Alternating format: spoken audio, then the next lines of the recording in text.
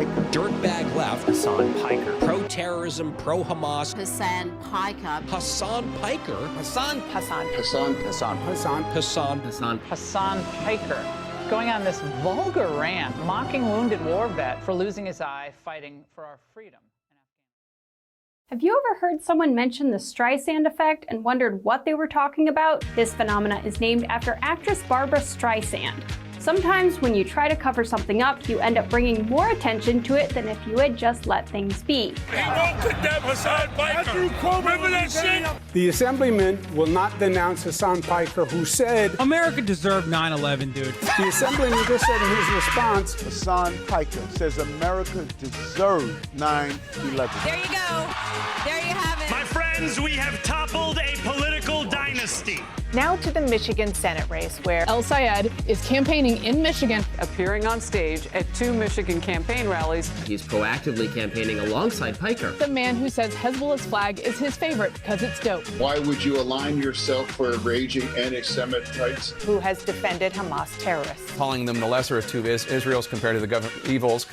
Lesser of two. That's what I find a bridge too far. When I went up to my good friend Chat and said, hey, can you walk me through some more controversial statements of Hasan Piker, even ChatGPT went out of its way to soften the edges of Hasan and give me context.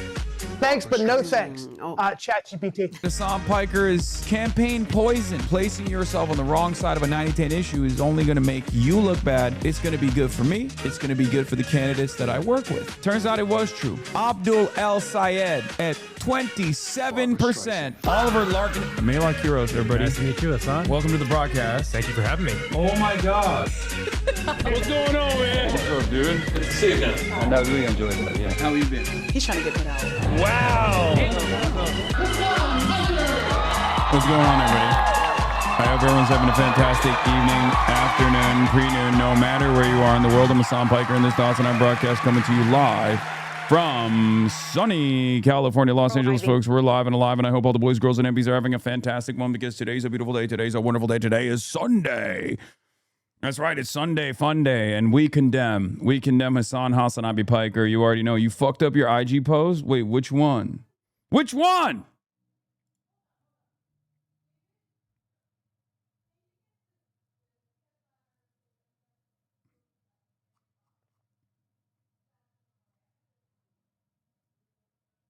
You keep spamming.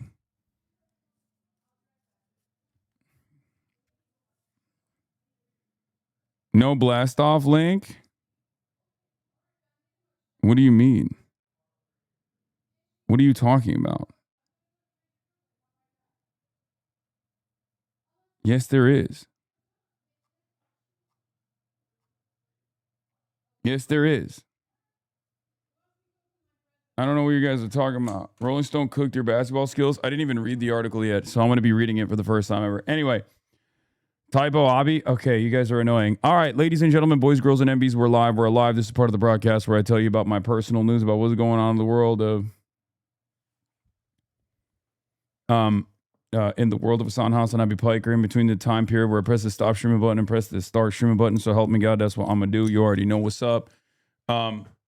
Yeah, we're live. We're alive. And yes, I do know about the illegal drilling in Greenland. I have talked about it. Get to the news, newsman, you say. This is a part of the broadcast where I tell you about my personal news, though, first and foremost. So let's get started there.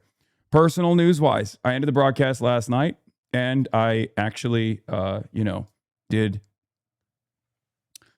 my meeting that we do with the team every night. And then I went and whoa, what the fuck? This tie looks crazy on this camera. I just realized. Anyway, I went and I hung out with some friends. I went to dinner. I went to this like membership club thing in Los Angeles with like a lot of music.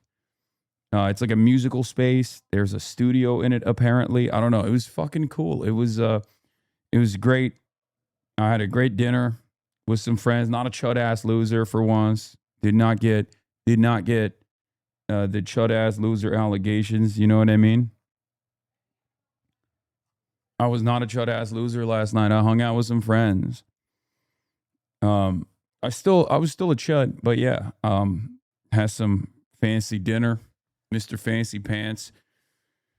Finally socialized with some friends. I was out by 11, of course, because I could not stay out. Like there's like a dinner area. You do the dinner and then you go and you party downstairs, kind of like, you know, that kind of thing. You got a shout out from Spencer. The Democratic Party has gone socialist. They've got. Yeah, I was a chud ass socialite. Anyway, but yeah, I couldn't stay out for party time. Like, let's be real. There is no shot. There is no shot. Obama reached out to both Senate candidates in Michigan. Yeah, it's coming. Obama arrives. Whether you like it or not.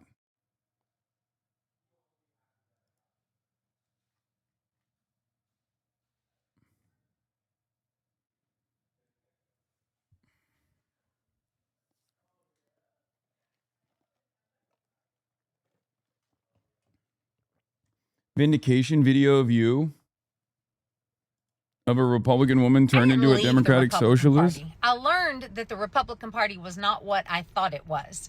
So I was raised in a place where we didn't even have Democratic candidates for most elections unless they were statewide or nationwide. And I was taught that if you loved Jesus, you had to vote Republican.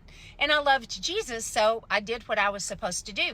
And to my great shame, I didn't even question it or look into it until the Republican Party first chose Donald Trump as a candidate. And that's when I started looking, because I knew, wait a minute, if they would nominate this man, they couldn't possibly stand for the things I thought they stood for.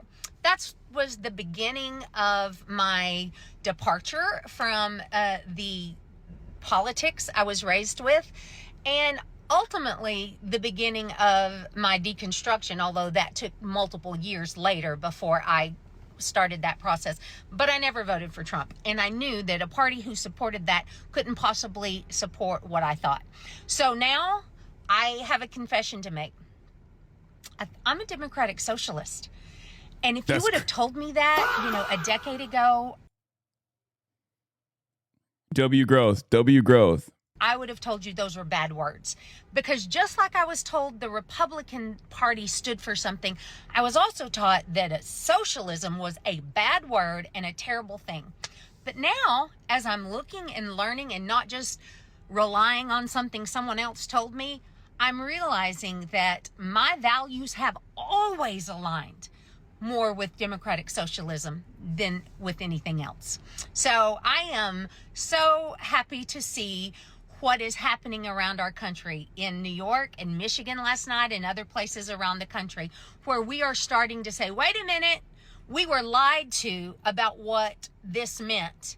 And this is the best way to care for the people in our community. So yeah, go love your neighbor. That's what I'm talking about.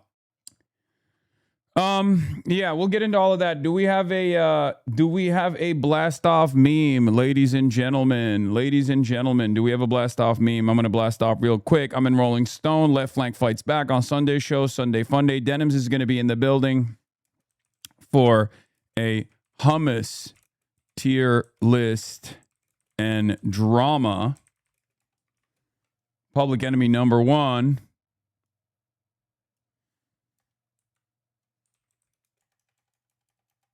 Get in now. Yeah. Asman doubles down. Blast off. Yeah, fair use queen.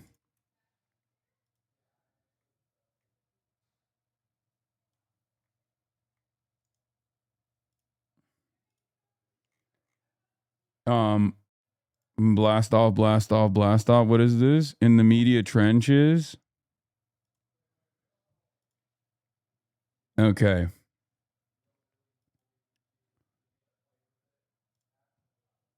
Okay, we got a lot of blast off memes, I see. That's nice. I like it.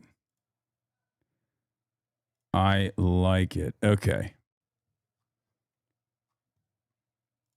But ever talked about framing wise how HasanAbi was introduced by the opposition to the most popular politician to America? Yeah. Anyway, ladies and gentlemen, boys, girls, and MBs. Ladies and gentlemen, boys, girls, and MBs, we're alive. We are alive. And President AOC 2028 woke one was crazy. Yeah, there's a Chris Hayes combo Welcome that to took Pod Save place with America. Wagner. Did progressives just find a way to beat MAGA with Chris Hayes? In which Chris Hayes had some choice words for me. No longer a HasanAbi head. Chris Hayes is now no longer a HasanAbi head. Okay, no, I'm kidding. I'm messing around. I just saw one clip where he was like, if he wants to be an asset, he needs to be a lot more careful about the way he talks, which is 100% correct. He's right. Yeah, why am I being malmogged by Unk? Because unks in Lao unks are always going to be malmogging everybody. You know what I mean? In front of the Lenin painting, that's Unk, man. That's Unk. There was a whole segment time-stamped. I want to ask about the. It's crazy. Fake friends in the media all around. You know, I've been on Alex's show. You know, we'll talk about all of that and more. I know AOC defended me, chat. You think I don't know? You think I don't know? You think I don't hear these things? Are y'all crazy? Playlist for later. I know. Sunday shows are huge. What the hell is this? Hasan Piker will be president of the United States? This is insanity. This is 12 minutes long? What? In Reston, Virginia, not far from Dulles International Airport, which I'll be departing from tonight at 6 p.m. Okay, this is a bit crazy. It's not, I don't think that's ever going to happen. And I have no ambitions of running for office. It's a random black liberal Unk, but he made good points. So I'll just say it like this: we should shy away from any kind of inclination that this community, anyone from this community, is running for a higher office like that. You know what I mean? It ain't like that. We're not doing it like that. I don't want to be assassinated. Okay.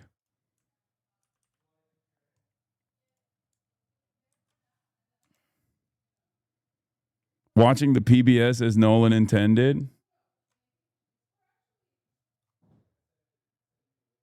They're going to send more than a drone that takes a photo next time. You know what I'm saying? Like,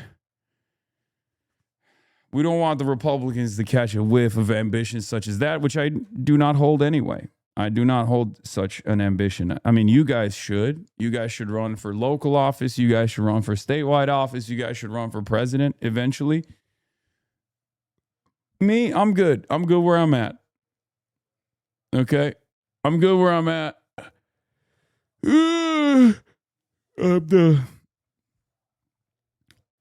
I'm the Ministry of Propaganda.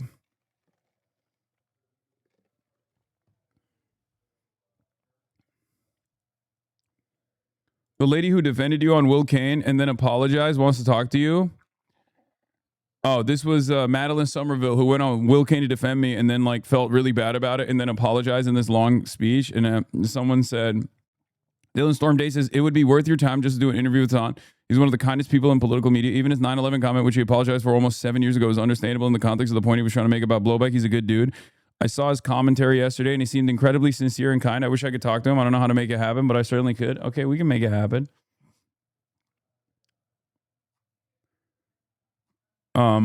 Yeah. Because people keep talking about your 9/11 comments, this might be a good vid to rewatch. You explained it all perfectly. Yeah, 7 years ago, as a matter of fact. Hasan Piker addresses online comments. This was when I went on the Young Turks to explain what I meant and how it was misconstrued. It was literally 7 full years ago. It's August 22nd. If you guys remember, 8/20 is the day that it happened. 8/21 is the day that will live in infamy because it became a mass manufactured outrage moment. And 8/22 is when I went on the Young Turks to apologize for the language that I used. 7 years later, people still bring it up. 7 years later, people still bring it up. What's funny is I was suited up and I'm wearing, I think, the exact same suit there, which is funny. I'm wearing the exact same suit that I'm wearing currently as well. Not much has changed. Okay.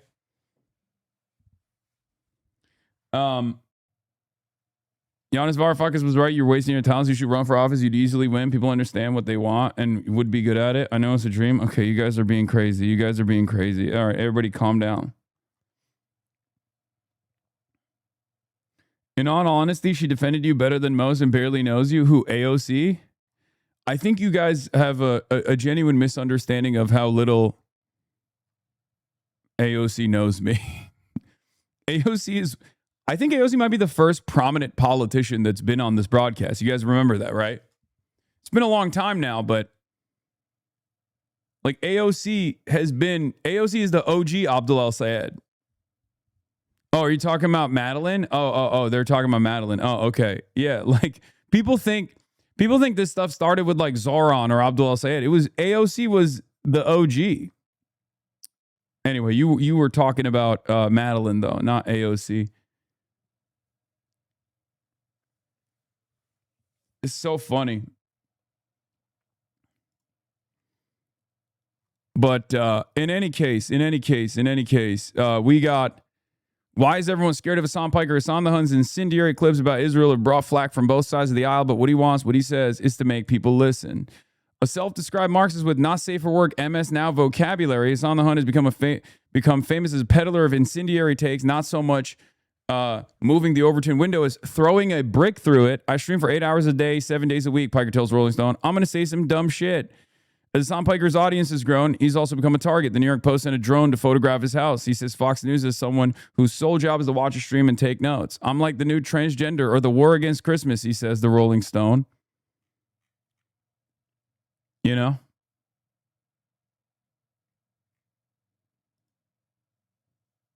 And I have the link for the article right here, which we will get to in a second. But yeah. Boom. Blast you in the face with it. I mean, I think you mean AOC needed Han stream with Northern Line? That's so funny. It's true. I'm the new transgender is a legit bar. Thank you.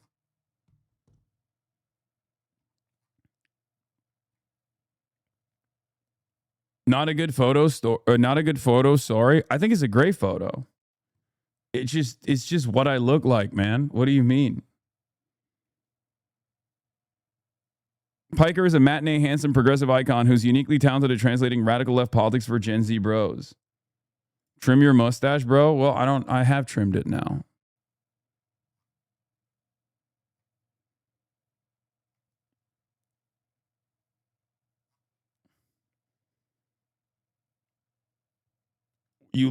Why you look so chopped in that picture? They did you dirty like Kim Paxton? I don't think I look chopped in this picture. Am I chopped? I mean, I'll be honest. If you think I look chopped in this picture, it just looks like me. So I guess I'm chopped, you know? I don't think it's a bad photo. But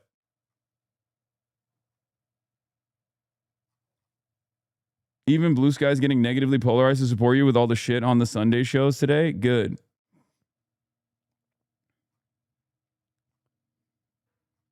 It's kind of funny though, because you guys are like, I mean, the photographer obviously is like going for a very specific look here, like a very specific style. And some of you saw the vibes. Oh, it's 35% off, 5+ gifted subs, Hype Train level 2 at level 10. We will carry the flame. You already know. 1 minute remaining at level 2 Hype Train. My dog when I yell dinner time. Yeah, this photo's so silly. This is such a silly photo that he wanted me to take, but you know, I obliged. People just don't like the lighting. Yeah, it's abrasive. It's abrasive. It's in your face. Throwing bagels at a wall. Thank you.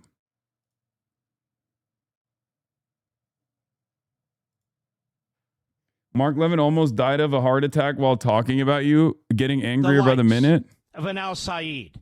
It is celebrating. It is campaigning with the likes of a Hasan Puker.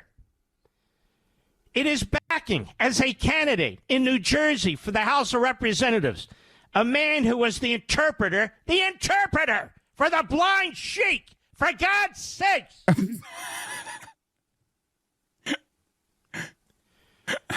And we're supposed to play stupid? We're supposed to play dumb? How dare you raise these concerns and these issues? Do we have the will to survive as a society? Do we have the will to live as a people? Do we have the desire to protect our country and our culture and our lifestyle? I gotta pee. Defend what has been fought for by generation after generation, handed to us on a silver platter? Is this the generation that's going to surrender our country to this enemy? Yes or no?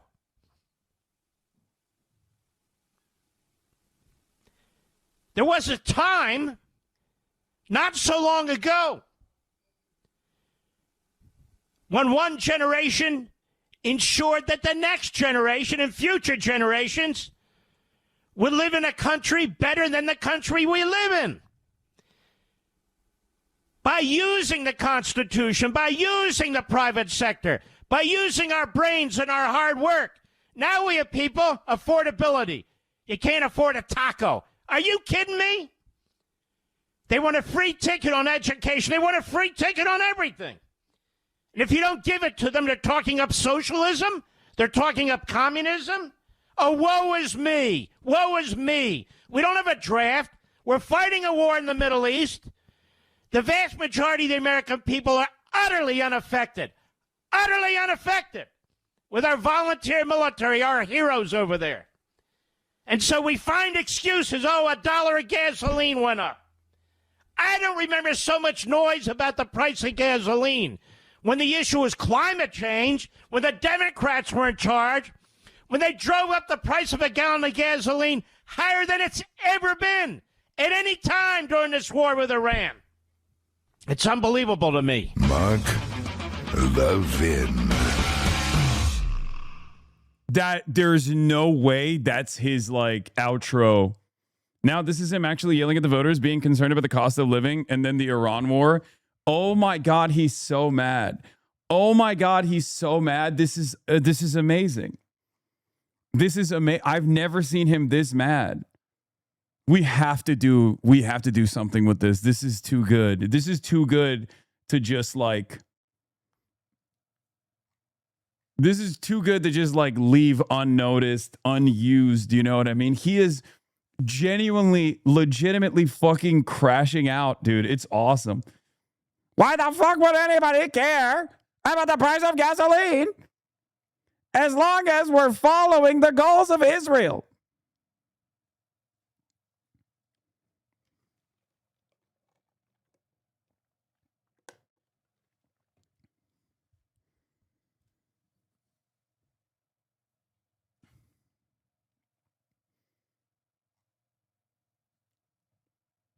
Bark Levin. That is awesome. Imagine you calling him Fart Levin every time you said his name, where he calls you Puker. Yeah.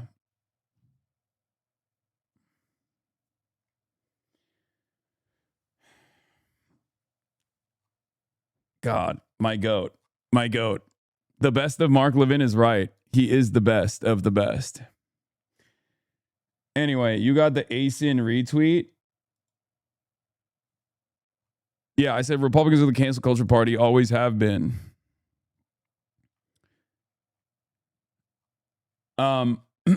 He's intro baiting. Okay. There's so much to talk about today, folks. There's so much to talk about today. There is so much going on.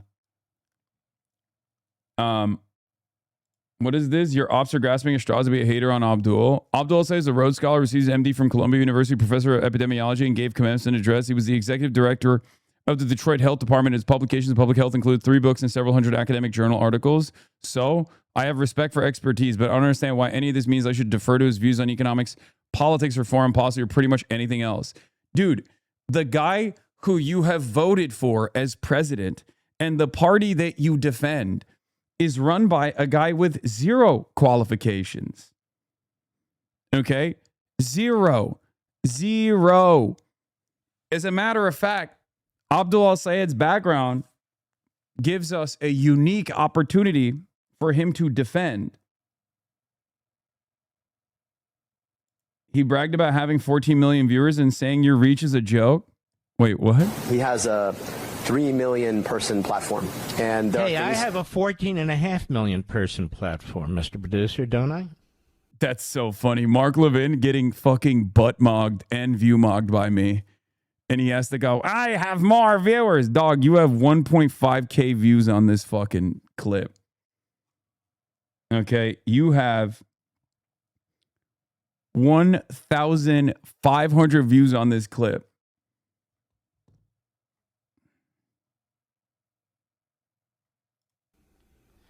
This is what these podcaster clowns don't understand, and they're misled by entities like Talk Magazine and others. Totally misled, but we have a massive audience here. People come and go, every hour, every day. But 3 million is a joke. I'm just saying, 3 million is a joke. Level 1 slop tuber laps him. Yeah. He's so ass that his anti-Hasan, his fuck Hasan ripcord is not even working for him in the YouTube algorithm when usually the YouTube algorithm favors that kind of thing. He is so bad. My Fox News watching parents have officially learned about Hasan Piker and sat me, a late 20s woman, down for a serious chat about how I have to wake up and fight against the rising tide of communism in this country yesterday. Make it stop, Haas. I can't take it anymore. This is a great opportunity for you to have a conversation with your parents about how it's not scary. This worldview is not scary and is shared by many others. And that's it. Anyway,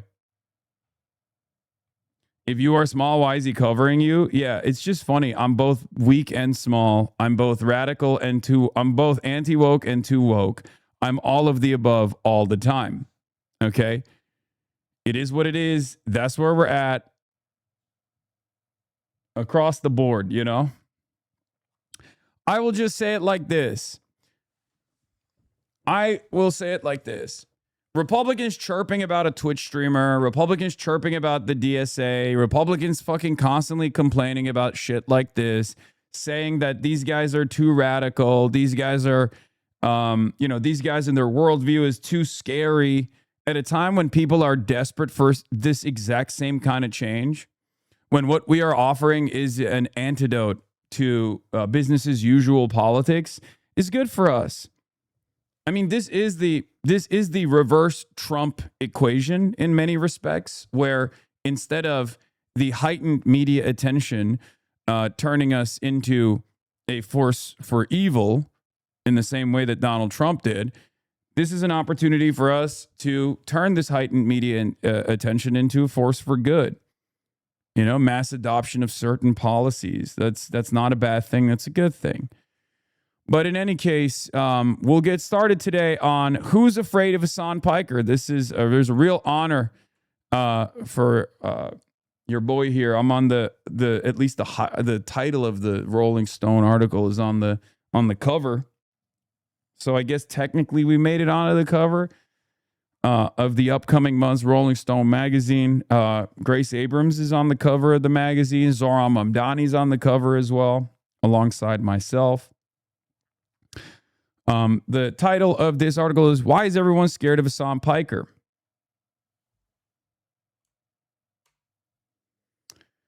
His incendiary clips about Israel have brought flack from both sides of the aisle.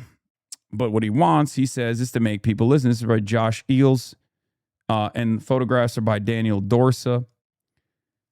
And it starts off as such. The first time I met Hasan Piker, he's meant to be 5,000 miles away. Dude, I'm supposed to be in London right now, says Piker, the leftist political commentator and controversy magnate, sitting on the back patio of his Los Angeles townhouse. He's dressed in a standard work uniform of blazer and tie, having just clocked out after another shift in the content mines, gabbing about news and politics for his 3 million followers on Twitch. I genuinely did not expect this to happen, he says. It's very shitty. Months earlier, Piker had planned a trip to Britain that included a panel at South by Southwest London and a speech at the Oxford Union. But 48 hours before his flight, he got a text from his uncle, Cenk Uygur, a fellow commentator who was also going on the trip. I'm at the airport, Piker remembers Uygur telling him. They said my visa's been revoked. Piker checked his email. Sure enough, his had been canceled too. He read the message live on stream to his 30,000 viewers. Dear Hasan Dawn Piker, your UK electronic travel authorization has been canceled. This is because your presence in the UK is not considered to be conducive to the public good. Just like that, he'd been travel banned. Piker 35 is no stranger to brouhahas, a self-described Marxist with a not safe for work, not safe with an NSF, MS Now. Wait. Oh, it's not safe for work. They're saying not safe for MS Now. I misunderstood that initially. Not safe for MS Now vocabulary. He's become famous as a peddler of incendiary takes, not so much moving the Overton window as throwing a brick through it. Among his greatest hits, America Deserved 9/11. There's a lot we can learn from the Chinese Communist Party. Let the streets soak in red capital's blood. Most he'd later walk back, if not apologize for. But he's still been suspended from Twitch more times than he can count. I stream for 8 hours a day, 7 days a week, Piker says, shrugging. I'm going to say some dumb shit, but at the end of the day, we're talking about more than 10,000 hours of content, and they've got like 4 quotes they keep hammering on to be like, this guy's a dangerous radical. It's very silly. Since October 7, however, Piker's #1 issue by far has been Gaza. He's a relentless critic of Israel, and he's garnered hundreds of headlines with quotes like Hamas 1,000 times better than Israel. Naturally, this has also led to accusations of anti-Semitism, which Piker calls ridiculous. I've spent my whole life fighting anti-Semitism, he says, referring to his history of battling neo-Nazis online. Instead, he calls himself a proud anti-Zionist, and unfortunately, the way many Zionist institutions defend Israel is by calling their opposition anti-Semitic. Still, the UK ban surprised him. Piker has visited Britain several times, including just last year, but in the weeks leading up to his trip, several Jewish groups spoke out against him, calling him a terrorist sympathizer. For Piker, there's no doubt what happened. If you criticize Israel, your travel will be restricted, he says. It's straight up fascism. Bald Matt Iglesias. No, it's so funny. They can't get a straightforward disavowal, so they're just literally making it seem like there's a straightforward disavowal here. And they're just going to go along with that anyway. And if it makes people happy, it's fine. But I do think it's a trick. We'll get to this in a second. So what's going on here is Abdul saying exactly what he said from the start, which is like, I'm not going to disavow the platform. I'm not going to disavow the man. I'm just disavowing that statement, which he himself has disavowed, right? That's what he said. But I think this is a trap because they can't get that quote out of people. So what they're basically trying to do is to claim that it happened so that if I actually appear alongside them or if I continue showing support for them, then they can be like, oh, he flip-flopped. It's a way to clip chimp and try to set it up as though like, oh yes, everyone is now officially outcast Hasan. It is what it is. It is what it is. I think, yeah, they're basically manufacturing a distancing operation when no such thing is existing. So they're trying to set it up as that kind of narrative, so that eventually they'll turn around and say, yeah.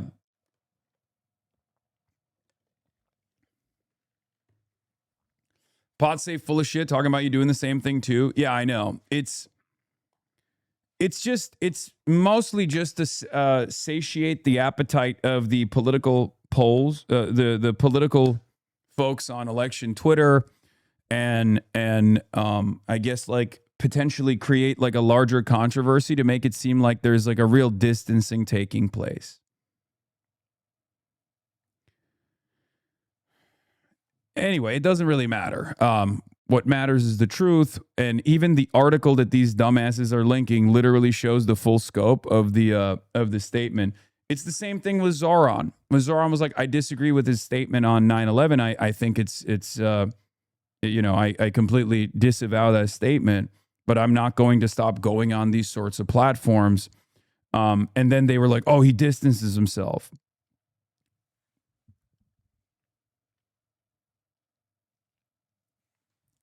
The irony, of course, is,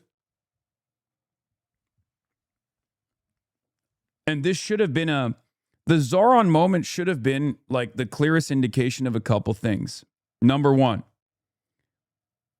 the media will never give up on that, right? You're distancing yourself will still lead to the media, partnering us together no matter what. It's not going to stop the harassment. But the goal here is to make it seem like, what is this? Or are you too toxic now? No, I'm not. The goal here is to basically make it seem like there's friction. The goal here is to make it seem like there's friction. And if there is no friction, to generate friction, right? Because there's going to be people in the edges that see the article title and go, oh, finally, Abdul has distanced himself from Hasan. There will be a lot of like stupid social democrats too. Like a lot of people who find themselves as like election understanders who have been begging. They're like, dude, you got to do this. You got to do this. Not realizing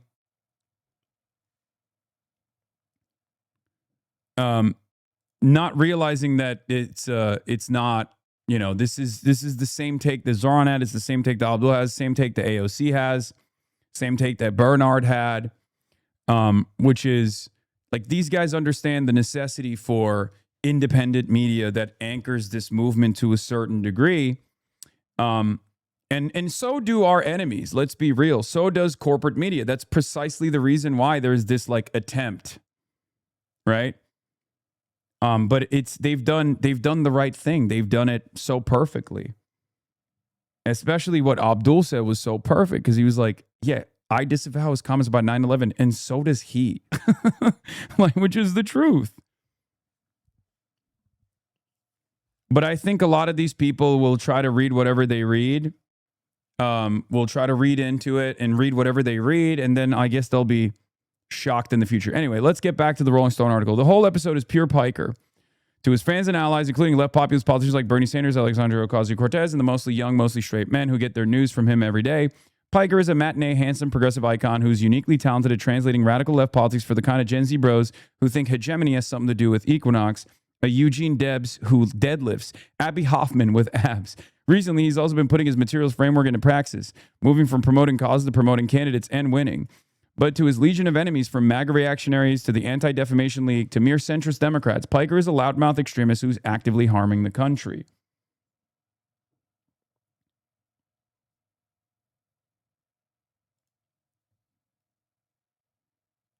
A post-woke, class-first progressive. I've prayed for times like these. Yeah, exactly. That's exactly what's going on. Anyway. Piker says he isn't too worried about the UK ban. I'm not like dying to go to the UK, he says, laughing. I don't really care. But my question is, who else is going to get barred? Is Ilhan Omar allowed in the country? Is AOC? What are the standards now? I think liberal democracy, he says, is cooked. That said, if he's being honest, it's not great for him either. I mean, the UK ban is not the only government-related issue I have. He says he's alluding to the fact that in May, the U.S. Office of Foreign Assets Control reportedly began investigating his trip he took to Cuba, ostensibly a humanitarian mission, but potentially a violation of U.S. sanctions punishable by 20 years in prison. And for Donald Trump's Justice Department, a millionaire California socialist offers a pretty tempting target. Piker's job title is live streamer, but if you were born before, say, the year 2000, that might not fully explain what he does. I yap for a living, he says. A typical show features a deep dive on the day's headlines with his commentary interspersed, an interview or two with a newsmaker or expert, long-form cable news reports that he paused for reactions, fun segments on sports or memes or pop culture or whatever random jokes or TikToks people send to the chat. It's AM talk radio for the ADHD generation. Or as Piker jokes, Rush Limbaugh for Zoomers. His day starts around 6 a.m. when he rolls out of bed and starts scrolling Twitter, Democracy Now!, Fox News. He drinks an espresso and takes his supplements, zinc, fish oil, ashwagandha, in a kitchen full of Build bars and bumper sticker on the oven that says, I heart being mad online. He drafts a rough outline for the show, then spends a couple hours walking his dog, working out. Got to maintain that muscle mass, he says. 35 is when your testosterone levels start declining. Then he showers and puts on a suit, downs an iced coffee or two, snaps a fit pic for Instagram, and sits down for another stream. The suits are a new development. It's partly because he's getting older, he says, and partly because he thinks it looks cool. Now that I'm getting blasted in an audience that has never heard of me, there's some value in respectability politics. In other words, the Debras and the Karens who encounter him as Fox News boogeyman might be more receptive if he's dressed like a grown-up. One morning, I watch him from just off camera. His office walls are full of samurai swords and revolutionary art, and his desk is littered with Zing cans and sugar-free Dr. Peppers. He pulls up a New York Times article on one of his 3 monitors and screen shares it to the stream. As he sits the hand and sits working on a laptop one room over, while his 110-pound St. Bernard mix. Kaya lies next to him drooling. Piker, 6'4" and jacked with moss-cut glasses and thick brown beard that's graying at the corner, starts riffing on the Iran ceasefire and housing bill while simultaneously juggling clips and keeping one eye on the infinitely scrolling chat. Are we reading fanfic? Dog, this is literally what a fucking profile piece is. You guys are so goddamn illiterate that you don't even understand what like a comprehensive Rolling Stone profile is supposed to look like. This is not fan fiction. This is a profile. Chatters are like, what? He's describing your day-to-day activities? What the fuck? Is this smut? No. You have to remember, this is mostly not for you. This is mostly for people who are completely uninitiated and don't know anything about me that read Rolling Stone. Yeah, some of y'all need to read Hunter S. Thompson immediately.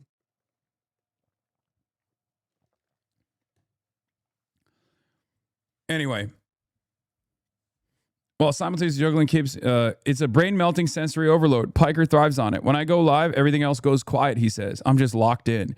Piker says he's had lots of offers from legacy media networks, but he has no interest in giving up his independence. He got an assistant only a year ago, and he's just starting to let her help produce the stream. Recently, they got a second camera so they can change angles, and it was a big thing to let me be in charge of it, Hannah says. Afterwards, he sat me down and showed me a Charlie Rose interview. Like, I have notes for you. For a Marxist, Piker's job is about as pure capitals as it gets. He controls the means of production. His profits are based entirely on the market. A subscription to his channel runs $6 a month with nearly 50,000 subscribers minus Twitch's 30% cut. That's somewhere north of $2 million per year. His only business expenses are travel and Hannah. He doesn't run ads or do brand partnerships, though many have tried. I tell him to fuck off. On the other hand, a lot of advertisers might not want to partner with a guy who said his favorite flag is Hezbollah's. The beauty of his streaming is that Piker can set his own hours. The irony is, he works all the fucking time. It's been months since he took a day off, and even that was to do a photo shoot and record his weekly podcast Fear Ed.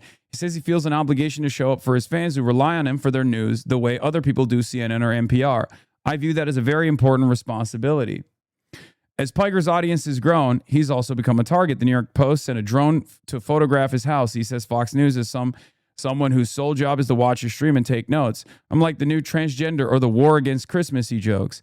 He claims to get hundreds of death threats a day, and he's been spotted multiple times. I hate that they put that in there, including one raid that ended up with Hannah in handcuffs. Anyway, that's neither here nor there, whatever. It doesn't happen anymore. He worries about his safety, especially after the murder of Charlie Kirk, an acquaintance whom he was scheduled to debate just days after he was killed. I try not to think about it, Piker says. I do take measures, though. I will not elaborate on them. At the end of a stream, Piker is pretty wiped. He calls this time the dead zone. Usually he just eats dinner and crashes, but one night I tag along on a rare evening out to a party for the premiere of a film from his buddies at the Dirtbag Left podcast Chapo Trap House.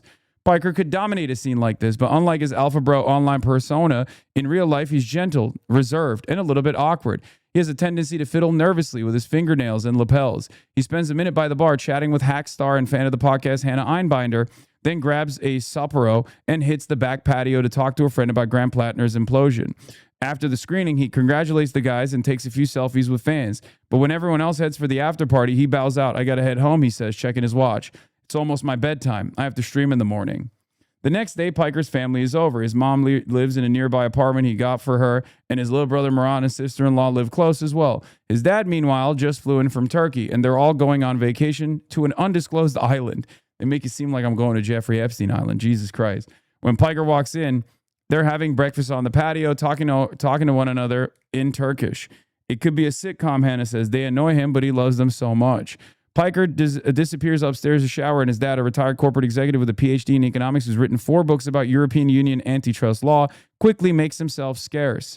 But his mom sticks around. An architectural historian who specializes in 19th century Turkish interiors, Sedef Piker is a supporting character on the stream, occasionally popping up in the background with some meze or motherly wisdom. The chat calls her Anne, Turkish for mom. Sedef says she shares Piker's politics with a few exceptions. I'm not in love with China like he is, he tells me. Dude, I swear to God, my family, everyone is a op. They really need to learn what to say and what not to say, jokingly or unjokingly, to reporters. And I've literally had to sit them down and have long conversations with them. But my mom, anytime there is a reporter, she yaps for 700 hours with the reporter. While I'm here live streaming, I have no control over what she's saying, but she loves, they're not PR trained at all. They don't know how to talk to journalists. They don't know what to say to journalists. And they will literally just be like, here, let me show you photos of him in diapers. It's crazy. Sometimes she wishes he would tone it down and not joke so much. I worry about him, she says. The internet is a very savage place, but mostly she's happy he stopped posting so many shirtless pics in the bathtub. I'm glad we moved on from the naked pictures to suits, she says. Piker's Twitch username is HasanAbi from Turkish for Big Brother because he's like a big brother to his young fans. But he was Murat's Abi first. At one point, Piker overhears his brother telling me about his old job as an aerospace engineer at Boeing. I actually worked on the VC-25B a little bit, Murat says. Technical name for the new Air Force One. Yeah, Piker butts in. On the toilet. Don't let him act like he did anything cool. Piker was born in New Brunswick, New Jersey in 1991, but the family immediately moved back to Turkey, and he grew up in Ankara and Istanbul. His accent, though, is 100% American. A shy, chunky kid who loved World of Warcraft and anime.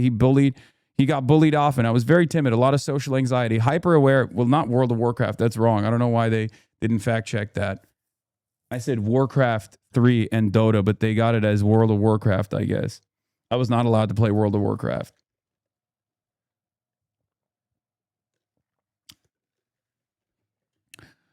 Anyway, I just kept to myself and drew a lot. Piker's mom wanted to keep him connected to America, so she brought him to stay with his grandparents in central New Jersey every summer. You can learn a language, she explains, but you can't learn a culture. He went to basketball camp at the YMCA, watched Adult Swim, and played PlayStation 2 and spent hours reading comics at Borders and Barnes & Noble. When you're growing up in a different country, American consumerism is incredible, Piker says. Free refills, 30 different flavors of Oreos. Silly, simple things like that I still really love about America. He started getting into politics as a preteen. It was early 2000s and repression was on the rise worldwide. George W. Bush in the U.S. and Recep Tayyip Erdogan in Turkey. Piker fell in love with Jon Stewart's The Daily Show and Turkish satirical newspapers and cartoons. He remembers being 12 and racing to the bakkal, the Turkish bodega, every week to get the latest issues when they came out. I was a huge fucking nerd for sure. Piker's dual upbringing gave him a complex view of America. He had a front row seat to the consequences of American foreign policy, the refugee crises, the senseless bloodshed. Still, he dreamed of coming back. When people would ask, what do you want to be? I'd say, I want to go to college in America, he says. It's actually the most common attitude around the planet. People love the culture and the promise of America, but they fucking hate the government. In 2009, Piker enrolled in the University of Miami. He lost weight, got a job as a nightclub promoter, started partying with football players, and had sex for the first time. At the end of his freshman year, at a 2.9 GPA, and his parents made him transfer to Rutgers. I think he still blames me for it, his mom says, but I was like, this cannot go anywhere good. It's true. After graduation, Piker moved to LA and took a job with his uncle's media startup, The Young Turks. He worked in ad sales, but talked his way on camera whenever he could. At first, I was terrible, he says. People would pull me aside like, bro, you're embarrassing yourself. But I knew if I kept doing it, I'm eventually going to be good. One of his big influences was, surprisingly, Joe Rogan. Piker used to be a huge Rogan fan back before the Islamophobia and ivermectin. This is like 2014, before he started interviewing every white supremacist in the world, Piker says. I always admired that he had this unbelievable autonomy. This guy says whatever the fuck he wants, interview who he wants, and there's no editorial control. I want that. Piker started his Twitch channel in 2018. His first broadcast had a whopping 35 viewers, but gradually he built an audience, and by 2020 he was successful enough to stream full-time. Then the pandemic hit, and Piker was stuck in his one-bedroom apartment, depressed and alone. He'd stream for 14 hours a day just to have some connection. He spent 42% of the entire year on camera. In the beginning, Piker wanted to show young men that leftists could be fun, not just woke social justice warriors and PC scolds. He played Fortnite, posed with swords and guns, posted thirst traps, and, as he readily admits, trafficked in his share of gross and fratty sexism, like when he called Hannah Montana a little slut. He later dubbed it a desperate attempt to try to be funny and apologize. That wasn't on Twitch. That was in like 2013. By 2023, he had, this is the bro tips era.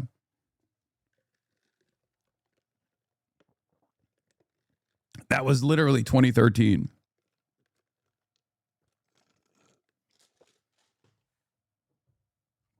His dad finally stopped asking. By 2023, he had 2 million followers. His dad finally stopped asking when he was going back to grad school. Then came October 7. Immediately, Piker declared Hamas's attacks Israel's fault, costing him a third of his viewers. People were just not ready for it, he says. Critics called him a terrorist, or worse. he felt discouraged and thought seriously about quitting the stream. A recent poll found significantly more Democrats had a favorable view of the Palestinian people than the Israeli people, and the Israeli government clocked in only 3 points better than Hamas. Whether or not you think Piker is anti-Semitic, his fundamental stance on Israel isn't far from the mainstream left. Piker calls it this 3-year shit show I've had to withstand for having the correct position too early. Still, even his allies admit he can go too far while making a point. Piker cops to having emotional outbursts and occasional hyperbole, but he swears he isn't trying to rage bait and that nothing he says is fake or phony. In some ways, it is a performance, but existence is a performance, he says. I could speak in sanitized academic language all day, but that wouldn't be as entertaining or reach as many people. So I speak in a way that people understand, and sometimes I push buttons. Consider his infamous line about Hamas being 1,000 times better than Israel, which Piker has acknowledged is intentionally provocative. I say that on purpose, he says. I want to force people to really think about what I'm saying. I want to challenge them to think about it a little bit. He could alienate a lot fewer people by simply inverting the formulation. Hamas is bad, but Israel's worse. But that's not his style. First of all, everyone says that, he says. I'm not interested in the many bad things Hamas has done. I'm trying to get people to understand why someone becomes Hamas. Do I agree with everything they do? Of course not. I've called out their war crimes myself. But the point is to make people identify from their perspective. Palestinians have lived under this brutal occupation for 75 years. Put yourself in their shoes. There's an entire ecosystem designed to filter everything I say in the most negative way possible, he continues. I definitely don't think it's good that the first interaction the average person has with me is that I'm an anti-Semitic terrorist. But an outraged machine player can't hate the attention economy game. It is what it is, he says. I can't really do anything but keep pushing and hope some people will at least scratch the surface and try to find out what my actual position is. I know I'm not everyone's cup of tea, but hopefully more people will pay attention, and hopefully they'll be charitable. Hopefully they'll think, I've heard a lot about this guy. I kind of understand what he's saying. One morning in June, Piker flies to Denver to appear at a rally for Melot Quiros, a 29-year-old lawyer turned barista running for Congress. Quiros is challenging Representative Diana DeGette, a 69-year-old Democrat who first got elected to the House the year before Quiros was born. The local Democratic Socialists of America chapter helps organize the event. It's already been moved twice to larger venues. The theme of the rally is young, bold, and unbought. Piker lands around 10 a.m. He heads to his hotel to stream for a bit, wearing a new green mouse suit and a DSA pin. Got a banger of a speech for the commie rally later, he tells chat. This is the new frontier for Piker. Grassroots electoral politics, rubber meeting the road. He says he started thinking about it sometime last year. He went to LA ICE protests and No King's March and observed that unlike at the student encampments he was used to, there were a lot of old people. Even when the boomer class is frustrated, I thought it was a good opportunity for me to get involved. Piker sees himself as a populist megaphone, using his platform to amplify candidates and mobilizing his fans. The phone bank or door knock for them. I try to convert my audience from disillusioned, angry teenagers into diligent organizers for these campaigns, he says. His record so far is pretty good. Those chosen candidates have lost races in California. He was one of the earliest backers of New York City Mayor Zohran Mamdani. And in the recent New York primaries, his slate went 3 for 3, including Daria Liza of Le Chevalier, a 32-year-old pro-Palestine activist who ousted a 5-term congressman. As California Representative Ro Khanna, a 2028 hopeful and another Piker favorite, tells him on the stream one day, basically the pattern is you go and support them, the establishment attacks you, and the candidate ends up winning. Piker doesn't love having candidates on the stream. He finds it boring, but he's more than happy to stump for someone he believes in. He says he's fielded requests from hundreds of campaigns, not just in deep blue races, but in swingy places too. So far, he's mostly lent his support to Democrats who are DSA or DSA adjacent, basically anyone who supports Medicare for all and is willing to call Gaza a genocide. I have my vision for the future, he says, and I'm just pushing towards that with a little pickaxe, mining away in my cave. Piker says the ire from Democrats started ramping up during Mamdani's race and has only intensified since. But despite the complaints, he's not interested in building coalitions or pivoting to the center. His mission is to drag the party to the left. He also disputes the notion that electing socialists will hurt the party and the rest of the country. I don't think it's a sincere fear, he says. It's hard to gauge Piker's impact in terms of vote margin or turnout, but there are data points. Quiros says that in the 48 hours after she appeared on a stream, her campaign raked $40,000 in donations, significantly more than a normal 2-day period, as well as a huge influx of new volunteers. But Piker can also complicate things, as Quiros would soon find out. On the day of the Denver rally, the venue's owners tell the campaign they're canceling the contract. 2 previous venues canceled as well. They make a reference to pushback from the community, but organizers get the clear impression that it's about Piker. Piker learns about the cancellation live on stream. The venue owners blacklisted us, he says. It's the UK ban all over again. It's discouraging, I'll be honest. Piker says, I had a whole speech. Ugh, this sucks, man. The Kuros campaign quickly pivots to a protest at the state capitol. Instead, by 4 p.m., a few hundred people have amassed on the Capitol steps. Kuros gets on the mic and gives a fiery stump speech about billionaires and corporations trying to silence their movement. Piker tells the chat he's heading over there soon, but as the rally wraps up, he's still in his hotel streaming alone in the room. Later, Piker tells me he skipped the event because of security concerns. We decided it wasn't safe for me, he says, and therein lies the rub of Piker. On the one hand, he can fire up the base like no one else, but on the other, is the drama that follows him more trouble than worth? For Kuros, the calculus is easy. Do I agree with everything Hasan says? Of course not, she says, but I don't believe he's hateful, and I think a lot of this pearl clutching and cherry picking of his statements is not helping our cause. If we're fighting the oligarchy, we have to have a big tent. Hasan is on the side of the working people getting power back. Sure enough, 2 weeks later, Piker flies back to Denver unannounced to give a pep talk to some Kuros canvassers and tag along for last-minute door knocking. That night, when she spots him at her victory party, having trounced the incumbent by 13 points, Kuros gives him a big hug. Hold on. Doors open. On a sunny Sunday morning in July, Piker parks his Mercedes at a park in West Hollywood and hops out wearing short shorts and high tops. It's time to touch grass. He drops Kaya at the dog park and joins the pickup basketball game he plays in semi-regularly. It's a good group, he says. Some guys are ass, some are decent, everyone's a ball hog. They shoot around for a while, then someone puts Drake on the boombox and the game starts. It's far from intense. I think knee braces and air balls. No one seems to give a shit who Piker is, which is probably the point. Piker is an unselfish teammate. He shoots a brick from the top of the key, then another from the paint. After he misses an open layup, he sticks to passing from each according to his ability. That is crazy. That's crazy.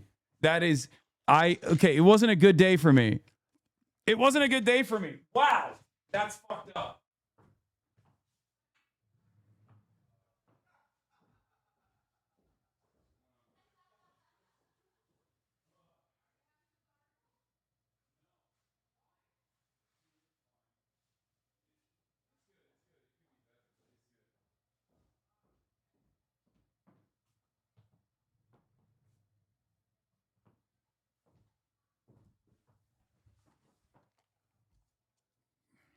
It's just absolutely fucking destroyed. After the game, Piker goes home to stream. Usually Sundays are a little more chill, he says, but today he's in a lively mood. He fires up a YouTube video featuring a bunch of computer animated crabs dancing on a beach to a techno song. This is Crab Rave. The clip he breaks out to commemorate a joyous event. The chat knows what's coming and starts going nuts. Oh shit, crab emoji. Bring out the crabs. Ladies and gentlemen, Piker begins. Lindsey Olin Graham is dead. The chat flips out. Lindsey Graham is pro-life, continues Piker, and yet Lindsey Graham has died. 1,000 crab emojis bloom. At least for a day, Piker takes another swing of his pickaxe. All right. I mean, it's a pretty good article. You know? I like it. I enjoyed it. Good read.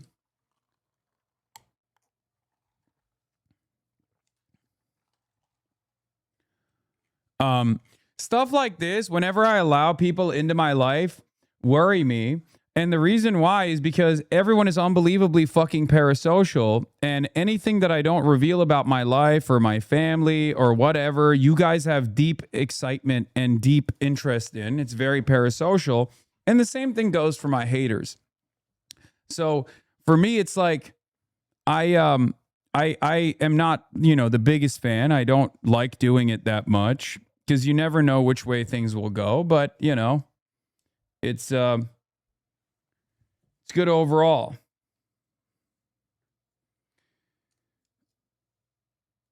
The fact that you haven't had Hannah Einbeiner on anything from Streamer or Pod is a crime? Yes. I know. We'll have her on eventually. She's working.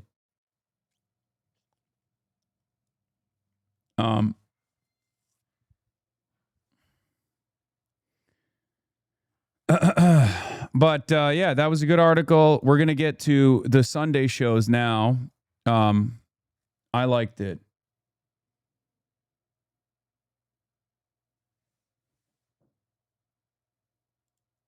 He's targeting journalists now for writing about you. Is this another insane paid for sweet piece? Who's the author on this one? If you're curious how many insane Hasan the Hun clips are hitting the timelines, because not a single left-leaning person who's had him on the show has ever seriously taken him to task for unconscionable stuff.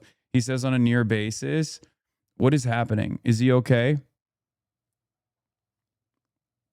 He's not okay.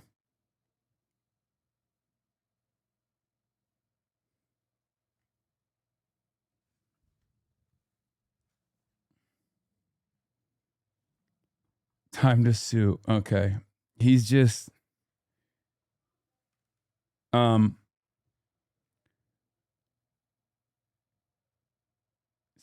attacked you here. Yeah, I saw this fucking insane panel. It was so nutty. CNN had an insane panel. Van actually defended my honor on the panel, but that didn't make it into the clip for some strange reason. But you know, apparently this CNN panelist was suggesting that El Sayed campaigning with me is potentially worse and more depraved than the president having dinner with Nick Fuentes.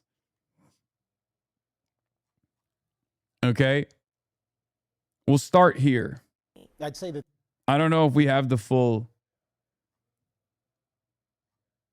I don't know if we have the full clip somewhere, but the populist MAGA message has resonated with plenty of people, and for much the same reason. I think some of the DSA style, communist style, not communist, that's unfair, but DSA style rhetoric has resonated with plenty of people as well. But I do think, just going back for briefly, not all the way in, I'm sorry, Abby, but briefly, I mean, Van, you weren't so much defending the candidate. You were doing this thing that we've become accustomed to calling whataboutism. I thought the president had these bad affiliations.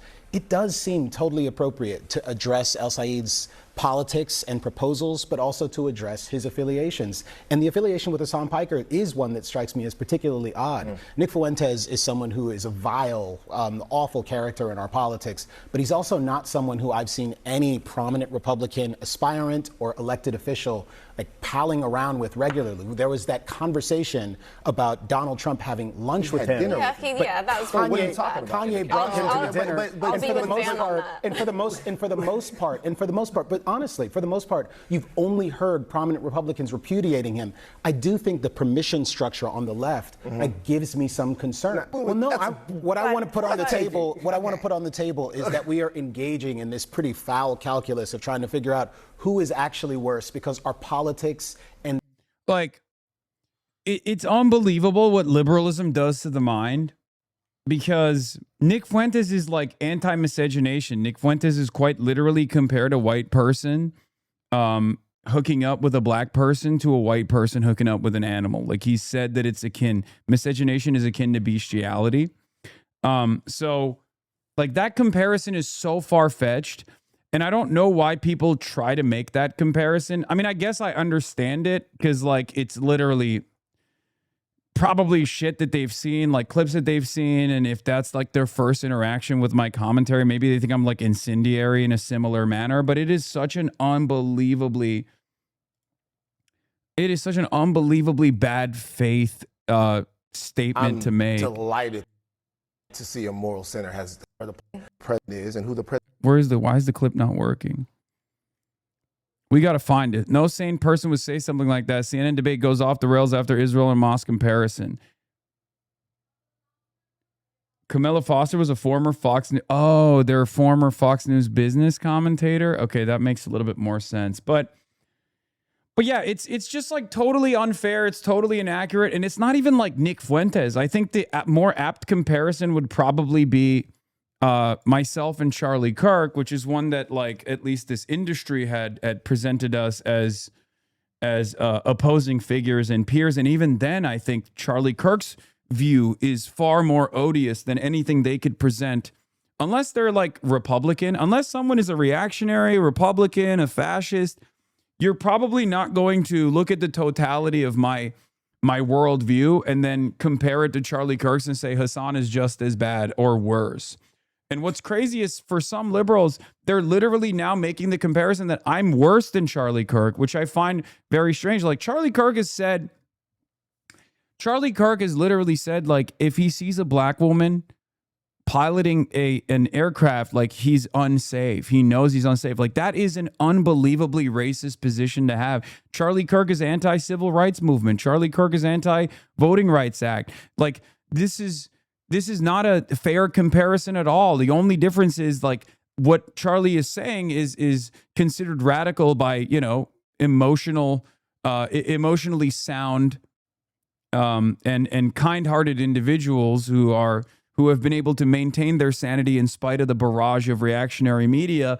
But for the most part, it is more broadly representative of how insane the conservative movement is, how insane the conservative movement has become. Like, that kind of commentary is normalized on the conservative side, but there's no moral equivalence between my worldview and that. Do you understand? Like, I even used to oppose the Charlie Kirk comparison because he's a party stooge and he's like genuinely a racist, was a genuinely racist person, right? There's no moral equivalence on the left. There's no moral equivalence on the left. You can't just sit there and say like, oh, well, socialism and fascism are two sides of the same coin. Like, you're a fucking insane person. There's higher degrees of socialization in many other countries. In the interim period, many of the DSA candidates are basically pushing for social democracy, social democratic provisions. And these provisions are unbelievably popular. The Democratic Socialists of America's goals of changing American society and American politics is through the electoral route for the most part. Obviously, there's hurdles in front of it. But like, regardless, nothing that we are advocating for overall, by and large, is dangerous or scary or even remotely unpopular, right? Longer archived raw clip. Condemnation of an attempted terrorist attack on a Michigan synagogue that would have killed 140 Jewish children without condemning Israel in the very same sentence. And like the fact that he pals around with Hasan Piker, who he can't condemn, but who has said the United States deserved 9/11 and maybe people should murder Senator Rick Scott. Yeah, bullshit. Anyway. Now, he said he apologized for that, but only because he was kicked off social media for saying you should kill a sitting Republican office holder. All of that is fair game.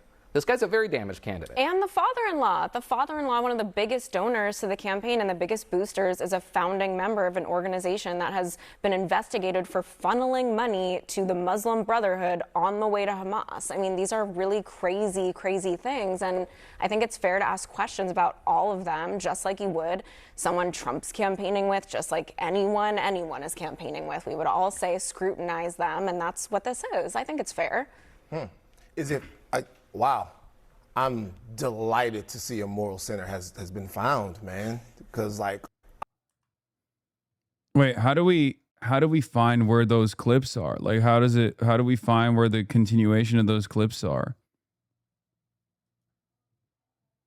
I don't know how to like move and to pass the Medicare for all. I think a lot of Michiganders want that right now. I thought you guys were the party of Laura Loomer.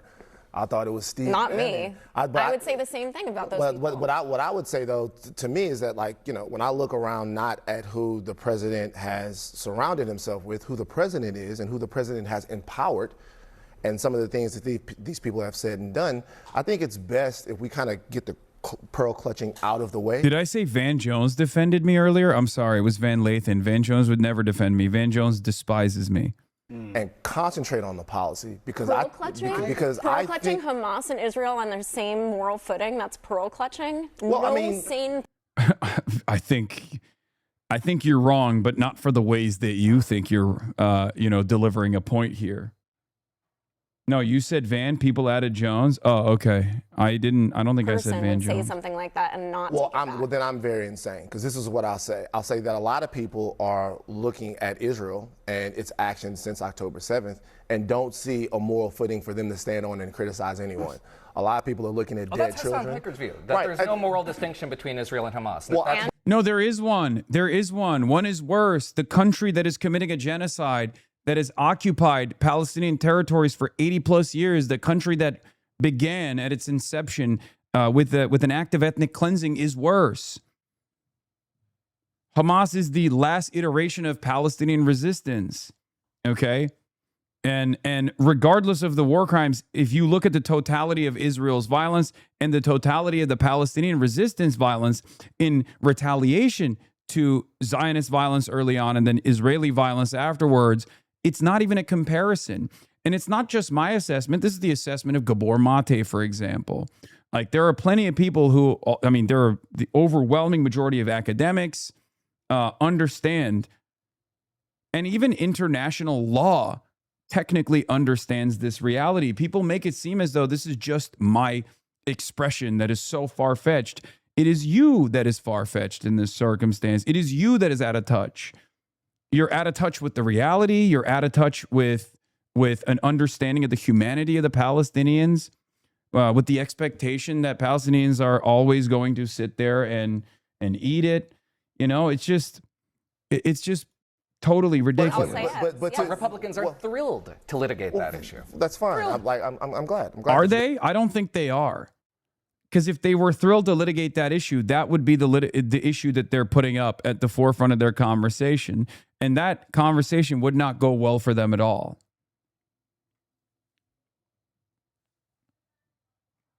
You guys are thrilled. I'm glad that you find joy. We should all have joy in life. But what I'm saying is there are a lot of... I wish they would have me on to talk about my takes rather than have people try to defend them. And Van does a pretty decent job here. All I'm saying is, like, you know, I am capable of communicating my worldview fairly well, and I could do it in this setting. I don't know why they're so worried about it. Like, do they think that I'm just going to start, like, slurring or whatever? I don't know. Right now, that over the last couple of years have looked at pictures of emaciated children. They know that children have been dismembered, incinerated, bombed, journalists being killed, and they're not just, they don't agree with you. And so you're going to have to make a case to those people, not how bad they are for not being able to see a moral distinction. And you'll have to make a case to the Jewish voters who care about the same things happening to kids in Israel. I hate to break up. Same things happening to kids in Israel. Kids in Israel are starving due to famine, born out of the Hamas blockade or the Palestinian occupation of Israel. What kind of fucking idiotic comparison is this? It doesn't, there is no similarity to the totality of violence in the hands of one party against the other party. It's just not this foreign bullshit. policy It's discussion. delusional. And if the counter for all of this stuff is like, oh, well, we just don't want to give you a platform. Well, I have a literal competitive platform to CNN.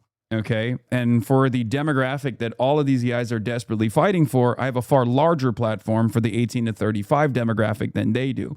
So that platforming argument is actually super silly. It's silly when people yell at me over it as well, when they're like, oh, you're platforming this person, that person. It's like, I don't traffic in those kinds of narratives, with some exceptions. They have to be an unbelievably exceptionally bad person for me to think about like that.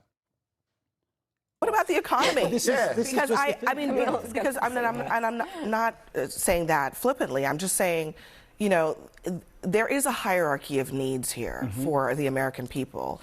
And I don't think there's really any question that at the top of that list is the economy. And there are all these things you could say about El Sayed and a lot of these other candidates. But one of the big reasons that these messages, whether you call them socialist or not, are working is because people feel like the system is broken. It ain't working for them. Yeah. They are not bringing home enough money. I'd say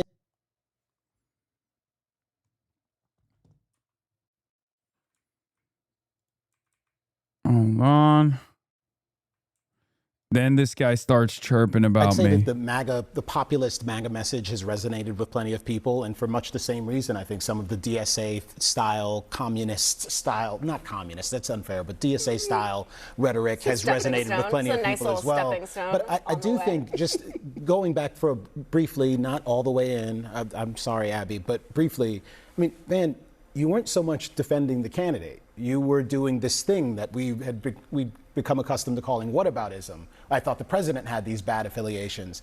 It does seem totally appropriate to address El Sayed's politics and proposals, but also to address his affiliations. And the affiliation with Hasan Piker is one that strikes me as particularly odd. Nick Fuentes is someone who is a vile, awful character in our politics, but he's also not someone who I've seen any prominent Republican aspirant or elected official like palling around with regularly.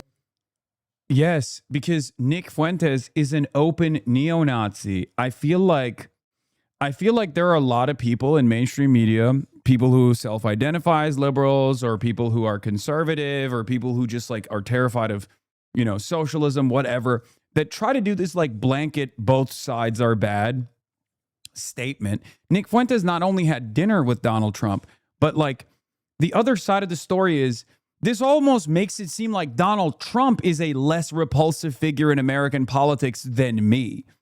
Okay? And if you have that take, you're a fucking psychopath. Like, it's not even Nick Fuentes. Nick Fuentes is obviously an edge case. Okay?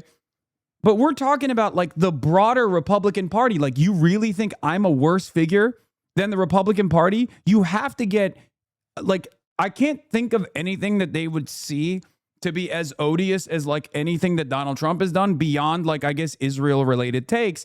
And if that's the case, if that is the case, if like Israel is that powerful of a motivator for you to say, oh, this guy is saying, like, you know, Hamas is 1,000 times better than Israel. That I think is like worse than Nick Fuentes even. Like, that's not only not worse than Nick Fuentes, that doesn't even come close to anything that Donald Trump has done or anything that the average Republican has done. You have to literally fucking snap out of it. You have to completely snap out of it, dude. What the fuck? These people are delusional. They are completely fucking delusional. Charlie Kirk was infinitely more incendiary than what I have, than anything that I have said or done.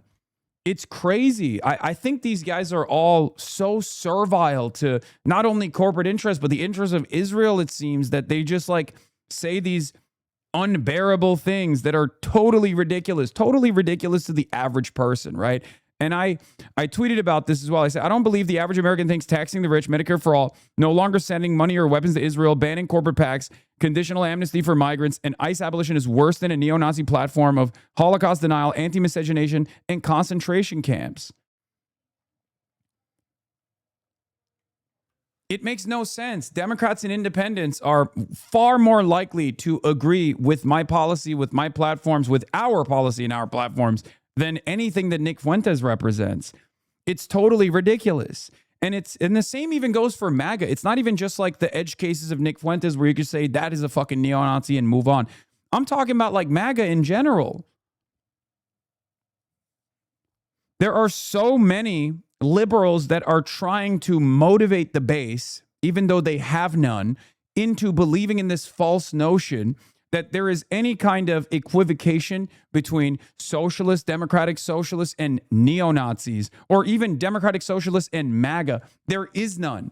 And some of these quote-unquote liberals actually openly state their purpose is with MAGA. If there was push come to shove, if there was a situation where someone was voting for me, instead of voting for like Marco Rubio, they would vote for Marco Rubio. That means you are not a part of the coalition. You're not. That means that you're only comfortable moving the tent rightward, which is precisely at the heart of the problem with the modern Democratic Party. That establishment Democrats are far too comfortable leaning to the right, but never want to open up the tent to their left. We are the base. We are closer to the broad majority's point of view. Our policies are objectively popular and good. Theirs are odious. Theirs are disgusting. They're repulsive. That's it.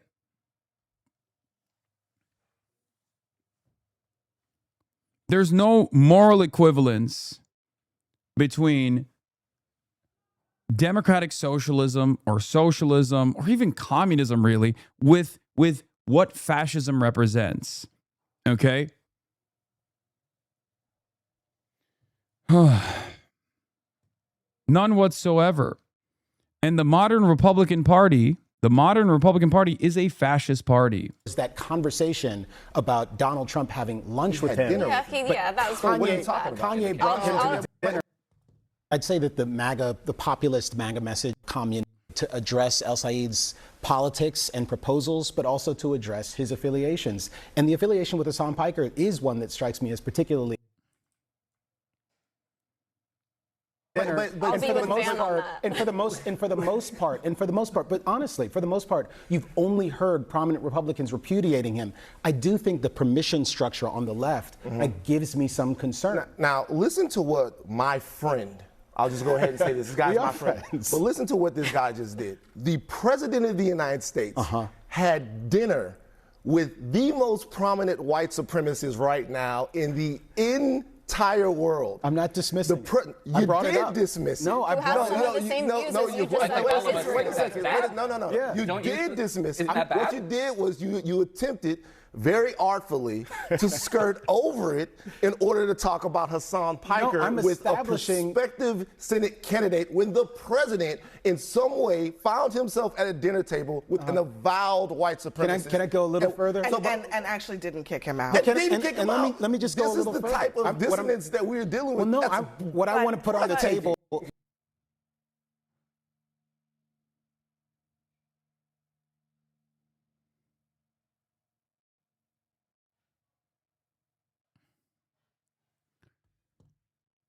Just constantly name dropping. I live for it. Yeah, it's so.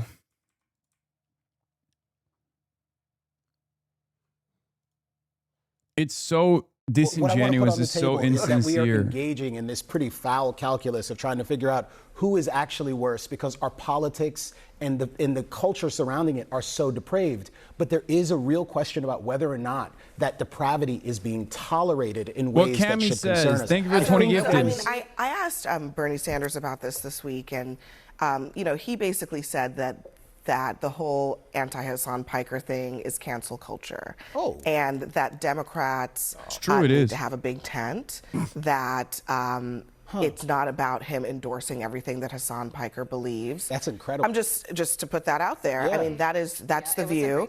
Abdul El Sayed was asked about it on Wednesday. Let me just play briefly what he said. I'm less focused on folks who are campaigning with me, more focused on the folks I'm campaigning to.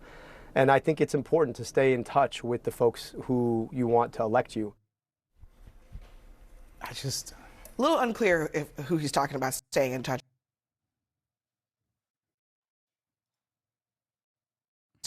With, but I mean, he knows there's a constituency among younger people in particular for what Hasan Piker talks about. And I will also say that's not unique to the left, right? This is something going on the right too. So yeah, I mean, this is what we're seeing. Yeah, but I think that's really stupid. Look, here's the reality, okay? There is an established permission structure in mainstream news. I've talked about it for years, and it's really interesting that we are finally in a situation where I can point to it. There's a permission structure for what you are allowed to say in mainstream outlets, okay? If you go outside of that permission structure, you are immediately in the danger zone.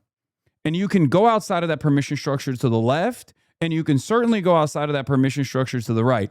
Now, there's a lot less of the no-no zone on the right because the Overton window has shifted so dramatically to the right because Donald Trump is the president, right? And for years and years, there's also been like a more structural allowance for right-wing sentiment because right-wing sentiment doesn't disrupt the corporate hierarchy that exists under capitalism. It's oftentimes beneficial, right? Like one example I can give you is the permission for Islamophobia, the way that Islamophobia was used as a tool to justify the global war on terror, right? For 2 decades, 3 decades almost. That creates a permission for being as Islamophobic as you want to in very open and very flagrant ways and still be able to go on television and say whatever the fuck you want, okay? So on the far right, there are very few people that are outside of that permission structure. Nick Fuentes is one of them, right? Nick Fuentes is one of those guys. It's like there are very few. Alex Jones is another one. Nick Fuentes is another one. But on the left, there is an entire mountain of thought that doesn't get any that doesn't get any airtime and is not considered like serious and is only covered cynically. Okay? Is only covered cynically. And that's the problem. Just because someone is outside of the neat confines of the liberal permission structure doesn't mean that there is moral equivalence between leftist thought and rightist thought. Okay? This is something that these people cannot comprehend.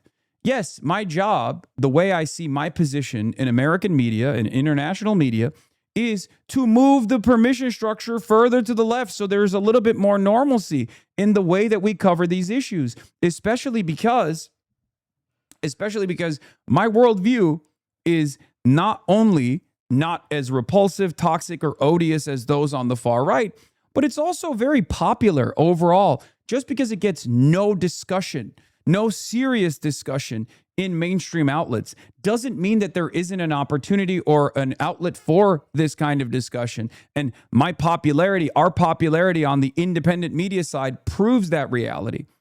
One example you can use is Israel. If you were to look at the totality of mainstream discourse on Israel, even now, they are totally out of step with where the base is.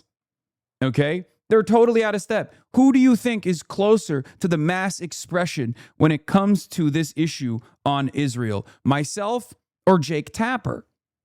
Right? Someone like, someone over at Dropsite News or someone over at CNN, someone over at MSNBC. Now, that's by design. The real reason why there's tension now and this whole conversation revolves around the radical nature of the leftist thought, radical nature of the DSA, radical nature of Hasan Piker. The only reason why this discourse is happening is because there's this friction where we in the media side, we on left media have become an undeniable force.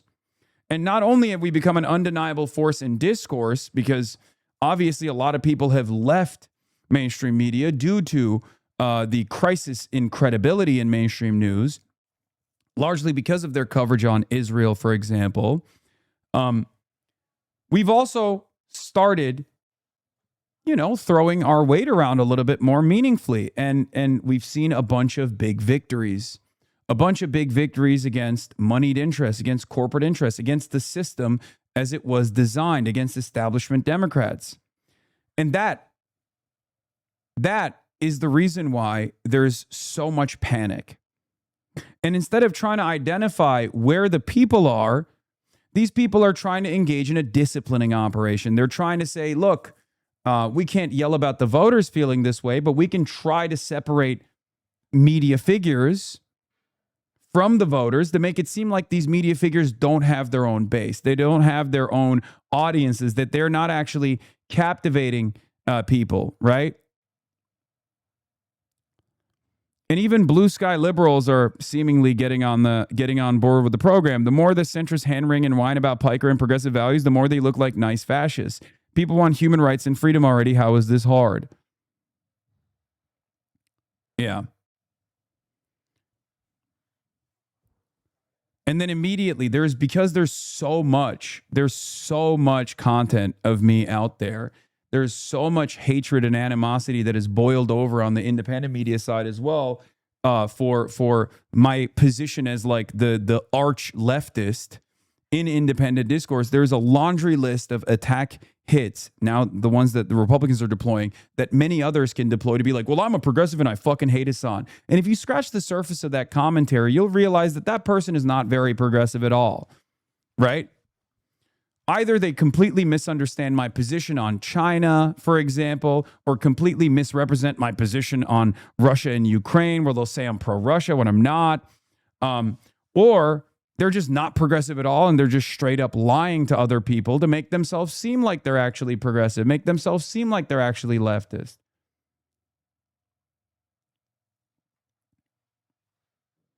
There is a very online constituency for a lot of this stuff. The notion that it manifests in political objectives, political goals, electoral goals, is really the jury's out on that one. To your point about the economy earlier. For the record, if the jury was out on that, you would never talk about this. That's the difference. If the jury was out on that, you would never bring me up. Why would you ever bring me up? This would only benefit me, right? Like from your perspective, if I was like an irrelevant guy who's just yelling to a tiny minuscule audience that has that doesn't represent a real political force, then you would never have to talk about it. This is the problem. There is no faction that is more in a bubble right now than the Abdul El-Sayed needs to distance himself from Hasan Piker crowd. Piker has probably been more effective in this election season than any other singular person, and candidates attacking him have fallen on their face every time. Candidates that he has campaigned with this cycle: Chris Rabb, Adam Hamawi, Claire Valdez, Daria Lisa Avila Chevalier, Albert Kawas, Samantha Catan, Christian Celeste Tate, David Orkin, Ian Huntley, Iapa Saria Tupac, Melak Heroes, Abdullah Sayed, Donovan McKinney. In every group chat of media members and DC consultants and establishment Dem electeds, it is settled science that Hasan is a toxic anti-Semite. He must be denounced. In the real world, few know who he is, but he brings a small army of enthusiastic volunteers, donators, and voters. I'm not even a Piker partisan. I don't watch his content and honestly don't even know that much about him. What I do know is that he now gets attacked a couple dozen times a week in mainstream press and appears in attack ads, yet he continues to show remarkable success in boosting candidates. These people have lost their minds in reference to the CNN panelists suggesting El Sayed is doing a worse job by campaigning with me than the president eating dinner with Nick Fuentes. The morning shows have their eye on the most important issue today, Hasan Piker. Yeah, like... The people of the United States of America are currently in a defensive posture, basically waging war against the fascist administration that is occupying blue cities and blue states with ICE, an unaccountable, unelected, secret police force that has murdered Americans, that has kidnapped our neighbors. And mainstream media over here is consistently fucking talking about Hasan Piker. They are dropping the ball again. I am explaining this one more time to you, okay? Just as they dropped the ball on Israel, just as they've dropped the ball on Trump's madness, Trump's violence, Trump's corruption, they're dropping the ball one more time. For the average person, eventually they're going to get sick and tired of this obsessive Hasan Piker this, Hasan Piker that critique. They're going to demand more from mainstream outlets. They're going to want to hear about how the economy is in fucking tatters, how the Iran war is a spectacular quagmire that is destroying the energy markets around the globe. This kind of disciplining operation is going to run its course. Okay? I said this a couple months ago when they tried to do this as Trump was deciding to go to war with Iran. Anytime the Trump administration is fucking up in spectacular fashion, the media almost in unison collectively decides to get their notes from Fox News.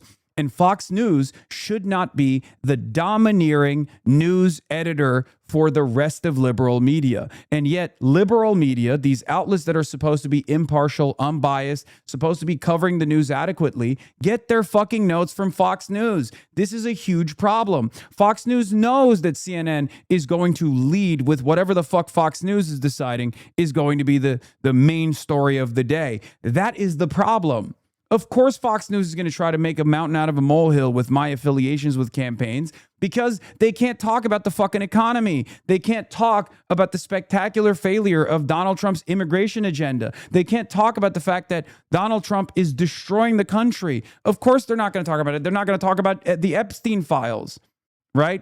You cannot let Rupert Murdoch set the agenda for American news this hard. That's the problem, right?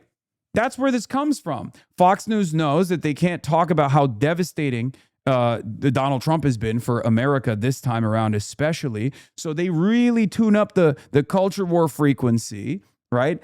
And then MS Now, CNN, all these fucking liberals in the commentariat, all the fucking Beltway pundits, they also go, oh my God, they're freaking out about this thing. Now we have to take a defensive posture and capitulate to their whims. And it's ridiculous. It's ridiculous. People don't want to fucking hear this shit. Drive discourse in the direction that you want it to be in. And perhaps for many, CNN and MS Now and ABC and CBS, they want discourse to be captured in the right-wing centric toxic media landscape instead of one where we're talking about the shit that Donald Trump is actually doing to America and Americans. And I'm pretty sure boomers are eventually going to start getting tired of this too. They're going to be like, why the fuck do we care about this guy? He just has like young voters who are getting excited to go out and fucking vote. Like, why are we constantly talking about this? I'm having a hard time making ends meet. My children, my grandchildren are never going to be able to own a home. That's a huge problem. That's what Americans care about, not this fucking bullshit. It's deeply unserious.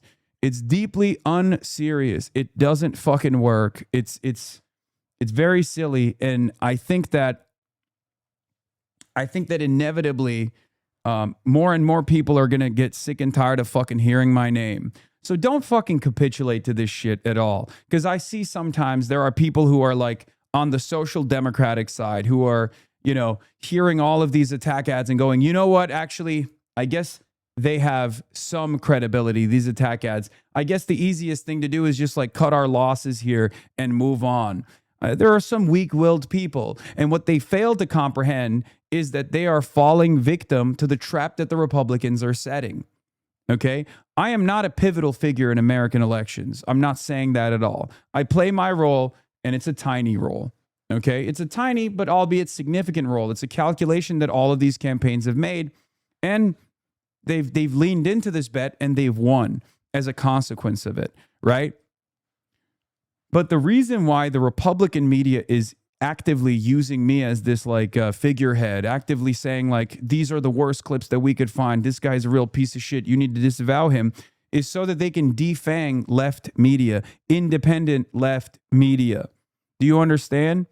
That's their goal. So if you're even a little bit smart about this, even if you don't like me, even if you don't agree with me, if you're a liberal, understand that the right-wing opposition to this stuff, the right-wing opposition to the place I hold in the left flank as an independent media figure, that is a real threat to corporate interests in this country, okay? If you're a liberal and you think I'm your enemy and it's not MAGA and you're getting your notes from MAGA, you need to wake the fuck up to the reality. Okay? The reality is they understand what the threat is. They understand what the threat of this movement is. They understand what the threat this left media, independent media presents to corporate interests. And that's precisely the reason why they're trying to engage in this disciplining operation to defang at least one of the tools that the left flank has. The threat I represent is not to the American population. The threat I represent is to profit seekers that want to paywall healthcare, that want to side with the bosses and stiff workers. That's the real threat. The threat is to their profit margins. That's it. It's not a threat to you. The economy. It strains credulity to suggest that it's the Republicans here are deflecting from the economy to talk about Israel. The DSA candidates talk about Israel excessively, I didn't say that. I mean, look, I didn't say that. I guess what I'm asking is, well, here's how El Sayed what's makes the the point. Republican message on the economy to counter the El Sayed message on the economy, which is that we're trying to put more money in your pockets. We're going to do so by taxing the rich, by doing all these different things. What's the other argument? Step B, money in your pocket. Yeah, so the Republicans do have an economic message. That's a problem. The El Sayed economic message. It's funny, by the way, they can't get the cancellation quote. Ironically enough, the right wing and Politico can't get the cancellation quote that they want after they've like battered every single fucking candidate in the head and bludgeoned every single candidate in the fucking head with like condemn us on. They're just gonna fake it. They're going to turn around and they're going to realize they're not getting the quote that they want. So then they're going to fake it. They're going to be like, oh, these candidates are distancing themselves from Hasan. They actually do oppose. Hasan Piker. They fucking hate the things that he represents. Okay? So that's what they're going to do next. And Politico has done a piece of this already. Abdul said disavows Hasan Piker's 9/11 comments. And people are immediately tuning into that frequency and going, that said better late than never is in fact correct.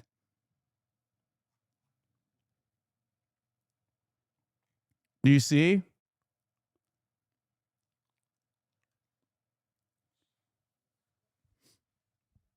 Like that's the ultimate goal here. The ultimate goal here is to basically say, oh, there is real disarray amongst the base. There is no disarray amongst the base, especially when it comes to the issues that these politicians represent, these candidates, these insurgent candidates represent. People are united behind these issues. Republicans are trying to drive a wedge between candidates and the platform to the best of their ability. And the wedge that they're using is me. That's it.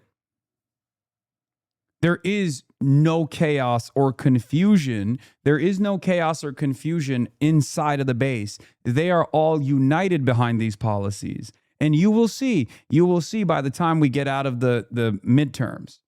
Okay? Like, look, and it works. It even works for people who have been long-term subscribers. What about Bernie talking about how he's not comfortable about the relationship between you two? That's not what Bernie Sanders said. But you saw one aspect of the quote that was clipped, and you thought Bernie was saying, yeah, I don't actually like that Hasan and Abdul are stumping together. He didn't say that. He said he doesn't like the comment.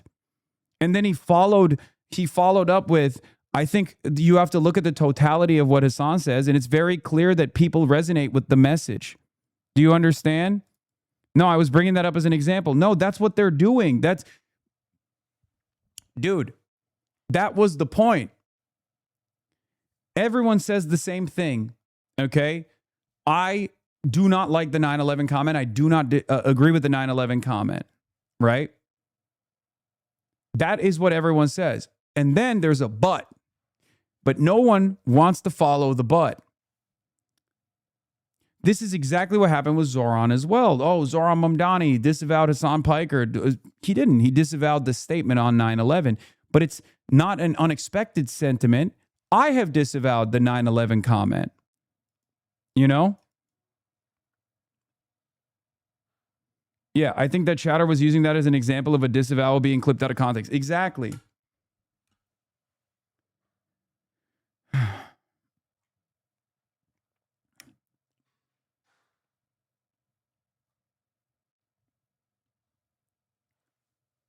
Yeah, the follow through on that is, look, we don't agree with the 9/11 comment. Having said that, it's clear that there is something that is resonating with the base, right? I'm confused, so it's your fault because you didn't stump for Kamala, but now it's your fault that you are stumping with progressives? Yeah, at a certain point, you got to realize that these guys only want to fucking take out left media. If it wasn't me, it'd be someone else, okay? If I wasn't seen as this like magnet for hatred, as a representative of like, as representative being the most prominent critic of Israel and the most prominent leftist platform, it would be someone else. They'd be going after someone else. And sure, I take ownership over the way that I use language, the instances where I say things that are, definitely hyperbolic. I get that. I understand that. I'm an entertainer at the end of the day, which is what I was trying to explain in the Rolling Stone piece as well. And I try to make it as like dynamic as possible. And I think there's a reason for why it has resonated with a lot of people, right? But ultimately, yeah, I'm tanking all the fucking aggro right now. But if it wasn't me, it'd be Kyle Kalinske, for example. And if it wasn't Kyle Kalinske and they took him out, it would be Majority Report. They would say the Majority Report is also engaging in like Hamas defense or anything like that. That's it. AOC responded to this perfectly. Okay.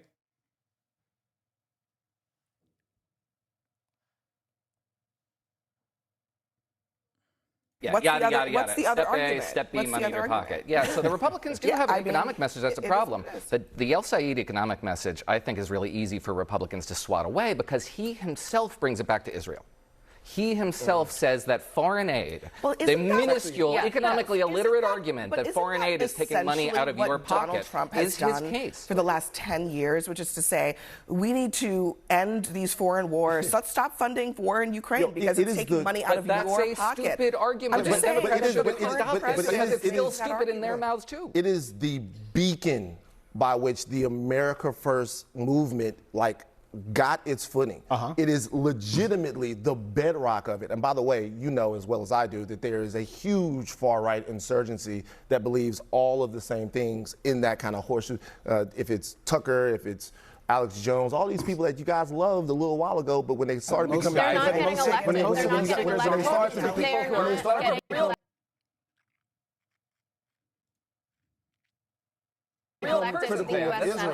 they start to become critical, what I'm telling you is this, though.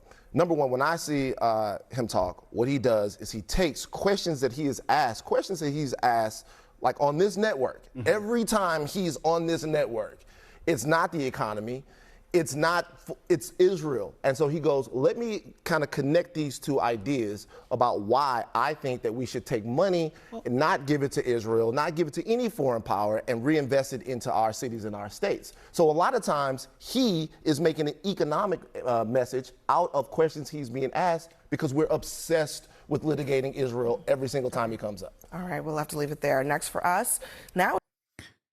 All right. So yeah, let's get to the Sunday shows. There's a massive amount of commentary on here.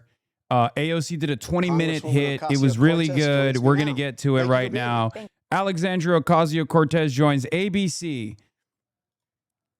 Asked about her political future, she says, anything is possible. Thank you for having me. Well, it's been a huge week. What does Abdel El-Sayed's victory in Michigan say about the future of the Democratic Party?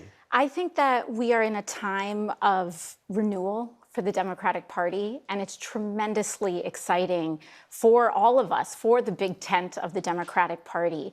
We have really an ascendance of a young, inspiring, exciting electorate, energizing wave of candidates that I think really inject a new energy to the Democratic Party and add to the toolbox of candidates that we have to win the midterm elections, hopefully in November. And as you'd seen progressives winning in a lot of these other primaries, it was often dismissed, people saying, oh, this is in very blue parts of the country, in big cities. But this is Michigan. I mean, this is battleground Michigan, and he won. Now he has the biggest test. Can he win in November? What does he have to do to win over those Democrats who opposed him?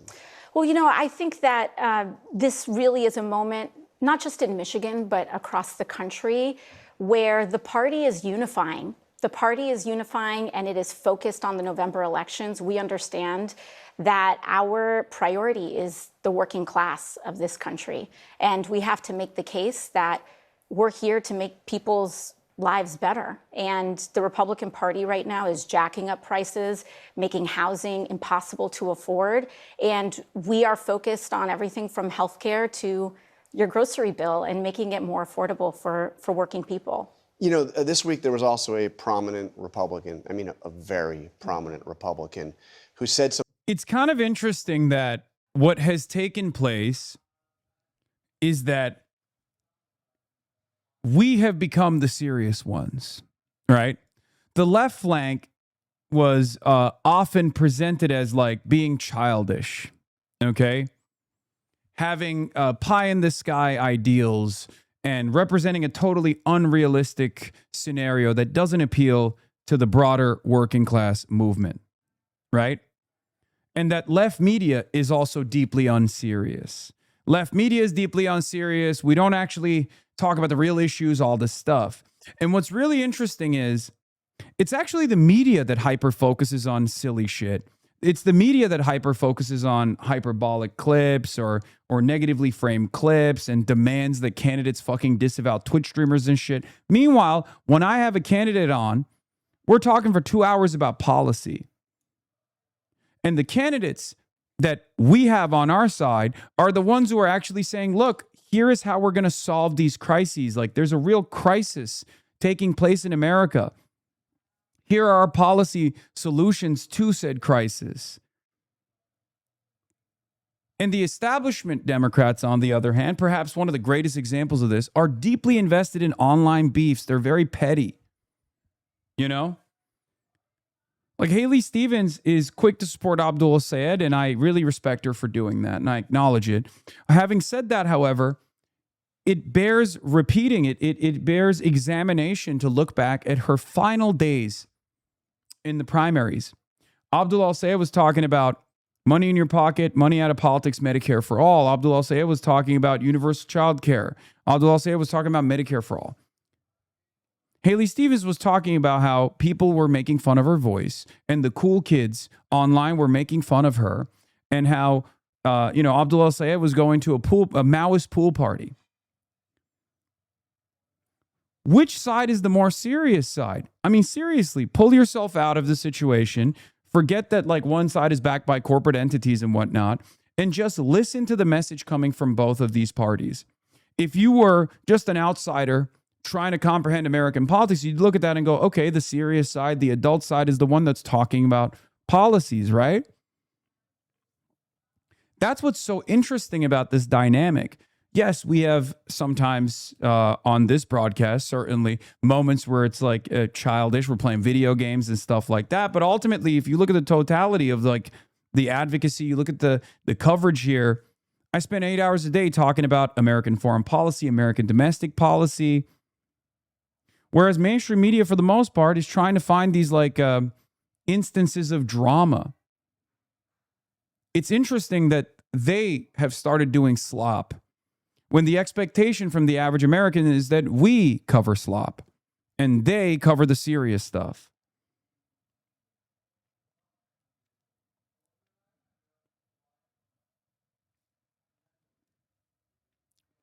It's a very, very interesting predicament. It's a very interesting dynamic that we found ourselves in.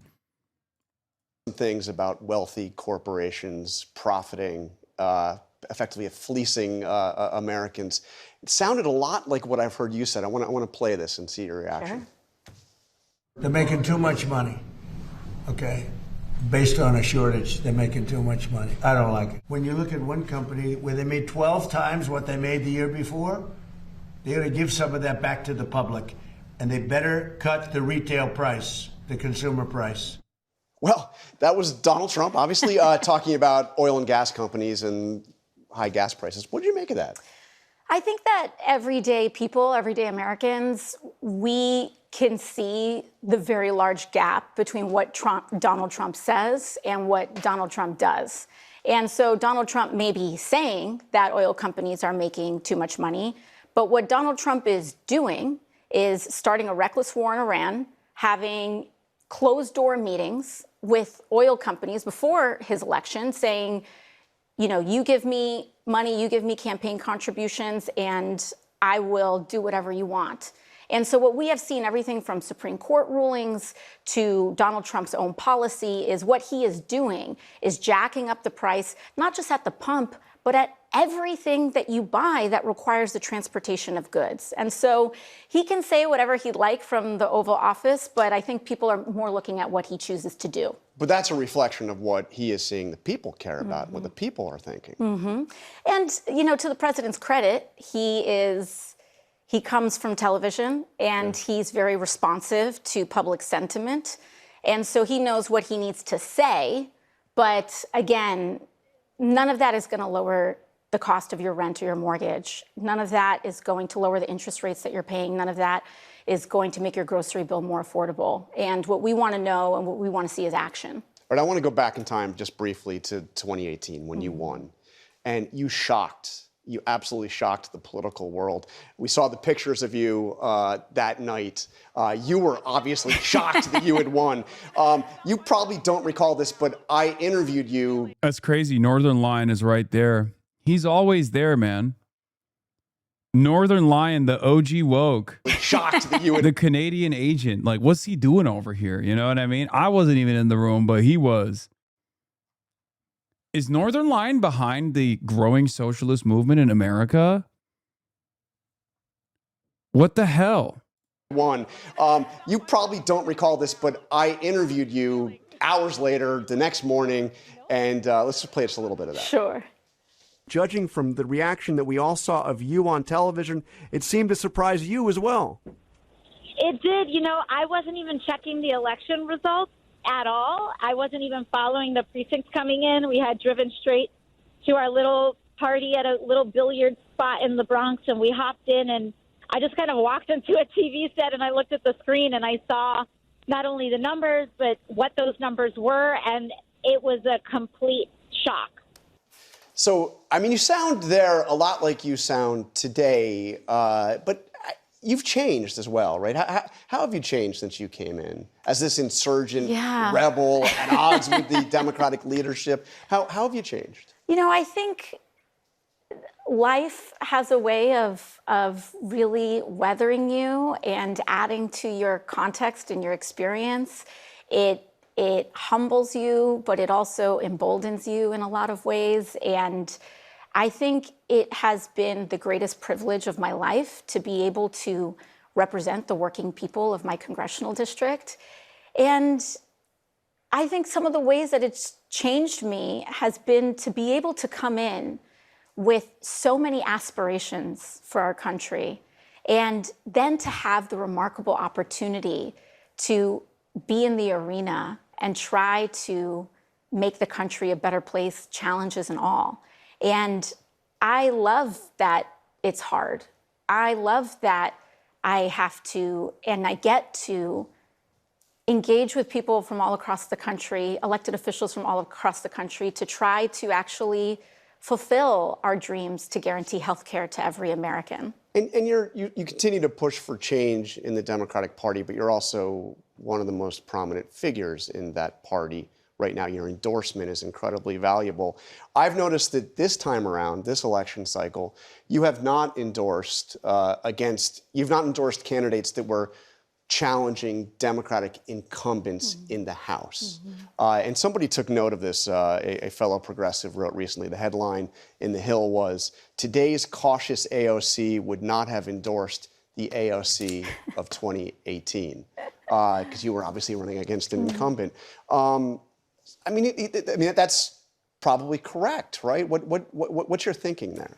You know, I wasn't endorsed by anybody when I was running. Your friends. Yeah, just some friends. So yeah. I wasn't endorsed by I don't think I was endorsed by a single elected official when I was running for office. And, you know, I think when I see so many of these incredible insurgent candidates that are running today, that's part of what makes me so proud of them, is that they do not answer to any master. They are not beholden to any corporate interest or any party boss.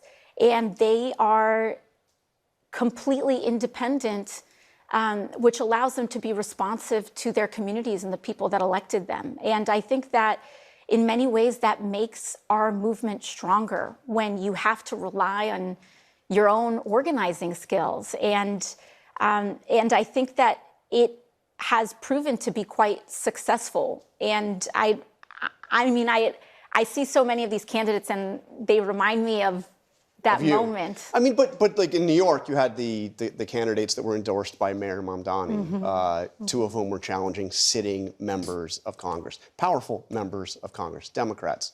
And you decided to sit that one out. Is that part of wanting to work with your colleagues that are in the House? I mean, what's the... Yeah, you know, I think we're all in different, you know, politics is also a workplace, and we're all in different positions to that. I endorsed, for example, in New York, on the state level, I endorsed a slate of challengers to incumbents in the Assembly and in the Senate. Yeah, they did it was a cross endorsement. Zoran couldn't openly go out and stick his neck out and risk like political capital in the New York State legislature. And AOC, much like many others, could not go out and endorse against incumbent Democrats. So they did a cross-promotional slate. It was smart. I think that in the next cycle, we won't have to be as careful, right? We won't have to be as timid. We will be able to make more bold moves. Okay? AOC is not making a bootstraps pull the ladder up behind her argument. All I'm going to say is this, okay? There's an attitude of how popular this movement is and how much social and political capital exists for this movement outside here in this community versus the internal calculation that elected representatives are making. You're coping? I'm not. I'm just explaining to you exactly what it is. I'm telling you exactly what it is. I'm telling you exactly what's going on. One other example I will give you is, for example, actually, I don't know how much I want to reveal about this. Never mind. I'm not. Yeah, sure. That's fine.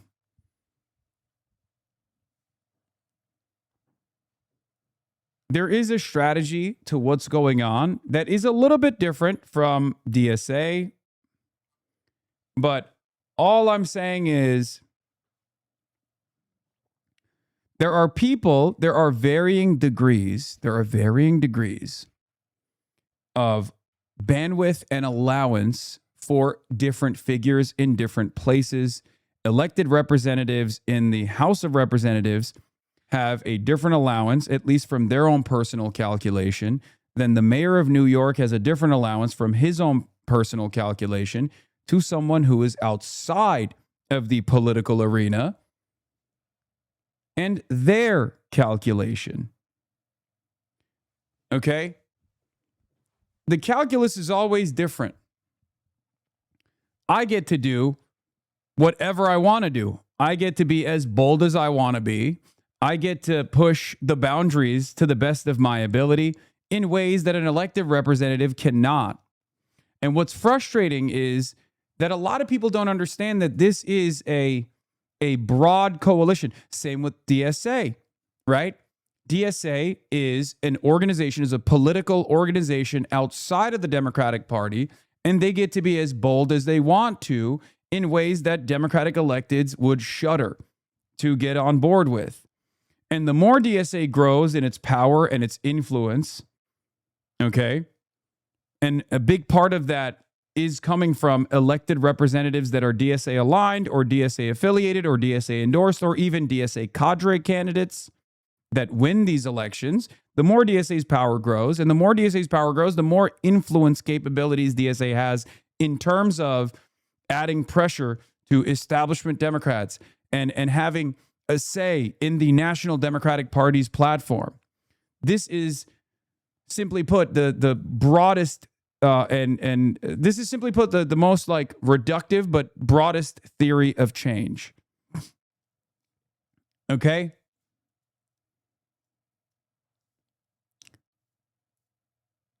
And I think because change, especially through the political arena, takes an unbelievably long amount of time, most people don't even see those changes and those shifts happening and basically take it for granted when they do happen.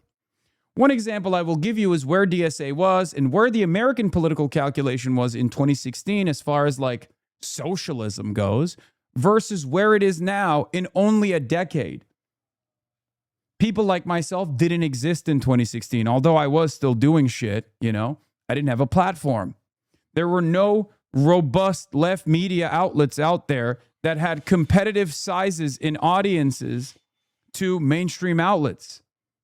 DSA itself was numbering in the 10,000s, not the 120,000. AOC was a barista in 2016. Do you understand? AOC was a barista in 2016, not a multiple-term incumbent Democratic representative and one of the most popular figures in American politics. So these changes happen over a long period of time. And a lot of people come into it at some point in the movement and just take those changes for granted. They think, of course, this was always the case. Right? That's the issue.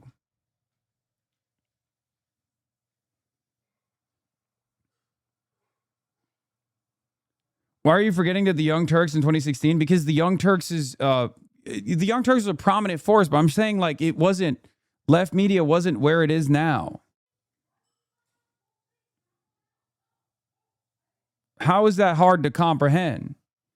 It's like saying, what about Air America in 2010? Yeah, sure, it existed, but it was nowhere near the powerful force it has become. Democracy Now! Existed back then too. Chris Hedges was around. Abby Martin was around. This is not a diss on the previous formations of left media. We're talking about the amount of eyeballs and attention and the amount of persuasive capability that left media fucking had in comparison to what it has now.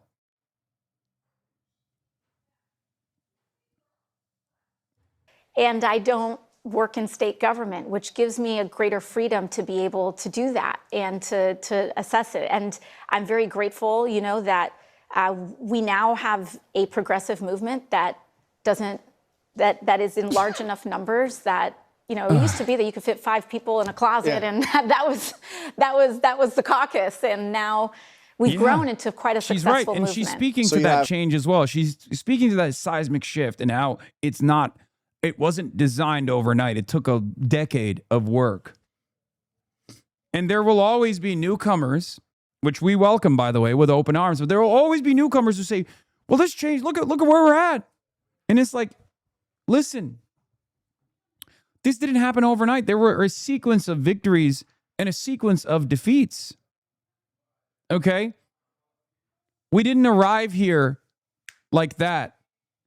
Wisconsin coming up next, Francesca Hong, who is the Democratic Socialists of America supported candidate for governor. You haven't endorsed her. Are you going to? No, I haven't endorsed in that race. My focus has been in winning back the Congress, winning back the House, and positioning ourselves to have the best chance possible to win the Senate. So I've been focused on those legislative races. What do you make of those controversial statements? I'm sure you've seen. I mean, she's, you know, the Thanksgiving dust up. She says she doesn't, you know, still believe that, but, you know, the abolished prisons, abolished police, which is also positions that have been taken by a lot of the progressive candidates who have won. How do you get around that? I mean, those are not positions that are supported by. Right. I mean, I think that a lot of these races. This Twitter account is so funny. Look. You've become K-Hive. Don't worry. One day you will also take it for granted, as you are currently. Okay? 48-month subscriber. I've seen your Twitter chirping as well. I know. You are who I'm speaking to when I say this kind of change doesn't happen overnight. Okay? This kind of change doesn't happen overnight. You say you are K-High for slightly left of center Democrats. Okay? AOC and Abdullah say coalition probably with genociders. The problem here is you don't understand. Sometimes you got to eat shit. Okay? I do it all the time. Many of you don't recognize that in order to build a broader coalition, in order to beef up our ranks, we sometimes have to eat shit. Like, the question I have is this, right? The question I have is this. I am trying to move the needle to the best of my ability to help people reckon with the realities of genocide, to help people understand that, like, why Palestinians resist, for example, right? And as a part of that, where we're at as far as our numbers, where we're at as you know, like mass approval, mass adoption, where we're at requires us to make these sorts of calculations. That's why I don't fault Zoran for, you know, sitting next. It's not even electorally advantageous, Lamount. No, you don't understand it. I'm sorry, chatter. You're anti-electoralist anyway, and I don't fault you for it. You say you have a rational perspective on this. It's a bourgeois electoral system. It's a bourgeois democracy. It's going to churn out the same exact outcomes that are helpful for the bottom line of corporations, the super wealthy, the capital owners. So, of course, you're not as dialed in on the electoral aspect of this situation at all. The notion that a Barack Obama endorsement is not electorally advantageous is perhaps one of the dumbest arguments you can make. I say this as someone who's been endlessly critical of Barack Obama. You're totally ridiculous with that statement.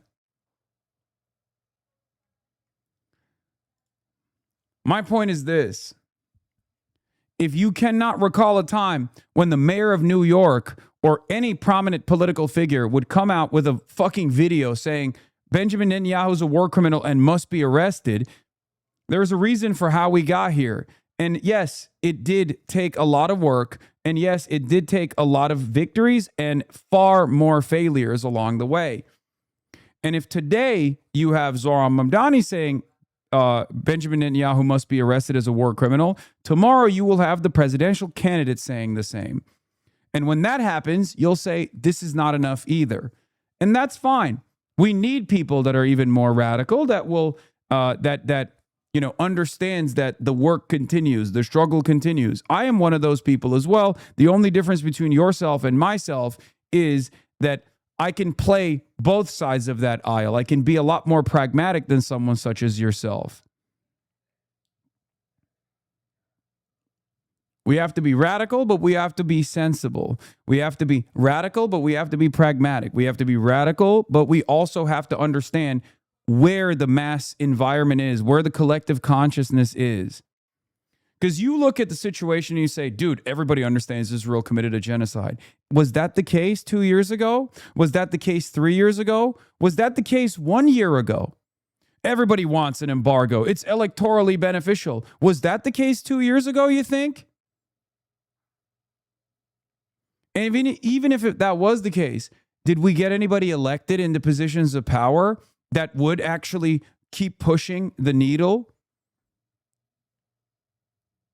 Many of you have criticized, many of you, radicals have criticized my participation in electoral democracy.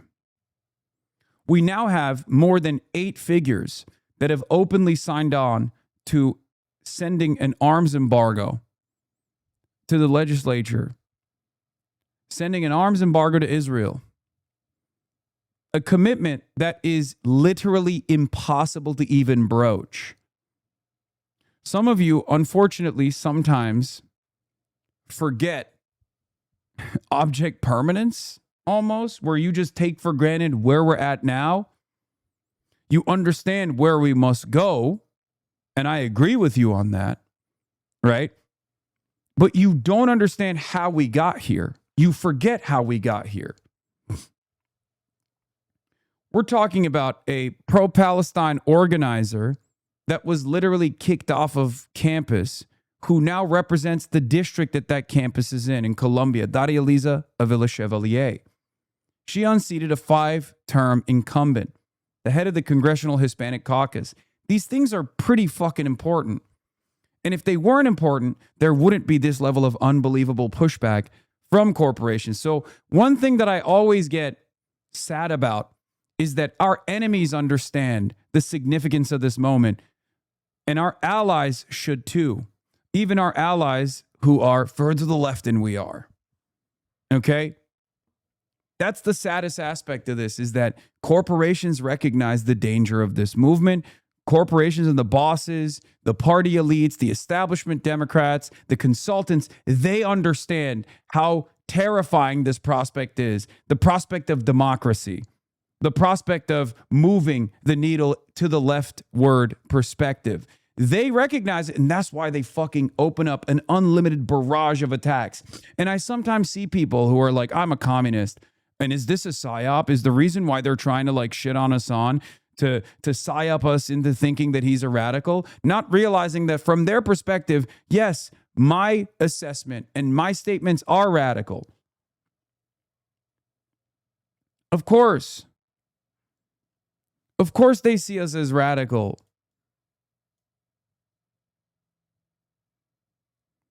That's what's so funny about the predicament that we're in, where, there's a small marginal group of people that are not fairly significant in the grand scheme of things. But it was this statement. But I don't want you guys to yell about this person, by the way. But he said that the reactionary mainstream media is doing its level best to trick ultras into thinking Hasan Piker is not a liberal entryist soy boy. I said, yeah, they're doing this to bait you into defending me, and not because they want someone to fucking kill me.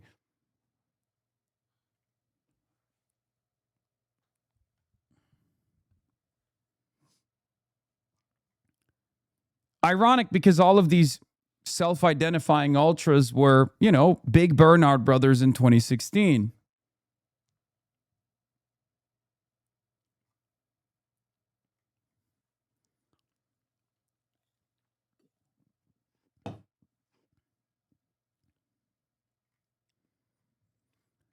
My point always is change does not come overnight. We'll keep fighting for it. You can disagree. It's all good. But remember that our ultimate goals are aligned. You're PR friendly radical. We need more anarchism radical. I'm not even PR friendly is what I'm saying. I'm PR friendly to you. It's the same argument that I present to people who are like, you're bastardizing Lenin. Brother, any Lenin mention in mainstream media is met by, he is the Soviet Hitler. Like, you guys are so lost in where you guys are so lost in your own echo chambers to a certain degree that you fail to comprehend for the average American. They're like, what? This guy's reading Lenin. It's like reading Mein Kampf. That's what they think. They're wrong. They're wrong about that assessment, but it doesn't matter. Do you understand? Like, there is no bastardizing Lenin in the eyes of the masses in the United States of America. They literally think Lenin is Adolf Hitler. Most Americans have been propagandized into having a negative opinion on Karl Marx, a negative opinion on Lenin for sure. And most of them don't even know who these figures are or what they've done.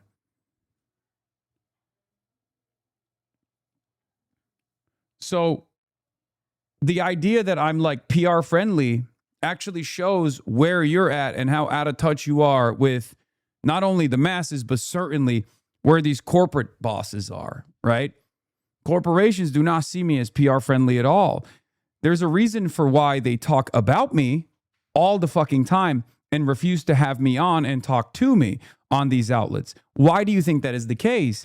Because they fear that if we were to have a normal back and forth conversation, that I would be cordial and they would have to be charitable to a certain degree. Or even worse, they would receive dunks and have clippable moments.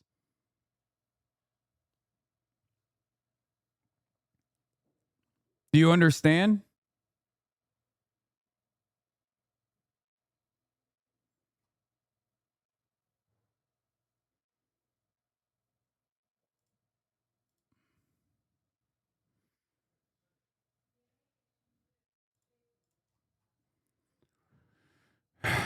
Yeah.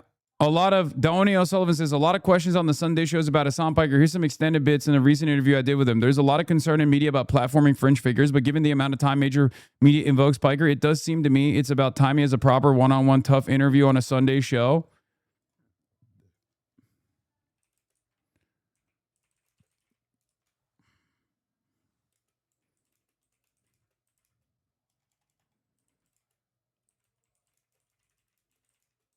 That is spent.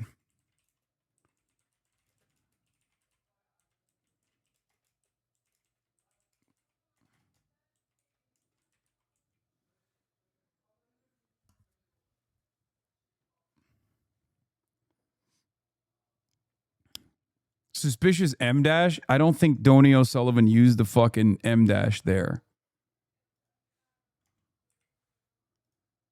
Yeah, I changed it from the Y to an I soundbite.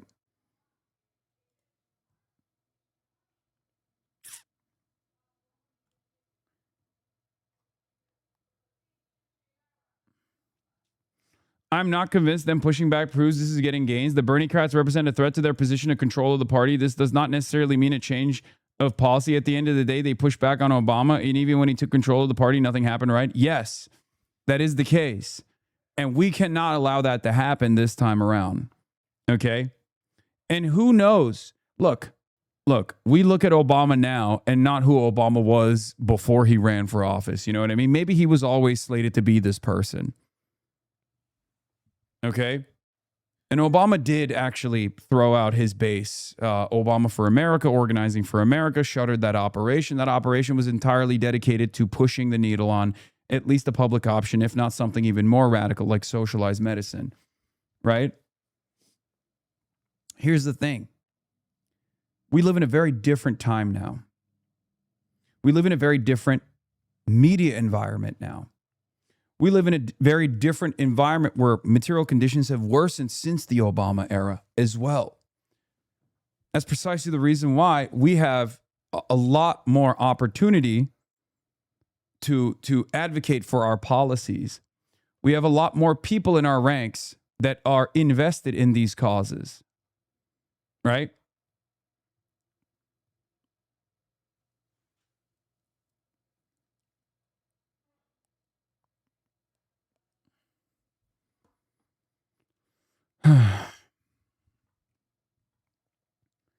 when Obama, let's say the charitable interpretation of Obama is he was a radical, and the way he presented himself was real, and it wasn't simply, this political calculation that he was making, right? Let's say that was the case, and then neoliberalism, very quickly he realized like the capacity to coalition build was far more important to get anything done, and he was like, these are the marginal changes that we can do. Let's say that in the most charitable interpretation, that was the reason. That was the only outlet that he had to even deliver the ACA, right? I'm not saying this is the correct interpretation. I'm saying even in the most charitable interpretation of events, Obama falling short of the radical change that he promised that people were clearly demanding, people gave him the popular mandate to push for. He didn't have the same mechanisms. He didn't have the same media environment, and he did not have the same material conditions. Okay? So if there are candidates now that are running on that same hope and change agenda, they're running as open radicals. They're running as democratic socialists, for example, right? And even if it's uncharitable, even in the the most cold analysis that Obama was actually simply running on hope and change, and it was all bullshit. It was pandering to the base, and he recognized that popularity. He built that popularity only to squander that opportunity and didn't push for the changes that he ran on, whether it be closing Guantanamo Bay, punishing previous war criminals, or changing the trajectory of American militarism. Okay. If he was being if he was behaving as a pure politician, cold, calculated, no interest in like making radical changes whatsoever, the environment shift is also going to demand those changes.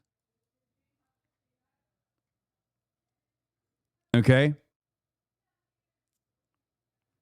The environment shift is going to hold to account, hopefully, these politicians to ensure that the failed promises, the failed promises strategy never takes place once again, because there are far more numbers. That's why I think DSA is very important as well, in order to hold people to account. Okay? You understand? And the more we grow in numbers, the more we become a political force to be reckoned with, the more possible those changes will be. Now, there's also the other side of this. Let's say we lean into a hope and a dream. We lend our support for a presidential run, and then we are betrayed. That also presents a unique opportunity where we change our tactics. I'm not saying we're going to get there, and my job and my belief system requires me to only plan for that possibility while simultaneously still maintaining revolutionary optimism. Do you understand? But from that betrayal will come a even more radical movement that will have to change its tactics. All the while, what you have to remember is we just continue the work. We continue to organize. We continue to be disciplined. We continue to grow our numbers. Because revolution is not spontaneous, and it certainly doesn't happen overnight. A real political revolution requires diligent organizing and creating the solid, disciplined, labor force-backed mass movement that can be at the right place at the right time to take advantage of the shifts that are taking shape in American politics and in politics broadly. That's precisely the reason why this movement has grown over and over again, and now it's beginning to have some kind of leverage. Okay? So we have to do our very best.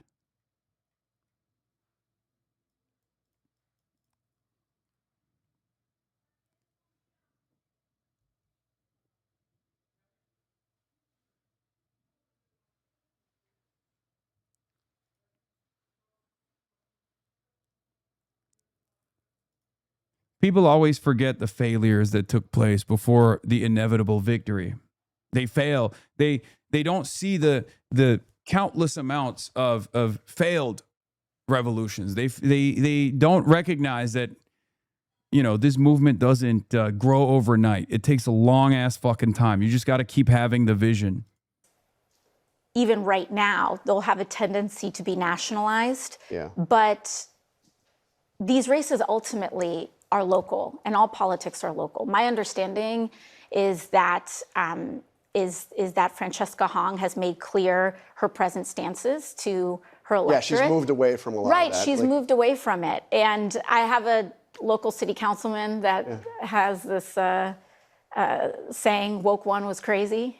Woke one was crazy. And I think that what's important is that we have to assess what did the movement go too far with some of those positions? I mean, you briefly supported the idea of defunding the police. Well, you know, I think that during this time and especially during COVID, there was a huge opening of the Overton window. We were shut down. There was some of the highest unemployment rates that we have seen because of those shutdowns. Yeah. And I think that the doors were really open in trying to entertain any and every policy that was going to get us to a better place. And I actually think that the discussions that were had in that time were quite fruitful.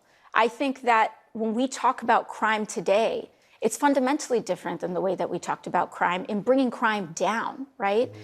And I think that we all share in the goals of having as low a crime rate as possible. I think that, you know, during lockdown, of course, rhetoric in that time is not rhetoric that we would use today. And I'm grateful that these candidates have the opportunity to present who they are to their electorate and what they're campaigning on in this moment. Because you know, and obviously the Democratic Socialists of America are having quite a moment. Mm-hmm.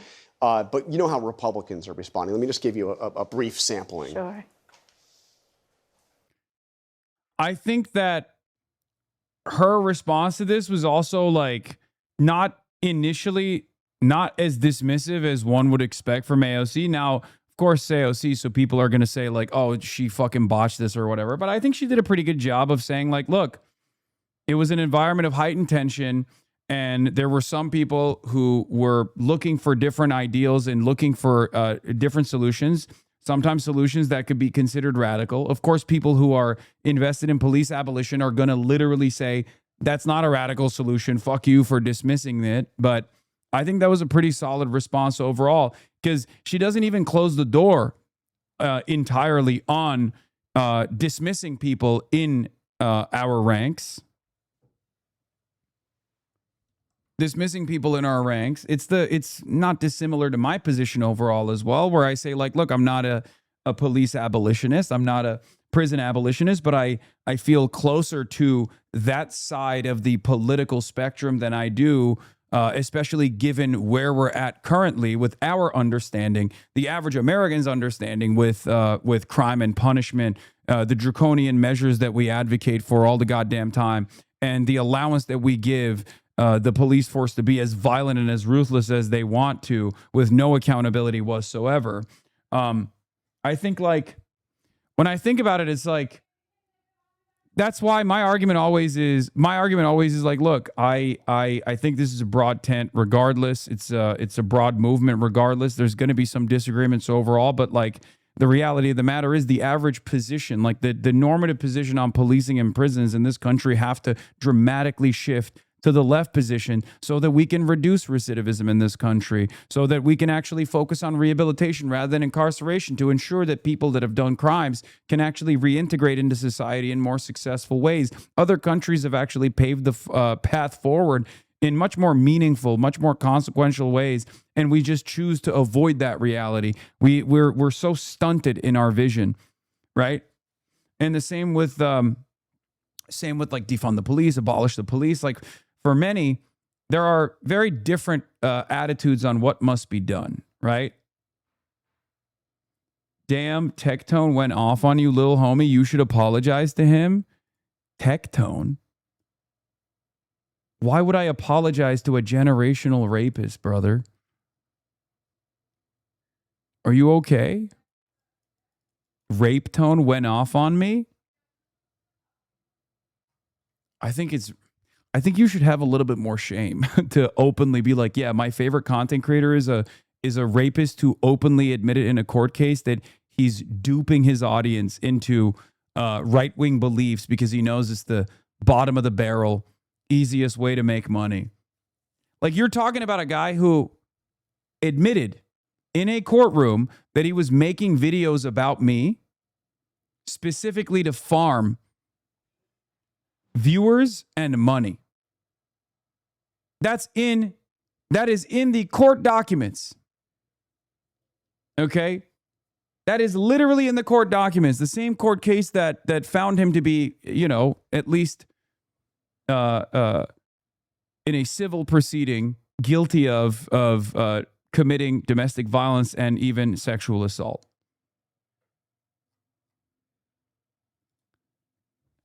It's kind of a sad state of affairs that you're admitting that you are that malleable and you are that easily duped. But I believe in you, chatter. I believe you have the capacity to think critically, liable, not guilty. I apologize for the term I use, liable of sexual assault and domestic violence. I think you can overcome this mental hurdle. Yeah, I saw this. Near Tandon is now boosting far-right streamer Rape Tone, who has been credibly accused of sexual assault and who just had an ex-girlfriend placed under protection of a 10-year protective order. A Texas judge also banned him from owning or possessing firearms. And Smira Tandon, of course, is reposting that clip because her attitude is the enemy of my enemy is my friend. And what she fails to comprehend, or maybe she comprehends but doesn't care about, is that a lot of my enemies, the overwhelming majority of my enemies, are fucking neo-Nazis and pedophiles and sex criminals and just horrible monsters overall. She just doesn't care. I guess it makes sense for her to find herself comfortable with working with sex criminals, considering that she worked with the Clintons, right? Her orbit is the original Epstein folk, and therefore the Epstein orbit is not a bridge too far for her, but more so comfortable territory. It's the environment that she's comfortable working in. Let's call it what it is. It's communism. The Commie Caucus is coming to Congress. Communism is on the ballot this November. We're not going to turn this country into a communist experiment. Well, you can kind of get a sense of the theme, and obviously the president has said the same thing. But by the way, just a quick definitional thing. What, in your mind, is the difference between socialism and communism? I think, to me, the fundamental differences, there's many. Yeah. One prevailing one is democracy. And I believe that democratic socialists are fundamentally pro-democracy. And we believe in the ballot box. We believe in respecting the outcomes of elections and governing democratically and ensuring that.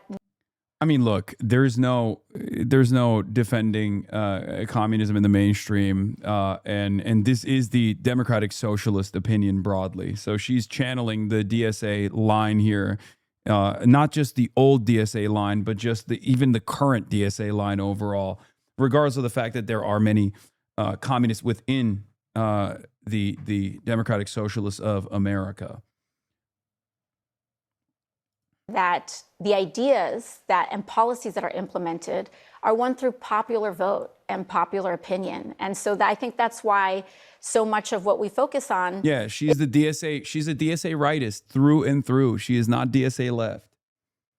Is also making sure that we are providing for the majority of Americans, guaranteeing health care, raising wages, strengthening the right to a union. And how would you answer this position? Well, I'm not an elected representative with ambitions of higher office. I have answered this question many times over. What do you say to people who call you a communist? I say, I don't call myself a communist, but I would never oppose that framing because I don't think the understanding of communism in America is correct. Communism is an end goal of a classless, moneyless, stateless society. It's an evolution from our current understanding of the world. Do you feel like that's a bad way to live? Do you feel like that's a bad mode of existence? I certainly don't think so. You know, how we'll get there or how we'll achieve it, I do not know. But I don't think that's a bad end state. I don't think that's a bad evolution. It's Star Trek.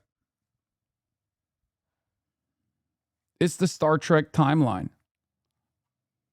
Americans think communism is USSR, Eastern Bloc, repression, gulags, the Gulag Archipelago. Look at the American understanding of, and the Western understanding broadly, due to the Cold War, due to the propaganda, due to Red Scare propaganda, is unbelievably terrifying. It's like very right-wing, very reactionary. But the reality of the matter is, of course, an elected representative in the United States of America currently is probably going to shy away from this moniker overall and not waste any bandwidth trying to explain away what it means, especially because they might organically feel the same way about it. And I think that that's at its core what we're about. Are you still a member of Democratic Socialists of America? Of the New York City chapter. The New York City chapter, not the national? No. And what's the difference? So every DSA chapter is formed locally. Yeah. And so the New York City DSA chapter, those are... I'm not sure what you meant by that. Yeah. I mean, look.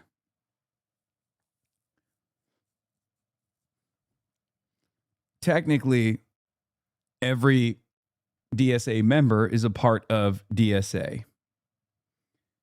There's definitely a little bit of friction with national versus locals and with New York City DSA in general, but you know, we hold the line, we hold it together, and I think she's what she's trying to say. Anne? Is everything okay? Okay, my mom just like dropped a bunch of glasses in the background, so I was just like, the national too far left to be generally palatable? No, I don't think the national DSA is too far left to be generally palatable, but I do think that the national platform comes from the national convention where everybody goes and votes on what the DSA's program, what the DSA's platform is going to be. And I do not oppose it. I do not oppose it at all. I'm in favor of it, even if I have disagreements. At the end of the day, look, I'm not even a DSA member, right? I'm an outsider. So I'm being very careful with what my opinions are on the matter. DSA is not the Democratic Party. The DSA's goals are not to revitalize the Democratic Party. The DSA's goals are not to propagandize at the behest of the Democratic Party. There's many different caucuses, many different factions, many different ideological tendencies within the DSA. The national program is voted on democratically. However, the ultimate goal of the Democratic Socialists of America is to broadly move America through a process of reforms and maybe even a real political revolution in the long term to a socialist setting, to a socialist organization of the economy. So, of course, the national platform is always going to be a little bit more to the left, a little bit more radical than what the electoral, the electoralist wing of the party is pushing for.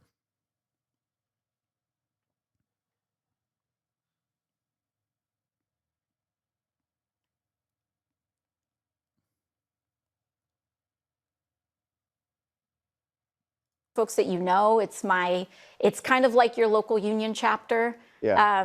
And yeah. So, because I know there was that strange moment in 2024 when the national chapter like took away your endorsement. Yes. But I was looking through the DSA program, and this is the national program.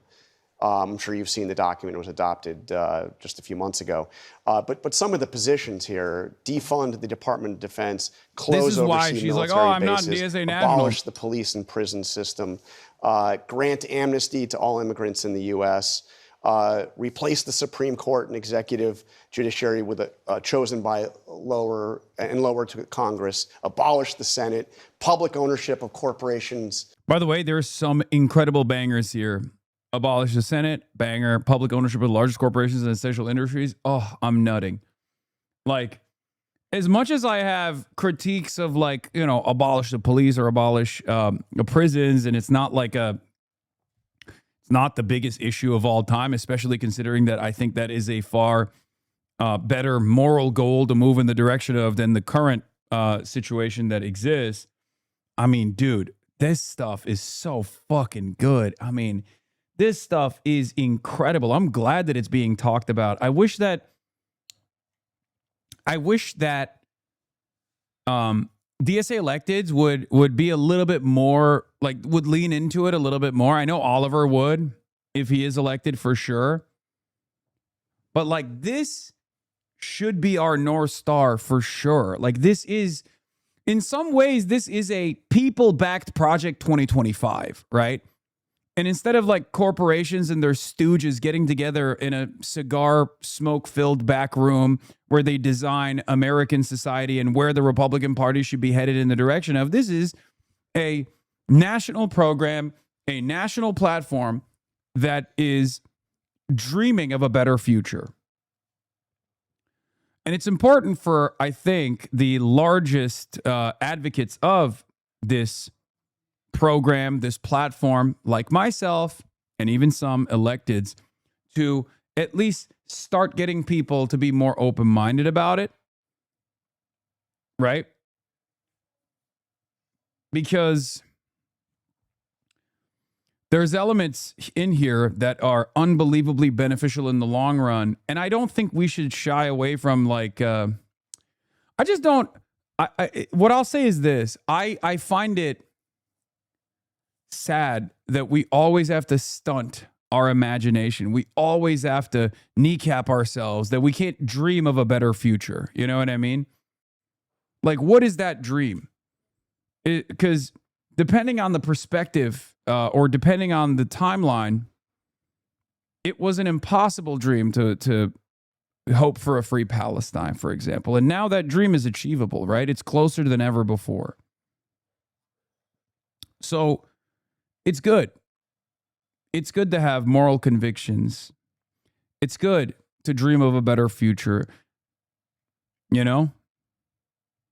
You ask for as much as you can, and then you get back to the drawing board when your opposition tries to kneecap your movement. It is what it is. And essential industries. I mean, those are some positions that you're going to be hearing a lot about this fall from Republicans. And I think we're also going to be hearing a lot about Donald Trump's commitment to getting us into a reckless war in Iran, his collaboration with big companies to make sure that everything from groceries to rent stay sky high. And I think that people are like, this is the left position, which in my opinion is, like, super serious, right? This is the left position right now. Is like, we want to move the economy in this direction. What is the right-wing position? Enes Kanter joining the WNBA to be like, is that transgender? Like, that's what they're doing. They're fucking charlatans, man. They're charlatans. Do you understand how ridiculous it is that you actually do not have a real clear-cut agenda on the establishment Democratic side? So we're taking advantage of that, and we're trying to say, like, this is our goal. This is the vision for a better future for America. This is what we want to do. And the Republican Party's answer to that is, transgender athletes. Remember trans? Remember transgender athletes? Remember that. Remember, get angry at the transgender athletes. And it's fucking ridiculous. It's so deeply fucking unserious. less interested in these academic debates, and they're more interested in how we're going to bring their bills down and make sure that they can afford to see a doctor. But do you see, I mean, are those positions you support? Who's stunting their imagination when you can't come up with an alternative police? Stop ignoring this, dude. Oh my God. Oh my God. Police abolitionists, please. Please, I beg of you, dude. How many times do we have to have this conversation and then it gets clipped by fucking right-wing think tanks and then they just like endlessly posture about this shit? Please, please, please, I beg of you, okay? Here, dude, check, peep the badge. Peep the badge. It says the People's Police, okay? Peep the badge, little bro. It says the People's Police. All right? You see the peoples in front of the police? Peep the badge. A-okay. Okay?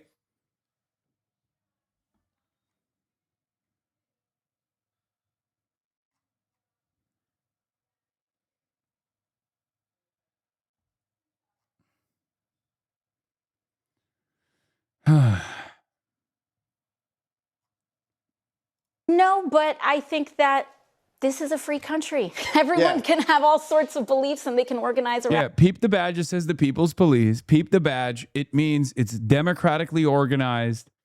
It's a democratically organized people's police force, okay? People's peace force, if you want to call it that. The peacekeepers.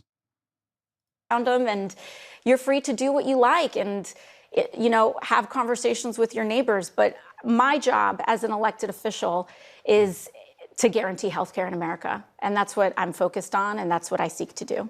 And what do you say to the moderate Democrats who say, first of all, that you know, they are capitalists and that those positions are going to doom the Democratic Party? Because again, they're not positions that are supported. Yeah, I mean, of course, they're free to have their economic identity as they like. And, you know, in terms of dooming the party, the idea that there's a diversity of thought in America among everyday voting people. Did you already talk about the Kamala Harris endorsement for Abdul El-Sayed? A lot of big names were very disappointed that he chose to post about it on his Instagram. I don't know if you've already said anything on the topic. Yeah, I said it's good. It's great. Yeah, it's great. We need those voters, man. We need those voters. We need the unks and the aunties to come out in fucking droves. What do you guys want Abdul El-Sayed to do? Okay? What do you guys want Abdul El-Sayed to do? You want him to come out and be like, I refuse to take the endorsement of the former presidential candidate Kamala Harris? Like, what? Are you insane?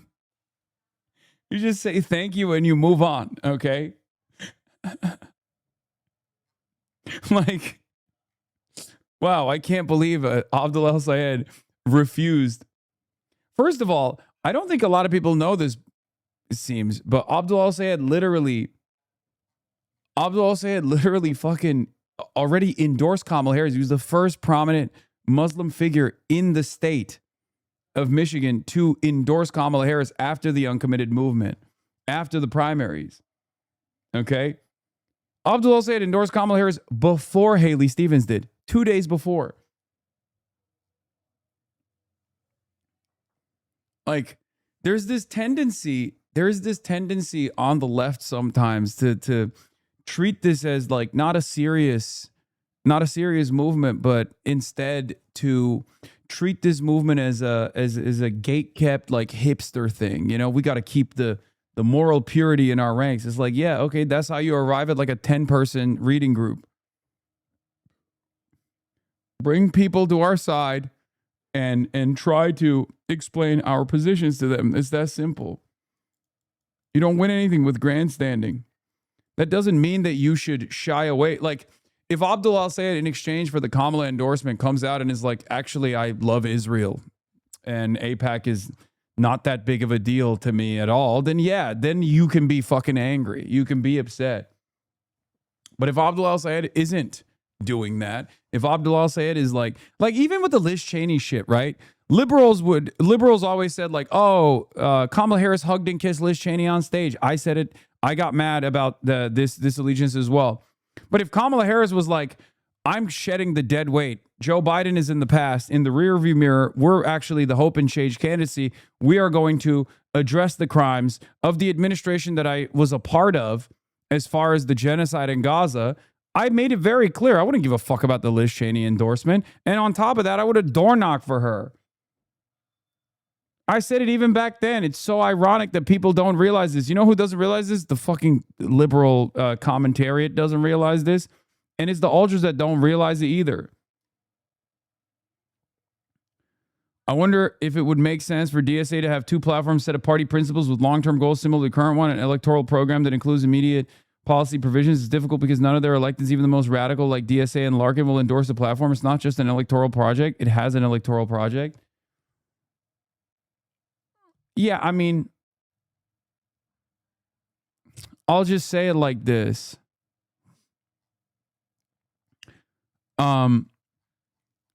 People would still probably say, well, why is there a national party platform regardless? Yeah, Alex Kane says, to criticize Abdul al-Sayed over the Kamala Harris endorsement is to criticize him for trying to win against a MAGA right-wing figure who would vote to give Israel billions. Yes, Harris helped perpetrate a genocide, and yes, he needs to win black voters. That's the calculus. Yeah. I mean, yeah. Yes, we know you are a reformist. We get it. I know he's doing real politics, but the Harris al-Sayed endorsements feel unnecessary. She lost Michigan. It's not like she's a huge boost to him, and her Gaza position alienates people he needs. At this point, his task is winning over the voters who are otherwise voting for Democrats. He doesn't need to reinvent the wheel. He just needs to do fractionally as well as Jocelyn Benson is. Unifying the party around him is a big part of that. Yeah.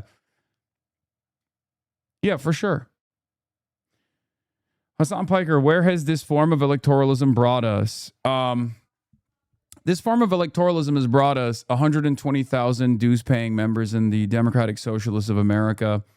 This form of electoralism has brought us now multiple candidates who are saying unbelievably radical things, including things that are more radical than I would say. I mean, Chris Rabb is like straight up somewhat of a police abolitionist. Like he defended that to a certain degree on the Scott Hannity program. I mean, these are things that were unheard of. These are things that if you were to tell me we would achieve 2 years ago, I've been looking at you like, nah, there's no fucking shot. And the alternative doesn't exist anyway. It's not like there's this robust vanguardist Marxist-Leninist party out there that's like really captivating the masses and have been able to organize outside of the electoral playing field. And I'm just like standing in opposition to that. You know what I mean? You keep saying we. Are you a DSA member or not? We is a broad statement of a broader movement of which even, ironically enough, places the ultras in it as well.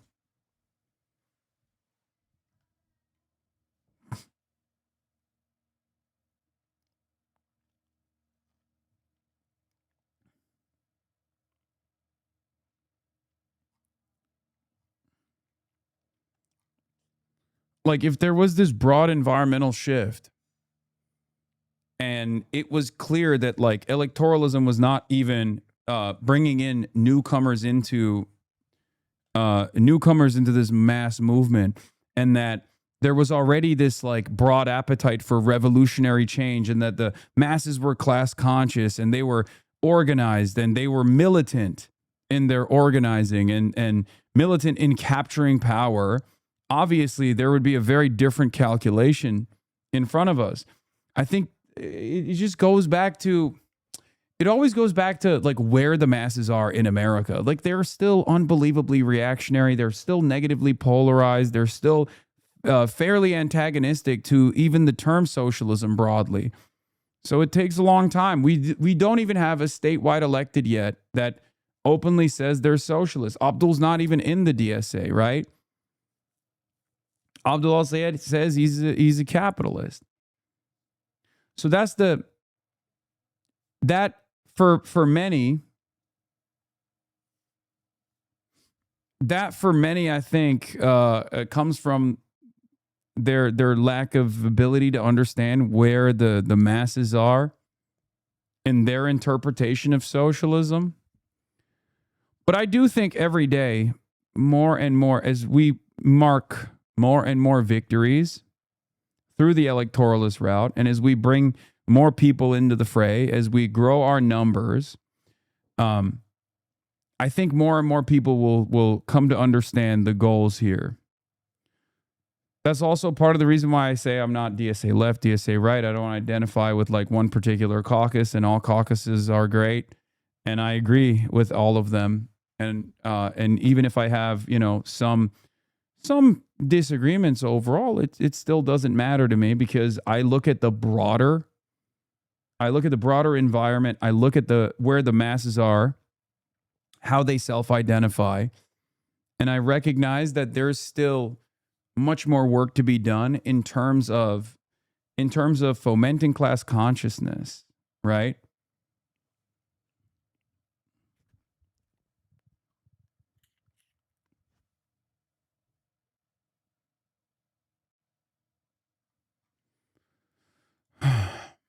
People is a fundamental fact of our country. I don't think that we should be worried about what somebody somewhere believes. I think we should be focused on what our plan to improve people's lives are. Another person who's been made an issue is Hasan Piker, who obviously endorsed Abdul al-Sayed in Michigan. You've been on his live stream, you know, at least a few times. He's somebody who said, you know, that America deserved 9/11. Now he backed off from that. Yes, yes, he's apologized. But he said a lot of controversial things. Is he somebody that should have a role in the progressive movement going forward? You know, I think what's really funny about this, by the way, because AOC has a really good answer for this, but before we even get here, what's really funny about this is, like, you know, ABC asking this question to AOC when it's like the reality of the matter is, although AOC will defend me here, like, even if she didn't, it's not like I go away. You know what I mean? Like, of course I have, whether people say yes or no to this question is utterly irrelevant to whether I currently have a place, whether this community currently has a place in this broad movement, right? Like, they'll say, like, oh, well, like, AOC will defend me on this, and I think she delivers a really great answer to this question, right? But, like, ultimately, ABC or CBS or the Beltway pundits and their attitude about this mass movement is utterly immaterial to where we are. Now, of course, the other side of the story is they can ask me personally, which they choose not to. But yeah, Paul Bless says, don't know who put out the memo to flip this into dismissal of cancel culture, but they cooked. I don't know who did that. But they did cook. I agree. Whoever it was, they must have cooked real hard on this. When we look at our elections that have happened, we have lost young people. Much hay was made about the fact that we lost young men in the last election. And many of the same consultants that are wringing their hands today were the same ones talking about how we need to go on Joe Rogan and we need to be not so, you know, willing to engage in cancel culture. And I think that the flip-flopping on this is a tactical debate that they may be having. I think the fact of the matter is that Democrats can go on Joe Rogan, Democrats can go on Fox News, Democrats have a responsibility to build a winning coalition, and young people are engaging in mediums and conversations that we have a responsibility to attend to and be responsive to. And even right now, when we look at this insurgent wave of what is happening, oftentimes when people are doing that Monday morning quarterbacking and what demographics voted where, the big one that's being ignored is the generational tidal wave. Tsunami. I mean, you see it in the polling. It is significant. Millennials are not, you know, punk kids anymore. Yeah. We're grown adults with mortgages and kids, and that generation is starting to be decisive at the polls, and there is anger at being ignored, sidelined, having our economic futures mortgaged by the generations that came before us on everything from the economy to climate. And we're taking the reins. So we're almost out of time to get to your future. I'm sure you saw the poll in New Hampshire that had you as the leading candidate, leading choice for Democrats. First, are you going to run for president? I mean, I'm focused on winning the midterms. I'm running for Congress right now. But she didn't say no. Oop. She didn't say no.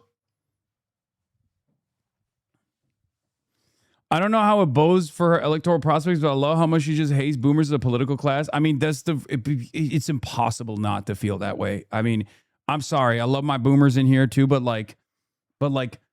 there is this, like, Gen X especially, there is this like attitude.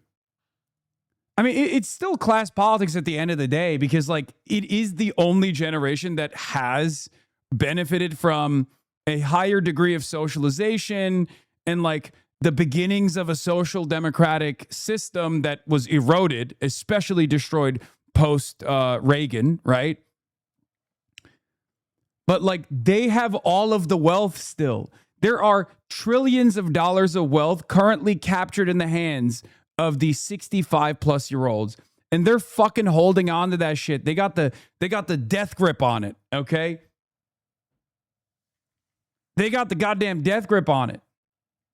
Trillions of dollars of assets, of wealth, just basically waiting to go to a bunch of horrible industries that are being designed specifically to cater to these boomers, to these Gen Xers, in palliative care, in old folks' homes. These are some of the most like corrupt institutions out there too, and they're just fucking going to milk.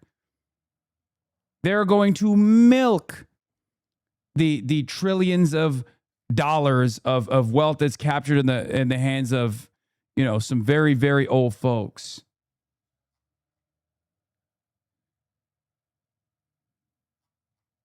I mean, do you see this as something? I mean, I know you said you're open to it. Is it a realistic possibility for you? I haven't ruled out the possibility, and I'm very humbled to the tremendous amount of support out there. I think that we have a responsibility to remain focused on the midterms and not on our individual aspirations or plans. And running for Senate against Chuck Schumer, is that also something that's possible? I mean, I think that anything is possible at this juncture. All right, and then before you go, you did have a personal announcement that you made. It was interesting to see you kind of open up in, on an Instagram Live, I believe it was.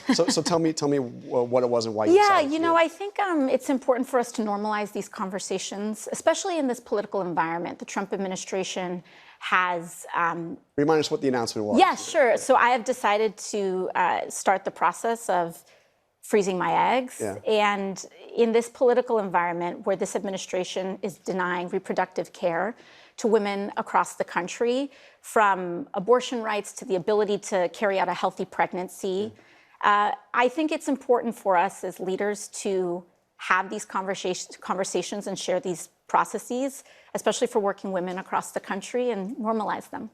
Okay, all right. Congresswoman. That was cool too. And I know people are gonna be freaks about this, but yeah. That was very cool of her to talk about.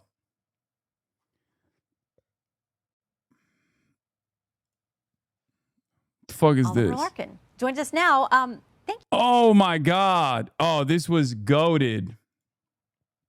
I already listened to this interview, pre-watch Piker, but this was masterclass, by the way. Larkin is, God, we really got to get him in the office, man. He will be one of the best warriors. DSA National has not had a lot of victories, let's be real, with the exception of Maylott, I think, and Chris Rabb. DSA National has made very limited amounts of endorsements. He's one of them. And he is so goated. We have to phone bank for him. We have to do everything in our fucking power. Oh, was Donovan? No, Donovan wasn't national. Donovan was local, I'm pretty sure. But I might be wrong. I might be mistaken.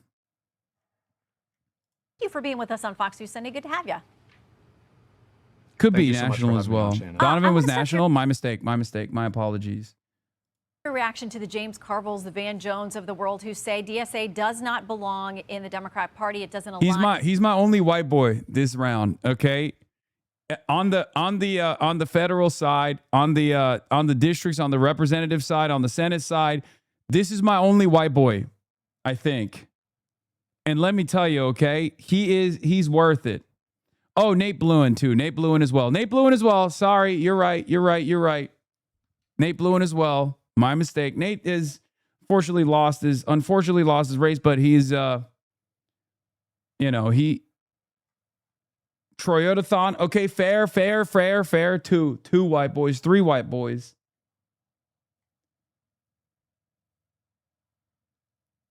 But to be fair, he's the only like DSA cadre.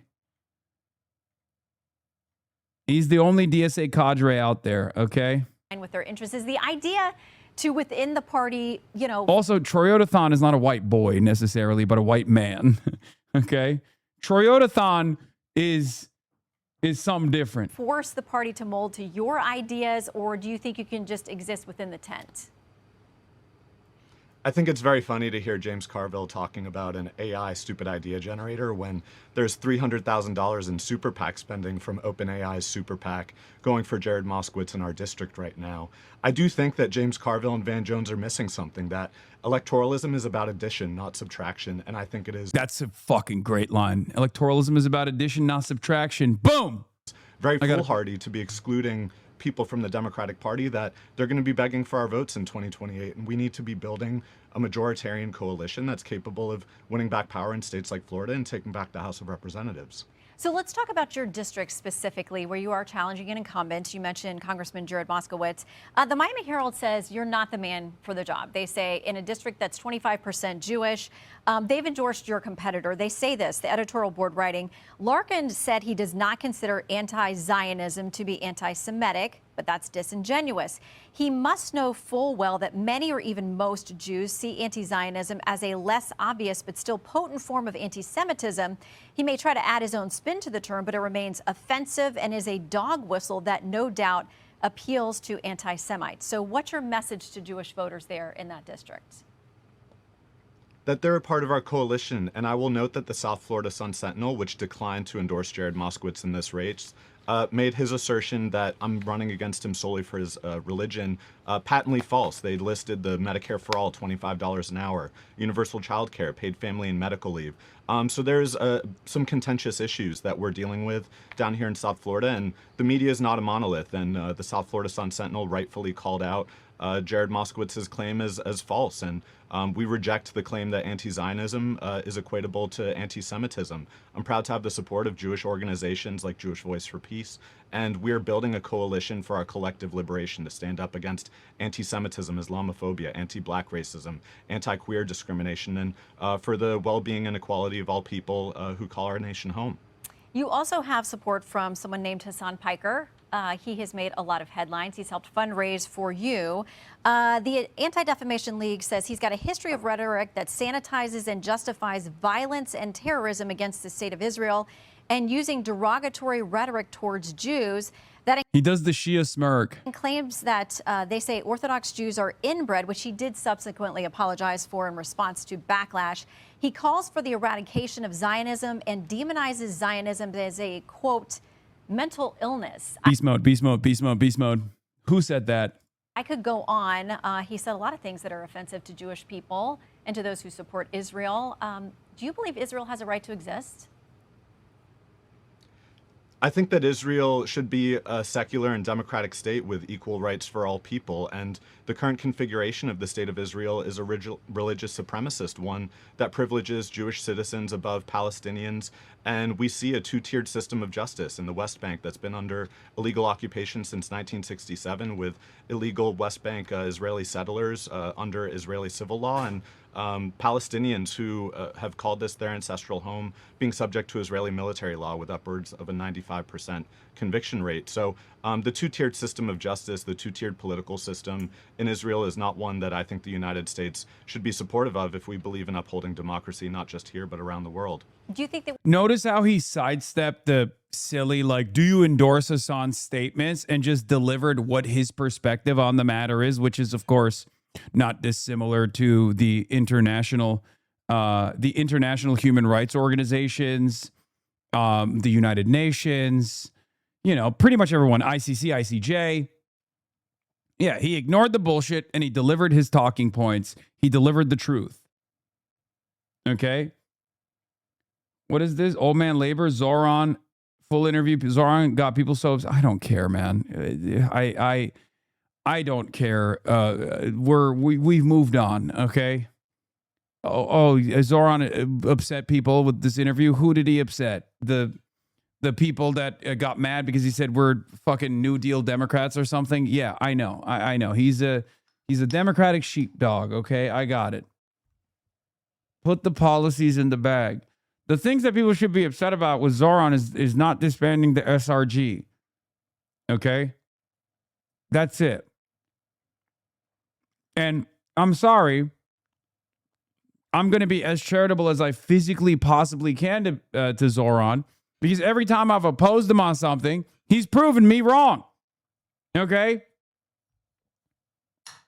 I still believe in him, is my point. The SRG is the Strategic Response Group of the NYPD. It's their counterterrorism initiative, okay? Yeah, not firing Tish, not ending and disbanding SRG. That was a campaign promise he made. He's not delivering on it. Like, I don't give a shit that he's saying, like, what we're delivering is no different than an agenda of the New Deal. New Deal Democrats used to deliver this agenda. Yeah, whatever. He's just... The interview's from June. Oh, okay. Classic.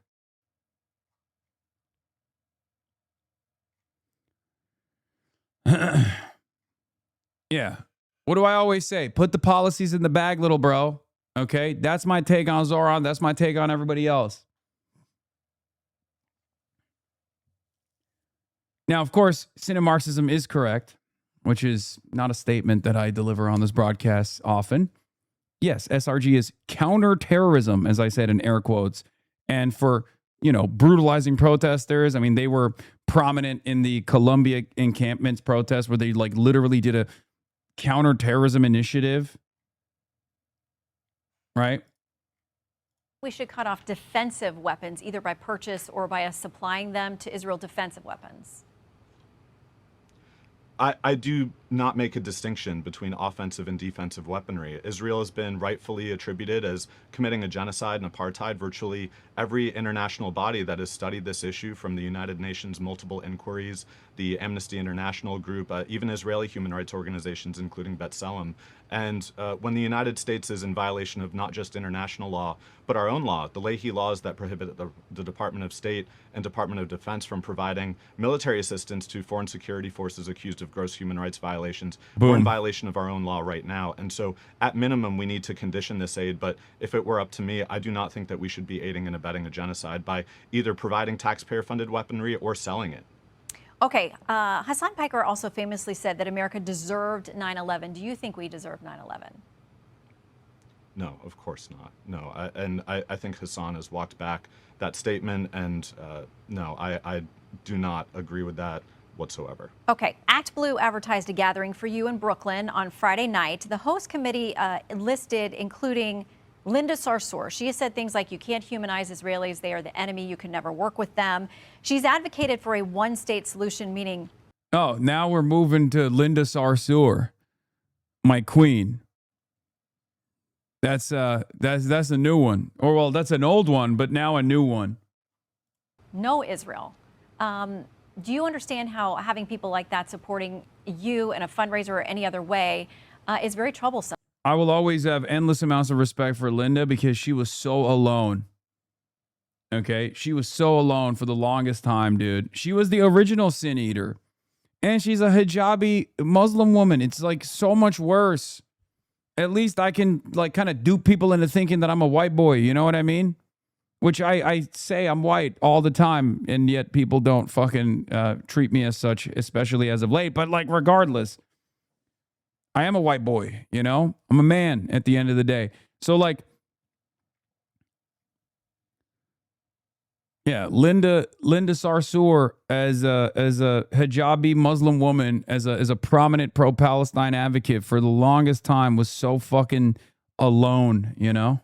To Jewish people.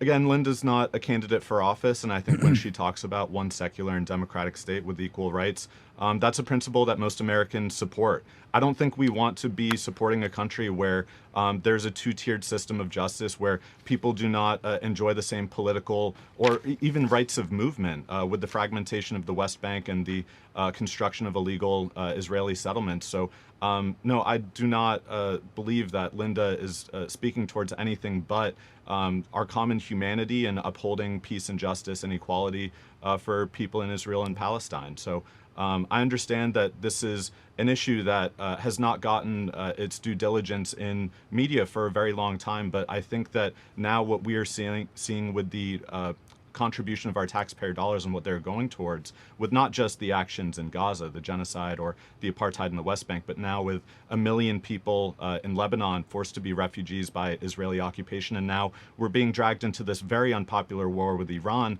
that, at Marco Rubio's own admission, has been at the behest of Israel's government. Do you think that there's an existential threat to Israel's existence based on some of the folks in its neighborhood? I think that the people, the countries in the Middle East want to see the Palestinians' right of return. They want to see the ability for people in Israel, in Palestine, to have equal rights. And I don't think that that means the destruction or some attribution of violence towards what the ultimate objective is, which is just having people's rights respected equally and not having Palestinians suffer as second-class citizens in their ancestral homeland.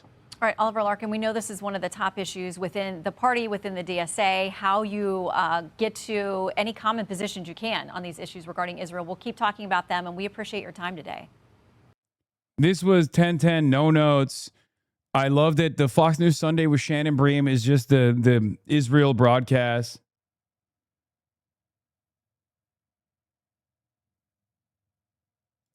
David Marcus, Fox News digital columnist, says, Piker knows and understands that his value is almost entirely in the primaries. General elections are a time for the communist bear to hibernate, not to hunt. He will slink away, but his videos with Abdul are forever. I don't think these guys understand.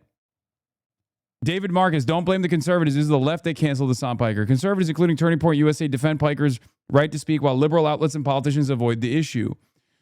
The American left got a taste of its own politically correct cancellation medicine. As controversial podcaster and recent Democratic Party kingmaker, Hasan Piker has had his speaking engagement at the University of Washington taken off the calendar for reasons that can only be related to his, shall we say, unorthodox rhetoric. While not explicitly attacking Hasan the Hun, as he calls himself, the school said in a statement, going forward, procedures will be updated. In plain English, what they're saying is, we have no idea if this lunatic who dresses up like Chairman Mao is going to repeat his claims that America deserved 9/11 or that Israelis are parasites or that Stalin is misunderstood.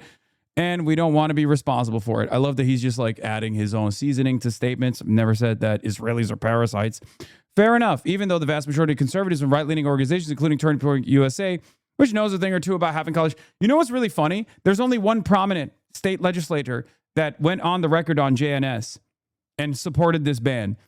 He was a Republican, of course. Yeah. Travis Couture, Republican state representative, told JNS, I'm happy that the University of Washington, for literally the first time ever, has made the correct decision to not have an America-hating communist spread his hatred and terrible ideology to young people at our taxpayer-funded universities. So, no, it's not the fucking left that canceled me, dumbass. It's not the left that canceled me. Of course it was the Republicans. Maybe some prominent Democrats were quiet about it. Who knows?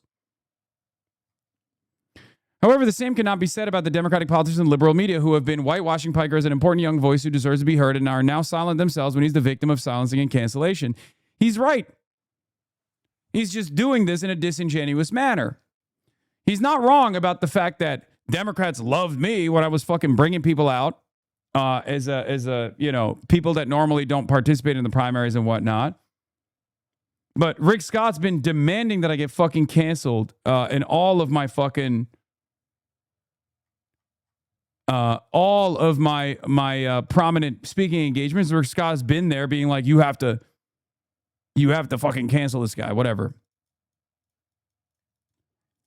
No, Hasan, they will not, because they're glad it's happening. They're tired of having to twist themselves in the knots to defend your offensive blathering just because DSA candidates can use you up to gin up votes in low turnout primaries. Even his closest pals are realizing that Piker is a general election poison. Look at this. It all makes you wonder why Piker is too toxic for the University of Washington yet evaluated. This is trying to drive a wedge. Remember what I said? Republicans are utilizing the establishment Democratic media machine, constantly trying to discipline myself and discipline electeds for aligning with myself and the DSA to get to silence them into submission, because from their electoral calculation, it's not great to constantly have to answer questions about me, right? And they're using that as an opportunity to make it seem like there's this real division here, okay? There's this real division.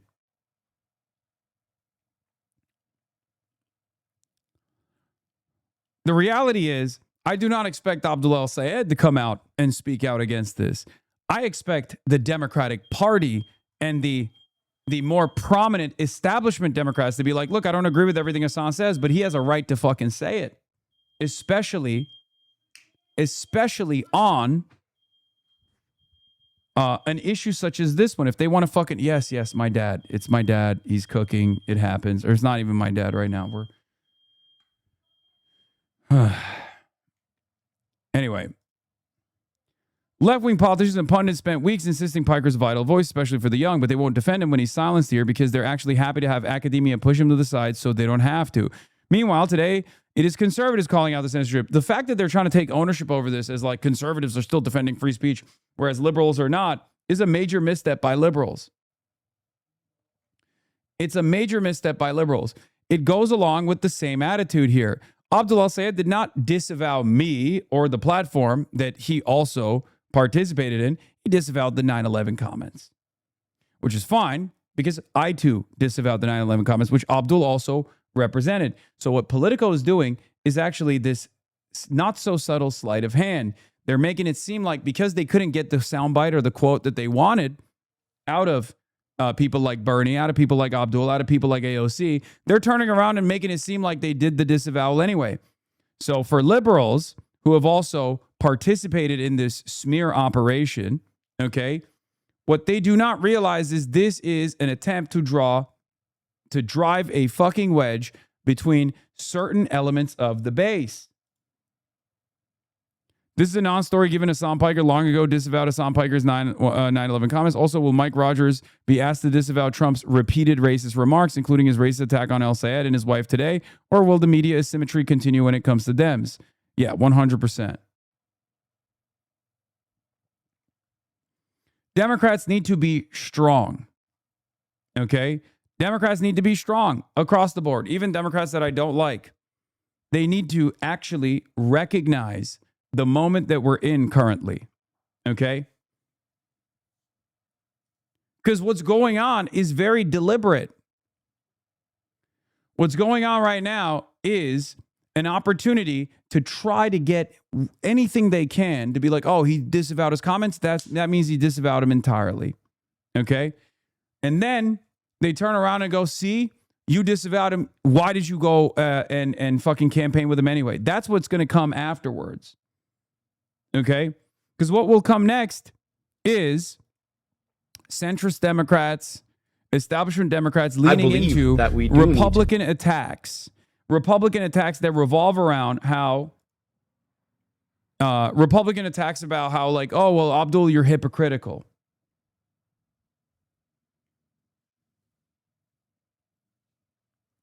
So the first part about this, from my estimation, the first thing that, you know, the electeds that are doing, and they're doing it well, is to just be like, yeah, he doesn't agree with the comments. I don't agree with the comments. Who cares? This is, you know, Republicans weaponizing cancel culture. The second line is to flip it. Okay? So they've done the first push. The second line is to now say, look, he disavows the comments. I disavow the comments. It's ridiculous that this is a primary fixture when the president is currently Donald Trump saying that he's going to genocide the Iranians, refusing to solve the crisis in inflation that he ran on and won on, claiming that he was going to be the peace president, and instead has only created more wars and more instability. Okay?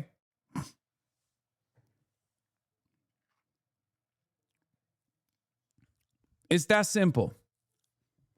If Democrats behaved like Republicans a little bit more, not like aligned with them politically, but behaved like Republicans, they would make a big deal out of the University of Washington thing because it's a direct First Amendment violation.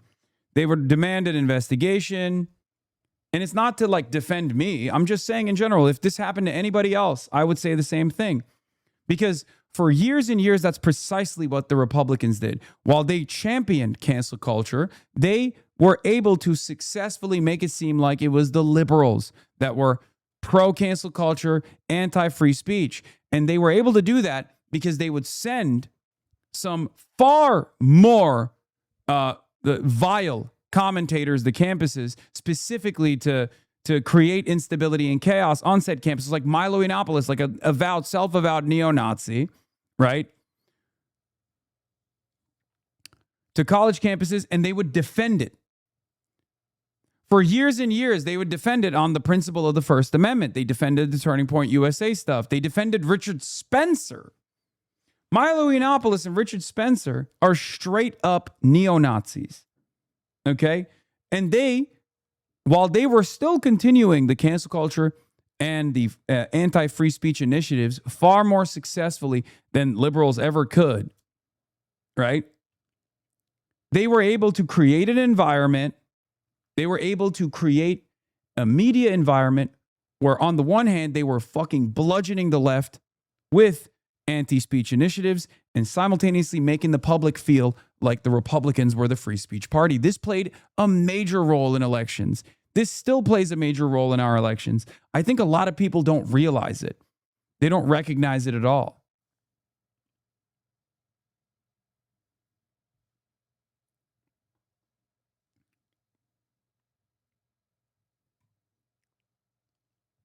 So yeah, I wish the Democrats broadly, like the establishment Democrats, would be a little bit more clever. Even if they disagree with me, I wish they would be a little bit more clever and take advantage of not only the reality here, but take advantage of this this current media environment and say, look, it's very clear that only one party has genuinely tried to undermine the First Amendment. It's the Republicans. That's precisely what they did with Mahmoud Khalil. That's precisely what they did with Öztürk. They weaponized ICE to kidnap people for speech in direct violation of the First Amendment. And we're over here still maintaining this idiotic notion that it's actually the liberals.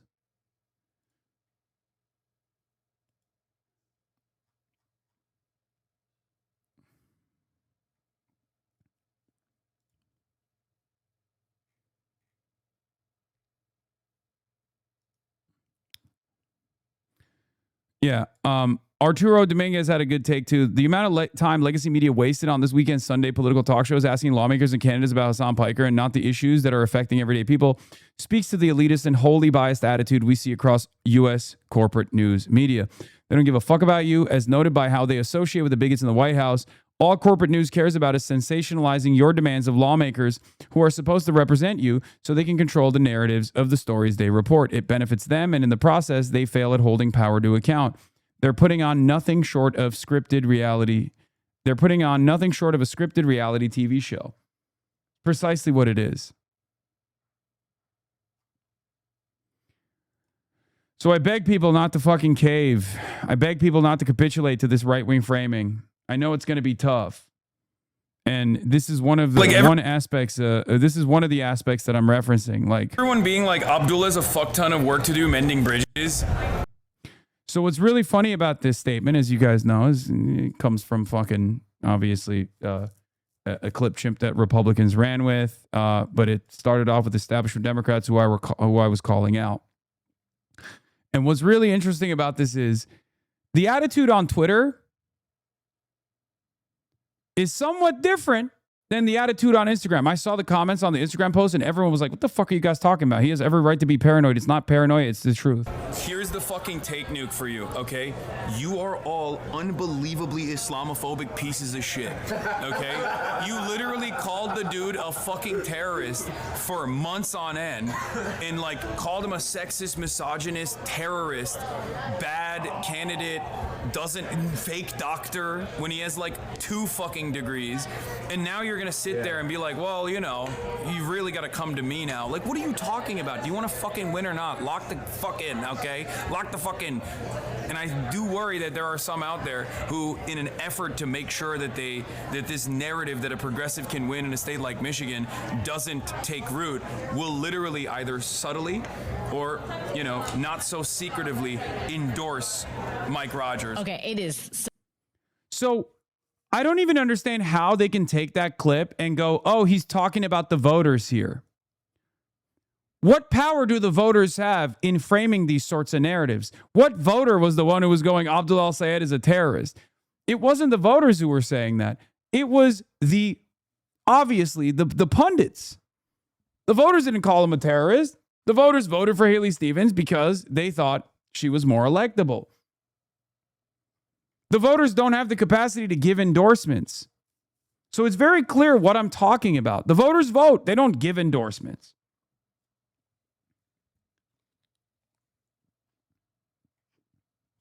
So what's funny about this comment is that even if you hear it out of context, because in the longer one, I like talk about consultants and the role that they play and all this stuff.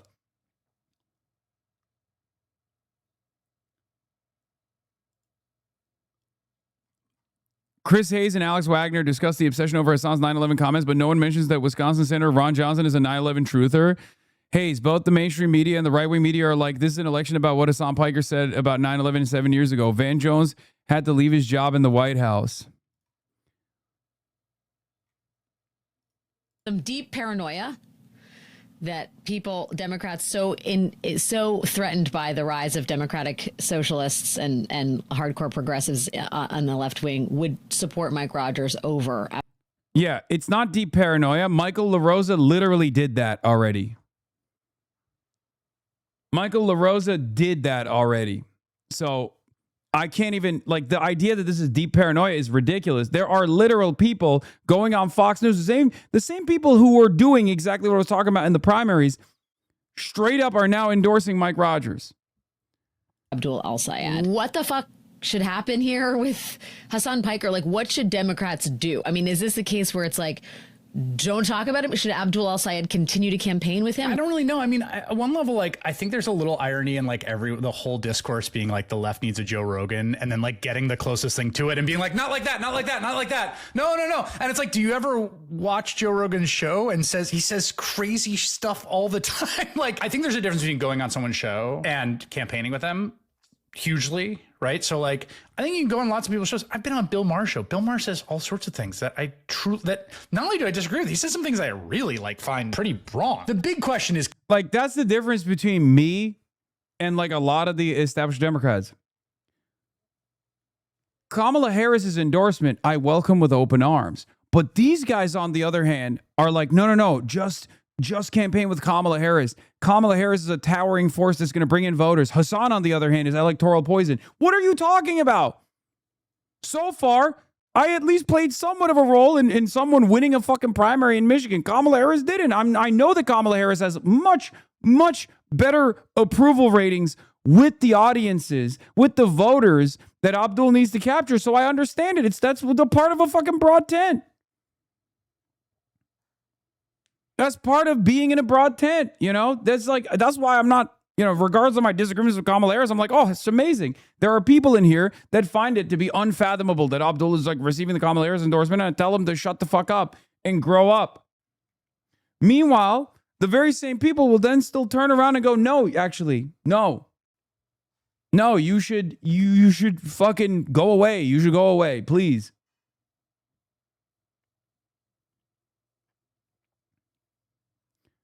If you guys thought I was general election poison, why the fuck were you so mad about my refusal to endorse Kamala Harris because she was not distancing herself from the genocide in Gaza that the administration she was a part of participated in?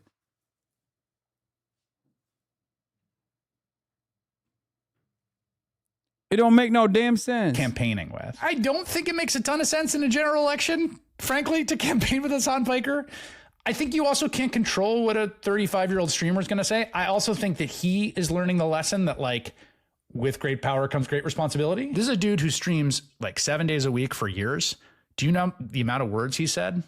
Like, you're going to say some stuff. Part of the genre of what he's doing is saying stuff. I don't know how much the guilt by association works in the era of Donald Trump. Like, the man had dinner with Nick Fuentes. So I do think there's a little bit of, like, the associational politics have lost a little bit of their sting.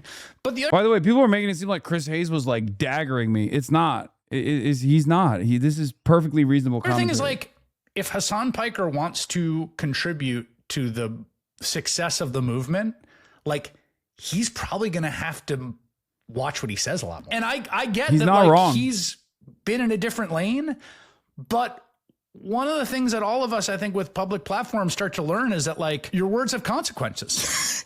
And it doesn't mean that you, like, say things you don't believe. It doesn't mean you don't say things you do believe, but it does mean that, like, how you select your words and the way that you communicate really does matter. Like, everyone I don't even disagree with that. To be fair, since 2024 election, you said America deserves 9/11. Oh wait, that's almost a decade ago. Weird. Yeah, no, it's not. He wasn't even like. Yeah, I agree with everything that he said. To be fair, well, a one-on-one tough interview on a Sunday show with Piker would be quite funny. Since here's the one-on-one tough interview with the most prominent Sunday show just had with a war criminal who has ICC warrants for his arrest. Here are all 5 questions. Please tell me which one of these is tough. Keep in mind, this is an indicted war criminal chiefly responsible for killing over 20,000 children. You would think that this was old college buddies meeting for a beer.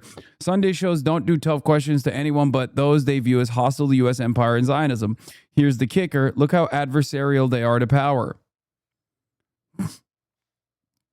Yeah, Kristen Welker said, well, as you have said, one of your staunchest allies was Senator Lindsey Graham, and we cannot thank you enough for coming on this program to remember his life and his legacy in this moment of national mourning.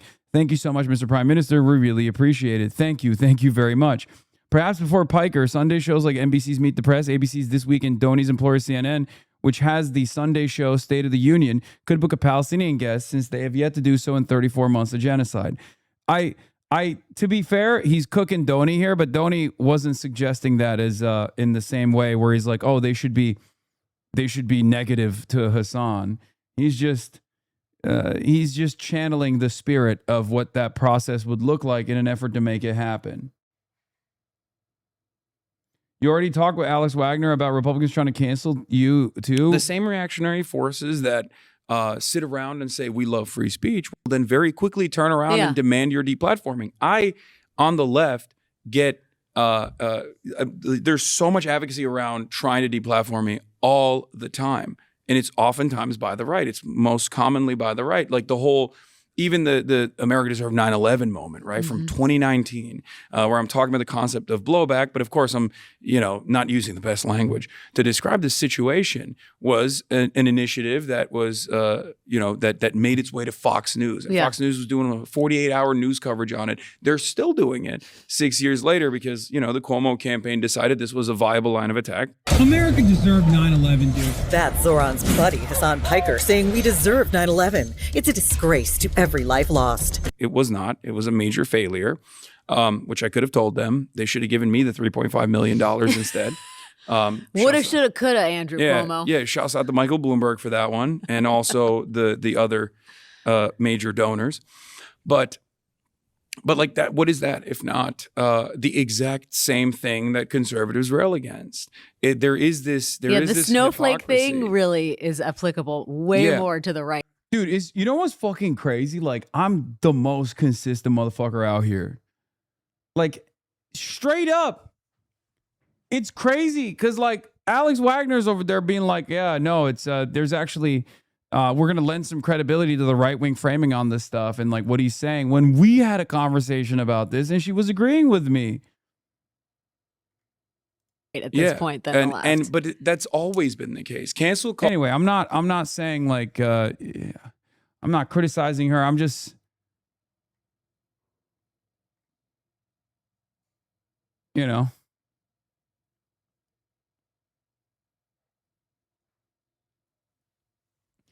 at the end of the day, Hasan derangement syndrome is the foundational core pillar of all centrist politics in modern America, and I think that's beautiful. I know. It's crazy how much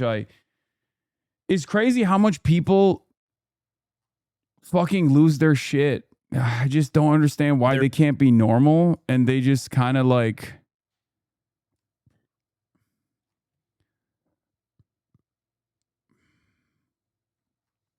yeah.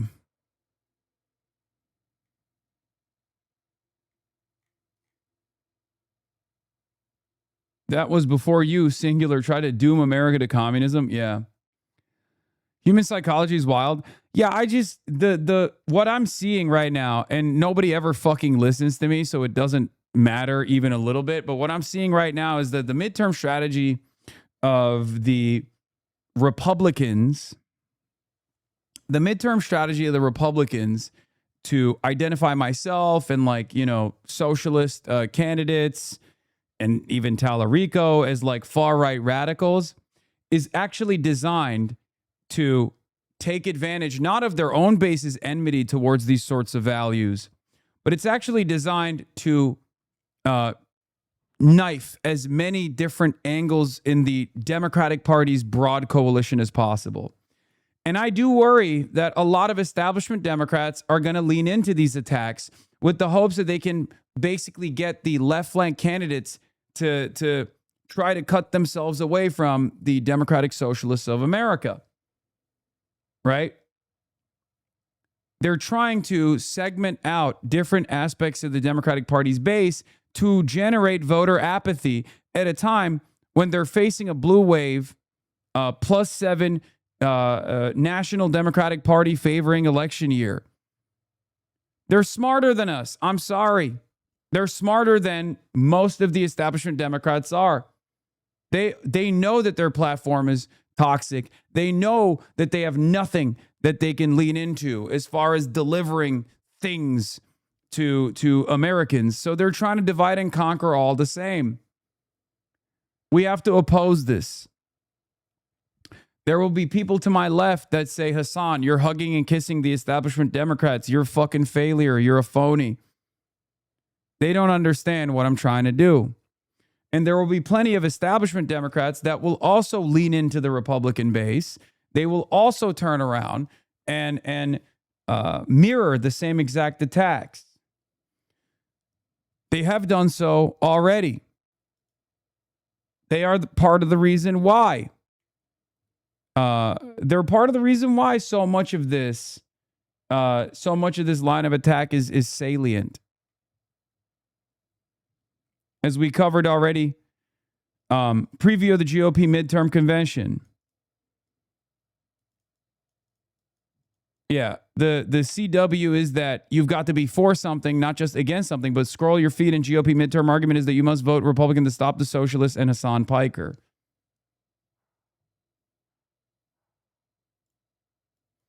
The status quo is mountain we've been taught to stare at in awe. Don't even think about climbing up there, boy. Yeah.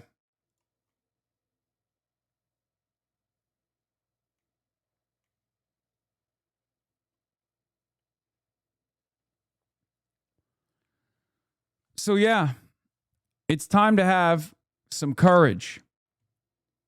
Okay? It's time to have some courage. It's time to have some backbone. It's time to have some courage.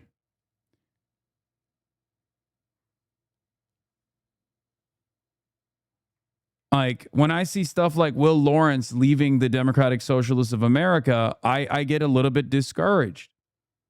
He started that fucking chapter in his living room, from what I understand. And then he's like, oh, I'm running away from the DSA platform. They're going to still hit you on it, big dog.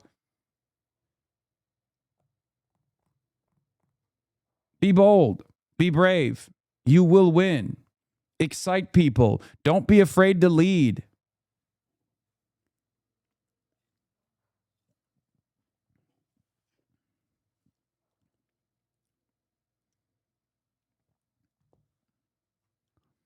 Here's Abdul al-Sayed also cooking on the same issue. So again, I'm a lot more focused on who I'm campaigning to rather than who I might campaign with. When asked about Hasan Piker's comments on 9/11, Senator Bernie Sanders called it a dumb statement. Do you agree? Do you disavow those comments that America deserved 9/11? Of course it was a dumb statement. And of course, I think Hasan himself would say that was a dumb statement. He disavowed it. So yes, America didn't deserve 9/11. But, you know, to sit here and play gotcha politics with a dumb thing somebody said out of context that they disavowed themselves to say, oh, well, what does that mean about what you think? I want to be held accountable for what I say and what I do, rather than this idea that we're so stuck in cancel culture that all of us agreed was a bad idea back in 2020, but we seem to want to bring back. We are out of time, but I have to ask you before I let you. Great take. Great take.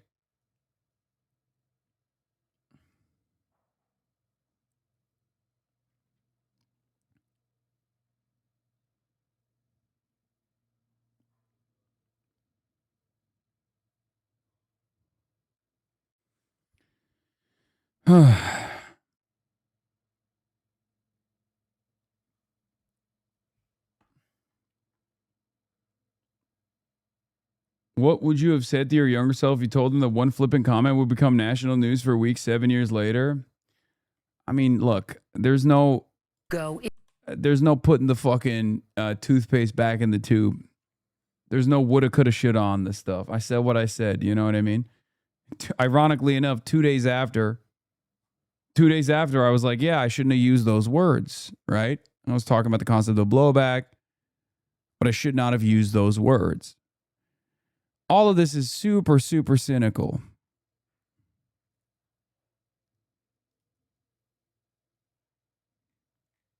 Super cynical.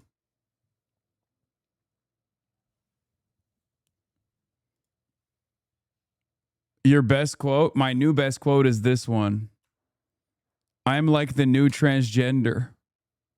Or the war against Christmas, he says, the Rolling Stone.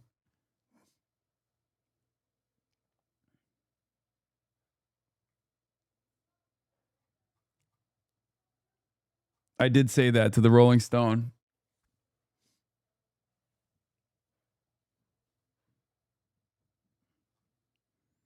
This was the only photo that I didn't like that much. It's such a weird stance that I took, but the rest of the photos were goated. The official White House account is running anti-Abdul ads on their YouTube, a blatant Hatch Act violation, but nobody cares about that. Only Dems abide by the rules. Yeah.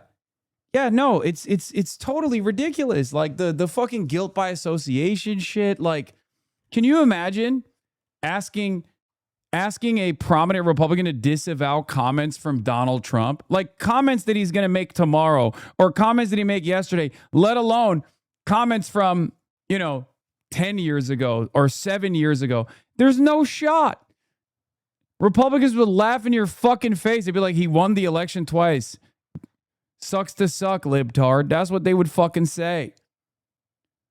We are the only ones who play by these rules, and these are not real rules anyway.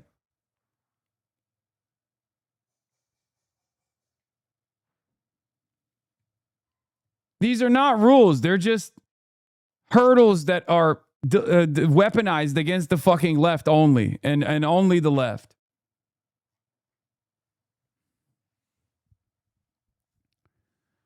It's crazy. Michigan Senate candidate, yeah, again, the headline makes it seem like the initial headline was Abdul al-Sayed disavows Hasan. They changed it to disavows his comments, but the narrative is set already, right? Now people will make it seem like Abdul disavowed my statements. Also, Obama reached out to both Michigan Senate candidates. That's good. That Obama endorsement will be very good.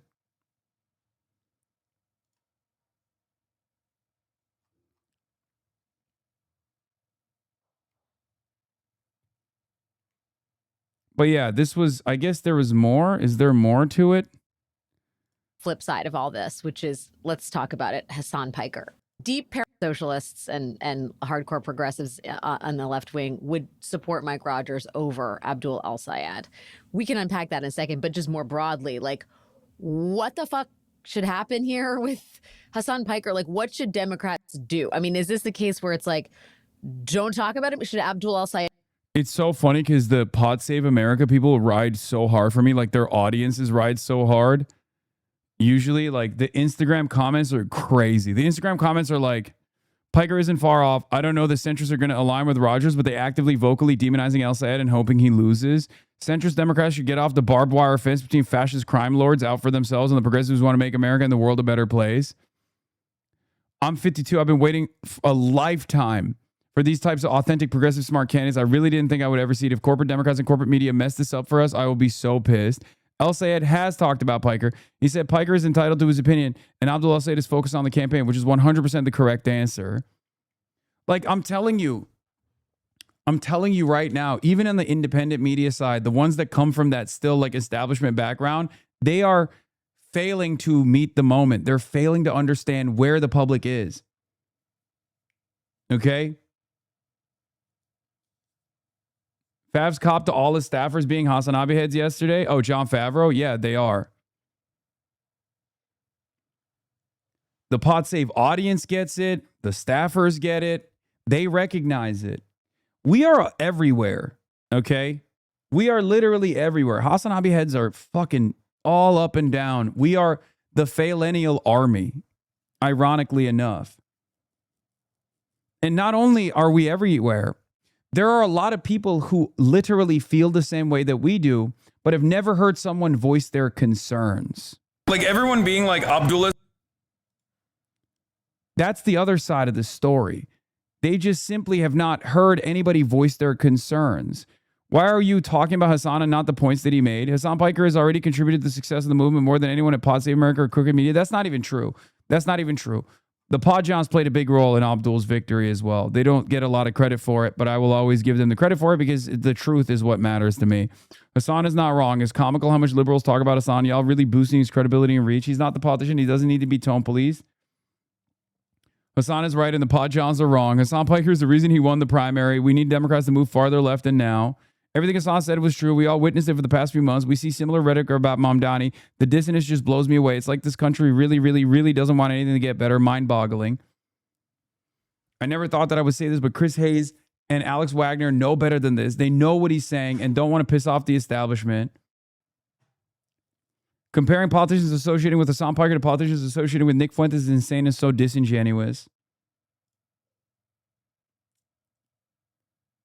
I don't pay a lot of attention to what Hasan Piker says, so maybe this is wrong. Wait, what is this? Hasan is absolutely correct. Even without a political undertone, Islamophobia is so openly accepted.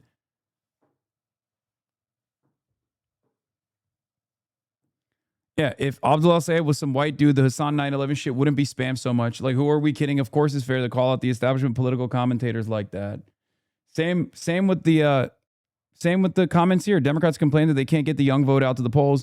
When Hasan literally helps bring out the younger voters, they complain. As long as Todd Blanche says it's not a crime to party with Epstein, I'm going to need everyone to shut up about Hasan. Both sides are obsessed with him, but continue to not give coverage to the survivors. Why does one Twitch streamer matter? He's done nothing wrong, but be honest and speak his mind. So until he's been charged with something, y'all need to quit spreading this narrative. You say it's paranoia, but that's literally what the Neera Tandons and the other DC Democratic consultants to whom he was addressing this to are doing. They're actively pushing people to vote Republican. What's also ironic is that every single media outlet is talking about how much we shouldn't be talking about him, yet that's literally all they're doing. You all crowned him the kingmaker by manufacturing outrage, and then when he steps up to help, you freak out. Either he has impact or he's irrelevant, but not both. Hasan has done more for the Abdul campaign than any other Democratic institution throughout the primaries. He's 100% correct in his take. The criticism is so cynical and disingenuous. Roll your eyes all you want, but the masses know he has done more for the people who want change than any Democratic establishment politician. Keep up the attitude or backpedal when it benefits you. You do you, Queen. They're cooking. They're cooking. That's also part of the reason why I get, like, these are not fucking, like, ride or die HasanAbi heads. These are people in the Pod John's audience, right? So okay, we need to get your ego back down after reading all that. No, this is not, dude, don't worry. I will never have fucking ego about this shit. Doors open. No, because I get yelled at so fucking much. I get yelled at so much to an unbelievable degree, right? So no, the reason why I'm bringing this up is not to fluff myself up. The reason why I'm showing you this is because the Podjons' audience are at odds with the Podjons themselves. Okay? And it's not like these guys a year ago knew who the fuck I was. It's that all of this like negative polarization, all of the negative media attention is backfiring, and most people are capable of recognizing what's actually going on, where they're like, I agree with this guy. Why are you guys fucking bludgeoning him over the head with these takes? This is exactly what I said was going to happen when people came after me and Abdul, when Abdul and I stumped together, right? When I was like, look, they're positioning themselves as being pro-Israel on a 90-10 issue. They're positioning themselves to be on the 10% side of a 90-10 issue. That's good. It's going to be good for me. That's going to be good for the candidates that I endorse. And it was. That's exactly what happened. Right? Because a lot of these people have the same frustrations that we do. Even people who have not heard from us. Okay? And just like the anti-Semitism line was so cynically weaponized against those who were pro-Palestine over and over again, to a degree where now when people immediately associate, when someone is getting called an anti-Semite, they associate that with being pro-Palestine, which has some negative consequences as well, because it, I think, shelters a lot of real anti-Semites. But that's the fucking environment that the media designed, unfortunately. I think by the end of this cycle, this association is going to also be one that they're deploying against anyone who's anti-corporation, pro-workers, like centering the working class in their movement, at the heart of their movement and their policy and their agenda.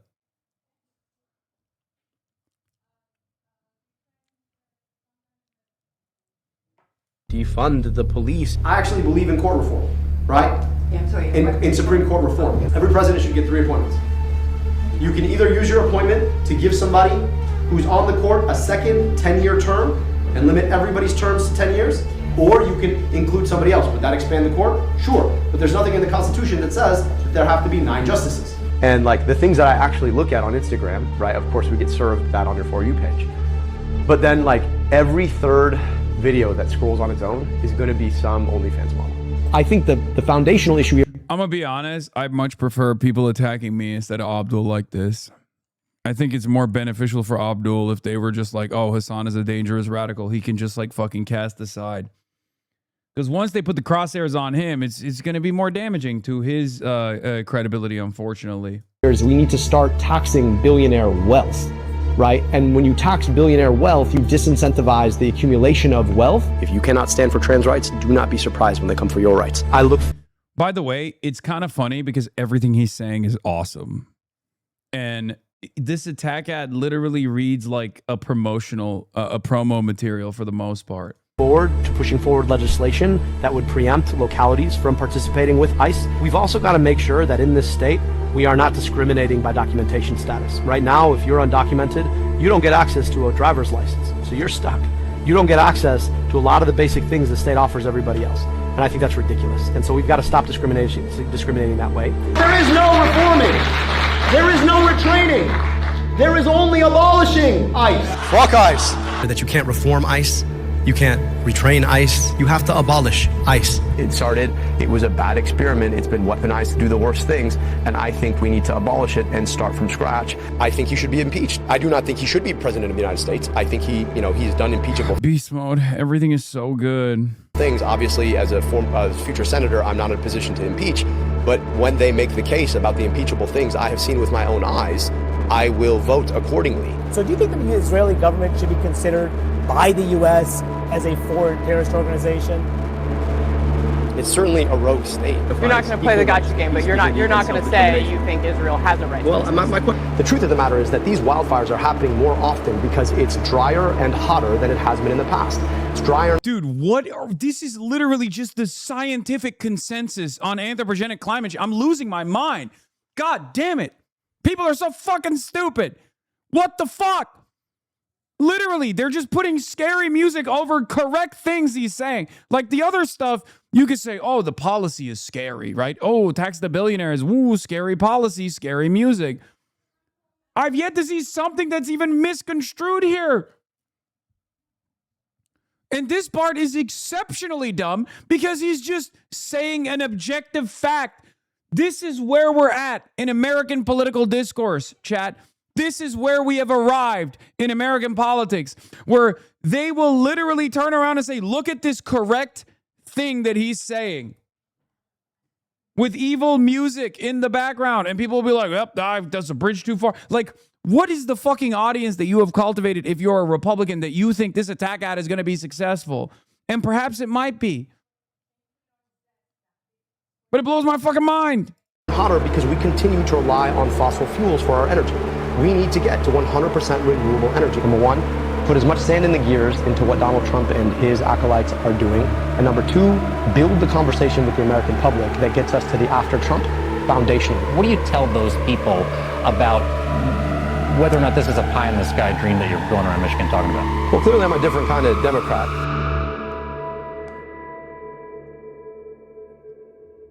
By the way, that was from the White House.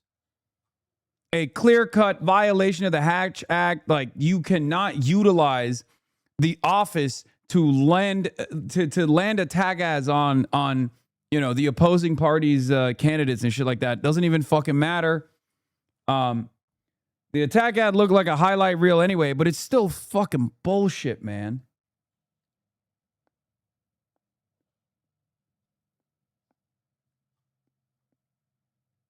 Meanwhile, to go back to the insane double standard.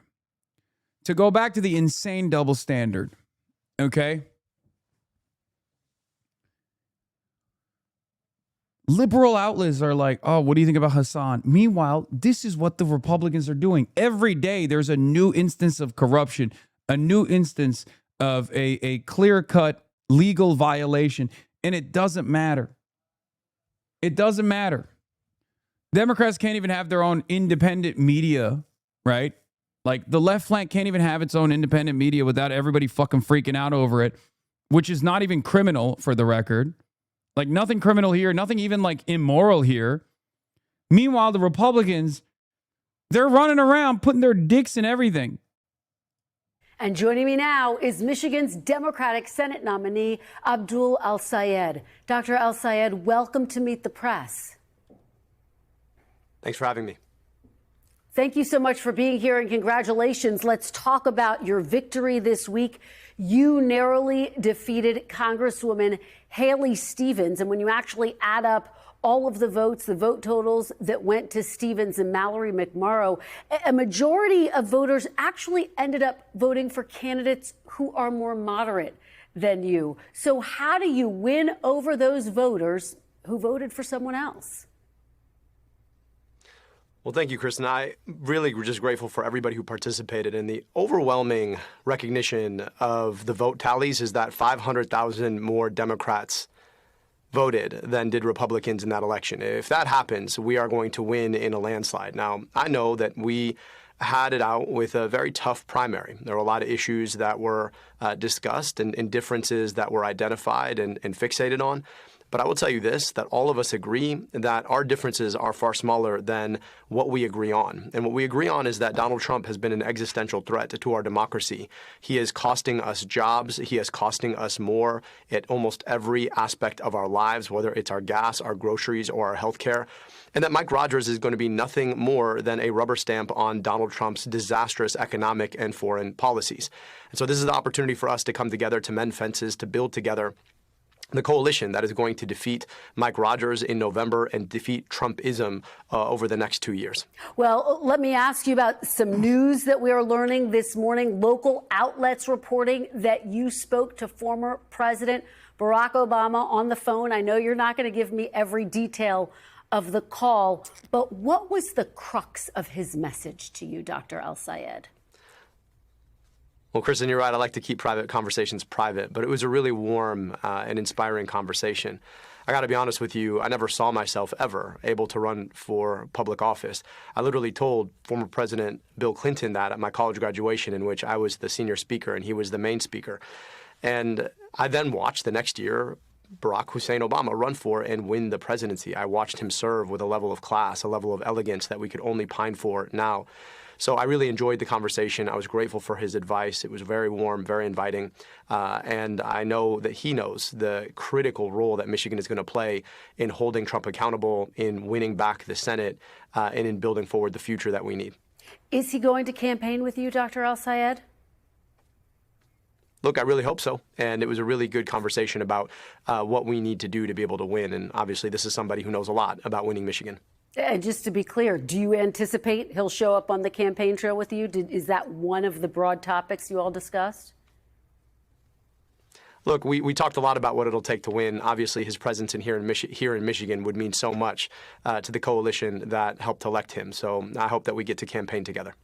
One of the big issues you ran on, of course, was Medicare for All. So let's talk about that. You served as a public health official in Michigan. You even co-authored a book making the case for Medicare for All. Senator Bernie Sanders also campaigned on it as a presidential candidate back in 2016. 10 years later, this idea still does not have a majority support in Congress. If you were to win in November, Dr. El-Sayed, how do you make Medicare for All a reality when so far it has not had enough support? Well, Kristen, I've been up and down my state, and everywhere I go, people say the same things. It just shouldn't be this hard. And one of the big things that they bring up is the fact that they're worried about having to see a doctor if they get sick and what that'll mean for them. The median deductible, meaning the money that you pay to get the health care you already thought you paid for every single month, is about $4,500 for a family of four. That, considering the fact that the median income is about $80,000, means that you're going to lose more than a whole paycheck just to actually pay for the health care you thought you already paid for. Our system has only gotten less and less effective, less efficient over time as we've watched health insurance corporations collude with big hospitals and the pharmaceutical industry to figure out how to pick more and more of our dollars out of our pocket to put into theirs. We don't have to live like this. We have an opportunity to guarantee cradle-to-grave health care from the moment that somebody is born to the moment that they expire, God willing, at 120 years of life after a long, healthy life in their sleep peacefully. And it would guarantee them the health care that they need independent of the circumstances, wherever they needed to go. That is the kind of security we've never had in this country, and it's the kind of security that the healthcare corporations have denied us. So we're watching more people support Medicare for All every day. We're watching more elected officials support Medicare for All every day. And in a lot of ways, this campaign was a referendum on whether or not we want health care here or bomb somewhere else. And I think the Michigan voter chose health care here. Well, you know, some Americans worry, though, you can only make Medicare free and universal if you increase taxes. So if you are elected and make this push, would you need to increase taxes? As I've said across this campaign, I am for taxing billionaires their wealth. What about people who make less than $1 billion and less than $1 million, though, Dr. El-Sayed? What about people making less than $1 million? So for the average person, and you look at your W-2, if you're an employee who gets paid every 2 weeks or 4 weeks, after you pay your taxes, the next biggest check that comes off the top of your pay stub is to your health insurance company. So imagine instead of paying that to your health insurance company, whose CEO makes $20 million a year, instead you paid a little bit more in taxes for health care that you wouldn't lose if you lost your job or turned 26 or got married or got divorced. I think all of us would be a lot more interested in that kind of a system if we knew that our health care would be free at the point of care and would be free without having to worry about losing it in general. So there's an opportunity here, I think, to trade what we give to a big corporation who gets to decide who we get to see and who we don't for a little bit more paid into FICA. And I think that's a trade that's worth making. I think the broader public understands that that's a trade worth making considering how many people are holding medical debt, a third. Dude, I mean, he is, God, he's fucking cooking, dude. He is cooking. He is cooking every time. He is so good, so articulate, so smart. The policies are well thought out. It also makes sense because, like, this is his signature thing, right? He ran on Medicare for All. He wrote a book about it. This is his area of expertise. This is what he ran on in 2018. Like,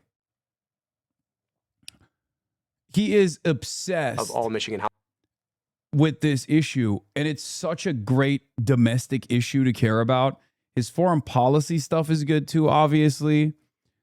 Like, if this is what he's bringing to the table and the opposition is like, well, I'll remind you that he's Muslim, it's fucking over, man. That's why I'm so confident. That's why I'm so confident about Abdul al-Sayed's prospects. That's why I'm not too worried. I mean, obviously, we still have to fucking worry about the barrage of money, the money cannon, right?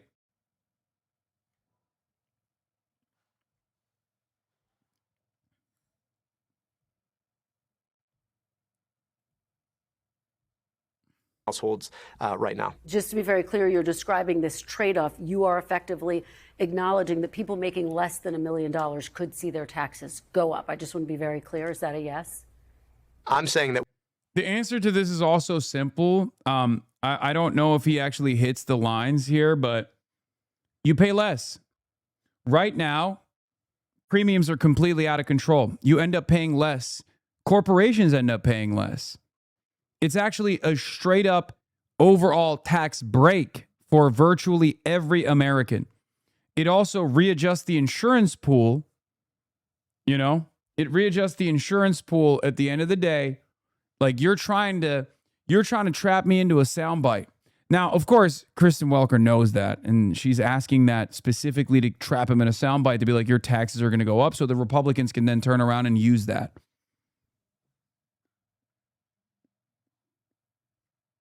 we'd be paying for healthcare in a different way.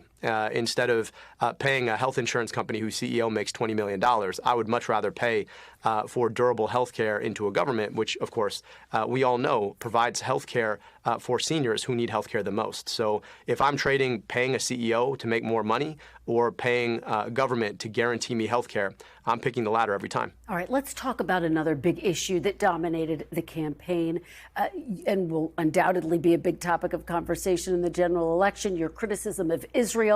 President Trump had this to say after your win this week. I'm going to play it, get your reaction on the other side. Take a look. He doesn't love Israel. He doesn't love Jewish people. He hates them. He hates them with a passion that burns in his heart. What's your reaction to that, Dr. Al-Sayed? I love and revere Judaism and the Jewish people. I believe they're a light unto the world. I grew up in a community that had a large Jewish population. I was so grateful to get to be invited to Seder and to Shul and to Bar and Bat mitzvahs. I'm really honored for what I learned and got to share with my Jewish sisters and brothers. But they are not the same as AIPAC in Israel. AIPAC is an organization that spent, $30 million to beat me so that we could, they could have one more vote in the U.S. Senate to guarantee that our taxpayer dollars would be sent abroad to subsidize a foreign government's military to do the worst things: genocide, apartheid, take us into wars we have no business fighting. And I'm running for Senate here in Michigan. I believe that we have a responsibility here in Michigan. I want our tax dollars spent to provide good schools, to pay for health care, to rebuild our roads here in Michigan, rather than it being sent abroad to subsidize foreign militaries. That's not just Israel, by the way. That is also Egypt and Saudi Arabia and Jordan and Pakistan. So I believe in international law. I believe in equal rights to peace, dignity, and self-determination for all people. I believe in a process that allows a free Palestinian people and free Jewish Israeli people to come together around what they believe the ultimate peace should look like. And I believe that our tax dollars should be spent on the things that are needed here in Michigan rather than to subsidize foreign militaries abroad. Let me follow up with you on that point. You've just reiterated that you would rule out unconditional foreign military aid to Israel. Just to be very clear, is there any scenario where you would approve more aid to Israel, more military aid in any form? Well, if we were in a scenario where there were equal rights to peace, dignity, and self-determination for the Palestinian people and Jewish Israeli people, and they had come together to achieve that ultimate peace, and there were circumstances in which that was guaranteed, there would be a very, very different circumstance. But for right now, we are in a situation where we are continuously subsidizing the military of a state that has behaved in ways that can only be described as rogue. You think about the genocide in Gaza. You think about the continued attempt to annex southern Lebanon. These are things that we cannot subsidize, considering the fact that we have kids who need better schools and better roads and bridges and better health care here in America. You're saying you would not support sending aid to Israel, which was attacked by Hamas, but you have also said that you would support sending military aid to Ukraine, which was, of course, attacked and invaded by Russia. Where do you draw the line there? Well, in Ukraine, you're talking about attacks from a leader of a neighboring sovereign country who clearly violated international law and attacked. By the way, the only reason why they're asking the Ukraine question is for a gotcha. Okay? It's very simple. The false equivalence is so glaringly obvious. One is a genocide that we're aiding and abetting. The other is defense. Okay? It's obvious. I make this distinction all the fucking time, and I'm not exactly a fan of NATO or American foreign policy broadly. But it's true. It is objectively correct that regardless of the things that we've done in Ukraine previous to the Russian invasion, doesn't matter. Russia fucking invaded Ukraine. Okay? Russia, a sovereign regional power, invaded another sovereign country. So from a moral perspective, it's very fucking clear. One is aiding and abetting a genocide that has illegally occupied territories that it doesn't belong to and illegally bombed, even from the first bomb after October 7th. All of that was illegal. Under international law, Israel has no right to claim self-defense over an occupied territory. Okay? None whatsoever. It has no right to self-defense whatsoever in terms of bombing Gaza. This is another thing that people rarely ever comprehend about international law. Okay? Apartheid is illegal. Occupation is illegal.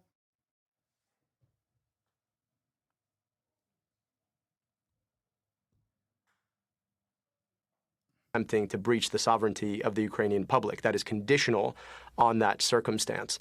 We have been offering unconditional foreign military aid to Israel, independent of the circumstances, for years and years and years. And you think Kristen Welker is anti-aiding Ukraine? No, she brought that up literally as a fucking gotcha. It's unbelievable. It is insane to me how fucking hard every random Tom, Dick, and Harry in mainstream news goes for Israel, where they will literally cast aside previous positions in a moment's notice. What the fuck? It blows my mind. Please do a better job, guys. Jesus fucking Christ. God damn.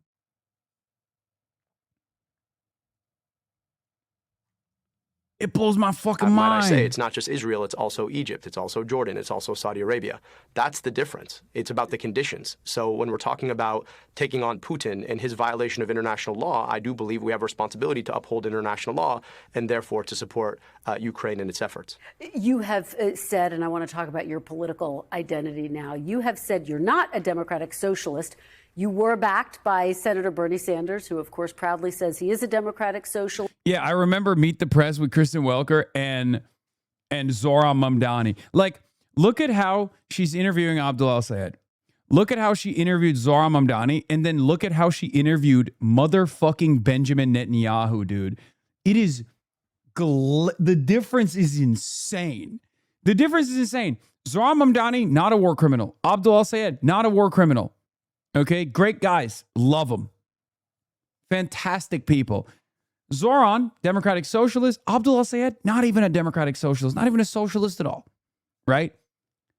And the way that she fucking interviews Benjamin Netanyahu is immensely more charitable, despite the fact that Benjamin Netanyahu is a fucking straight up war criminal, a murderer of children.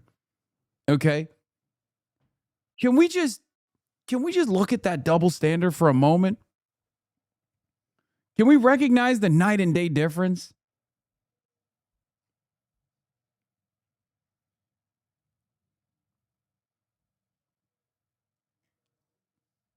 Here she is laughing it up with Stephen Miller.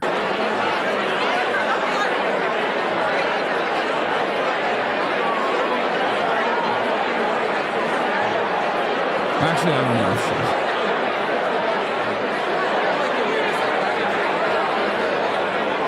I don't know if she's laughing it up from this angle. I can't tell if she's laughing it up with Stephen Miller.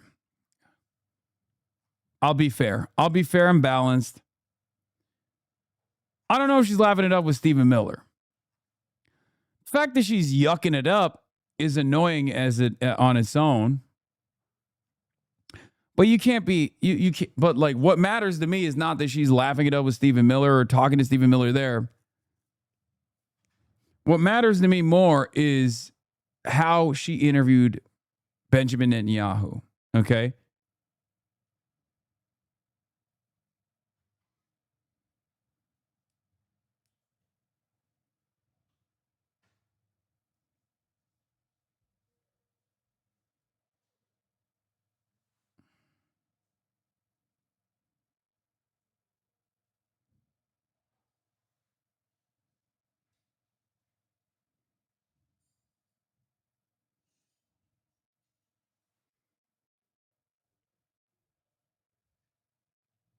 Simply a threat to unconditional support.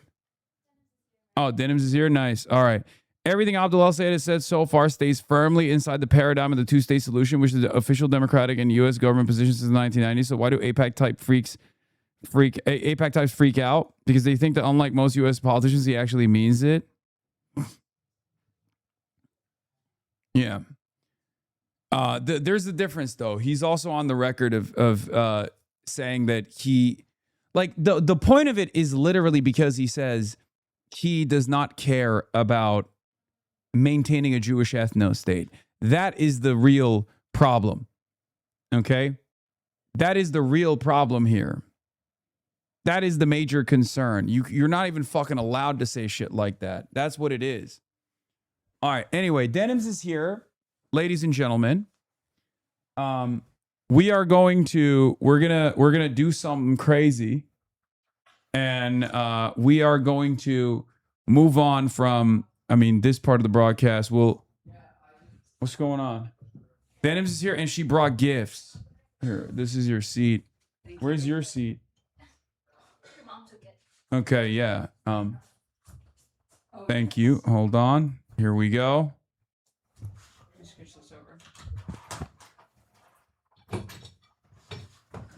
Push some of the stuff back.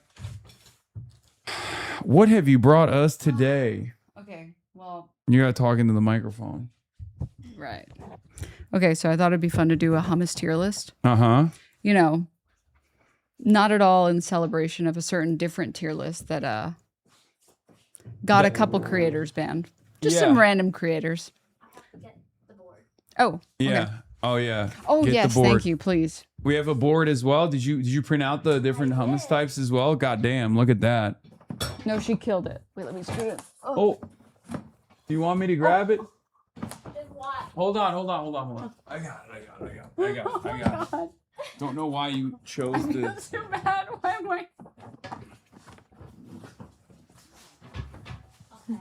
It's Wait. beautiful. Let me see if I can.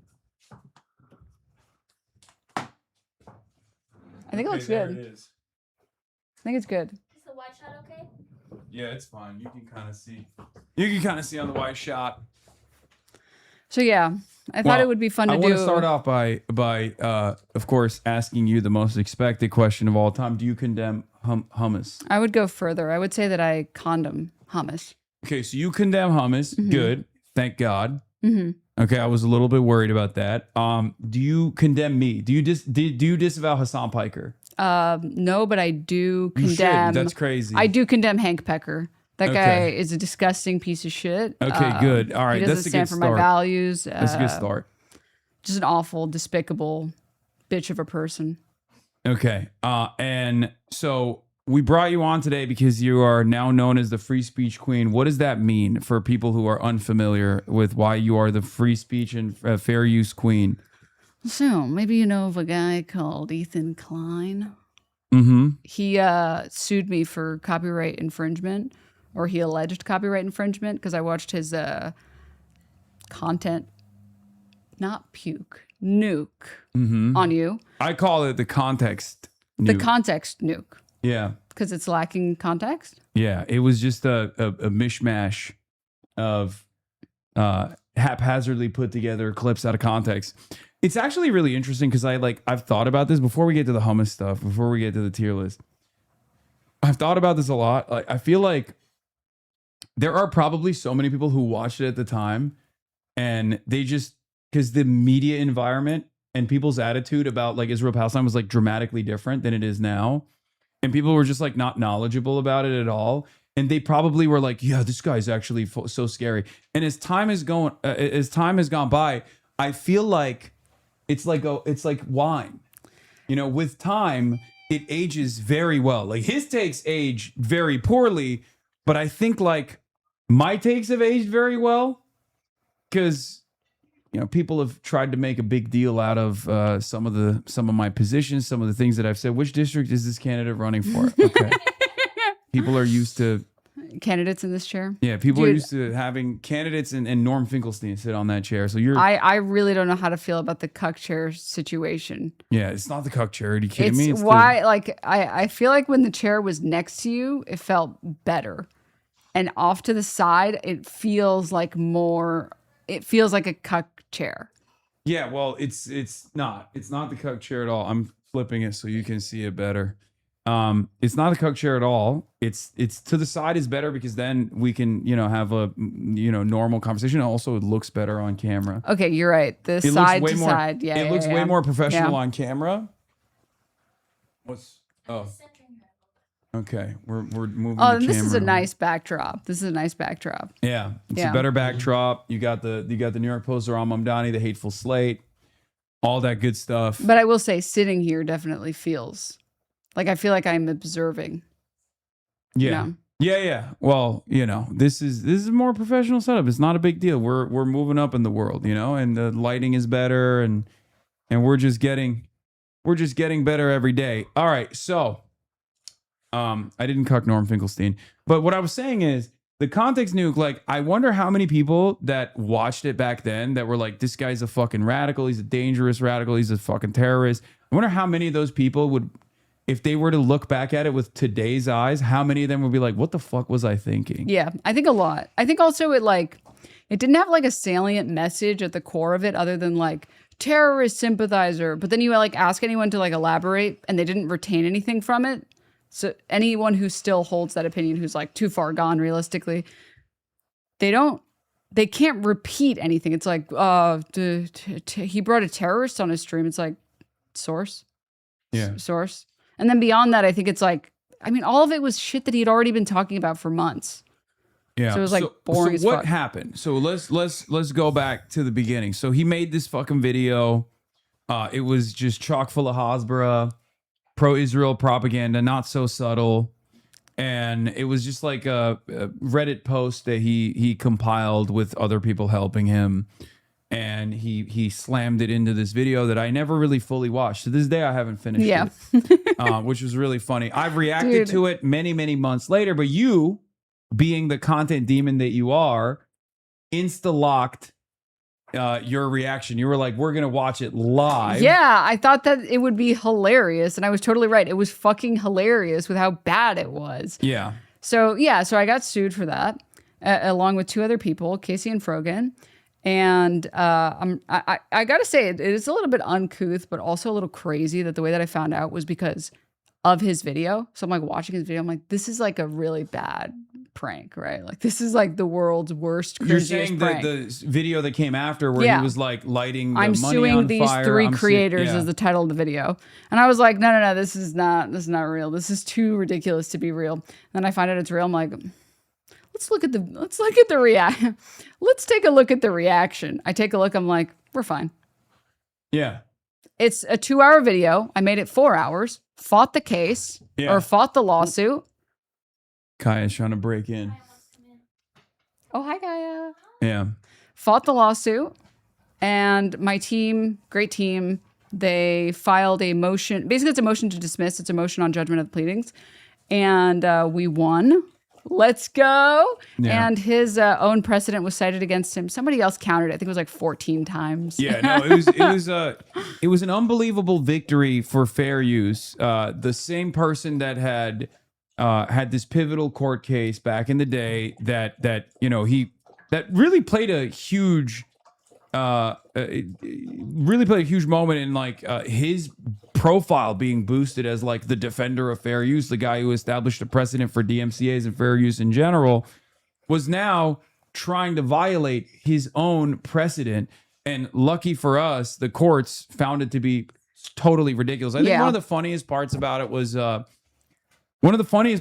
my perspective was not just that they were using his own precedent against him, but they were using his own legal team's words against him as well. Because one of the ideas that he tried to establish was the fact that you were in violation of fair use, and that he ended up saying that he didn't like your reaction. Like he didn't like your takeaway from the content, as in he openly was endorsing the idea that you had transformed it, just not in the way that he liked it. Yeah, I think like the exact quote is something like, while Denims' use was transformative, and she used it for the exact opposite purpose of Ethan Klein's original video. And he's arguing that his own video was meant to push people against you, that my stream was doing the opposite.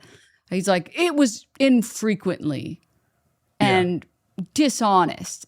And then obviously fair use doesn't dictate that like your commentary has to be good or that your commentary has to be factually accurate. Yeah, it just has to be transformational. Yep. And it was transformative. Yep. Yeah.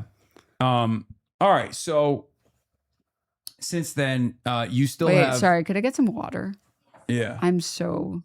Thank you so much. Now Thank everyone's you. going to fucking yell at me and be like, dude, you didn't offer her water. Why the fuck didn't you offer me? This is the first time I've had a guest on that we forgot to give water to or any kind of bevs beforehand. And you would be the one who's like, I need some water. Horrible host. I know. I had some hate Red women. Bull. I had some Red Bull. That's also true. But I had some Red Bull, and then I think like, I don't know, the caffeine dried my mouth out or something. Right here, Hannah. I don't know why you went all the way over there. Oh, thanks. Wow, double hate women. Made another woman run around for your entertainment and for what? Yep, exactly. What the fuck is wrong with you? They're saying. Oh God. Okay, so there's another purpose here because the lawsuit has the initial file to dismiss was cleared by the judge, but there's still an opportunity for Ethan to continue his legal pursuit. So I'm pretty sure he's on the record. Is this a fine place to put it? Yeah. You want me to put it on the floor? Would that be better? Yeah, probably better for the camera angles. So even though he said, like, I'm going to respect the judges no matter their decision, he decided he changed his mind. And so now he's appealing it. I think he's begun filing the necessary, like, paperwork to appeal it because he doesn't want to accept the loss for whatever reason, I guess. So we're going to fight it. Well, I feel like it has nothing to do with the actual... Why isn't it flipping? What's going on? Oh, shit, sorry. I'm paying attention to everything that's going on. I feel like it has nothing to do with the actual outcome of the court case. It has more to do with burning as much money as possible and simultaneously forcing you to spend time on this. And I think for the longest time, part of the reason why he was able to get away with this and it was like beneficial for him is because he could make content out of it. He was dunking on women and, you know, there's definitely a market for that on the internet. It's fucking gross. But also because there were no like, people in the commentary sphere that were just like, dude, what the fuck are you doing? Well, I don't think people realize like, hey, dude, the slop that you put out, you only get to put that out because React content is a thing that's defended by the courts. So like siding with like a lawsuit that would hurt your ability to make React content is insane. This is why the same thing with the appeal. Like if the appeal goes through, God forbid I somehow lose the appeal, like that's not good for the fucking slop tubers that make all this content. Yeah, I really worry a lot. Like I've lost a lot of sleep over this. People don't realize this, but my favorite content creator, I don't know if you know of him. His name is M. Pegasus. Yeah, I know him. Yeah. Yeah, more Pegaslop. Mm-hmm. And I really worry that if this new legal standard is set, like I'm afraid I'm going to have to sue the living shit out of him. Well, it's about the imports and exports. Yeah. Because of Singapore. Exactly. As a businessman, I'm wearing a suit. For those of you who don't know, I'm a businessman. I'm a numbers guy, but I'm also a business guy. And I really want to do business with the beautiful nation state of Singapore, the beautiful city state of Singapore. I just don't feel safe doing business with Singapore. You're a businesswoman. Exactly. Which I can tell from your outfit. Exactly. That's what I'm saying. Yeah. And as to like we're getting together, it's a meeting of the minds. We're thinking about imports and exports. We're thinking about the Strait of Malacca.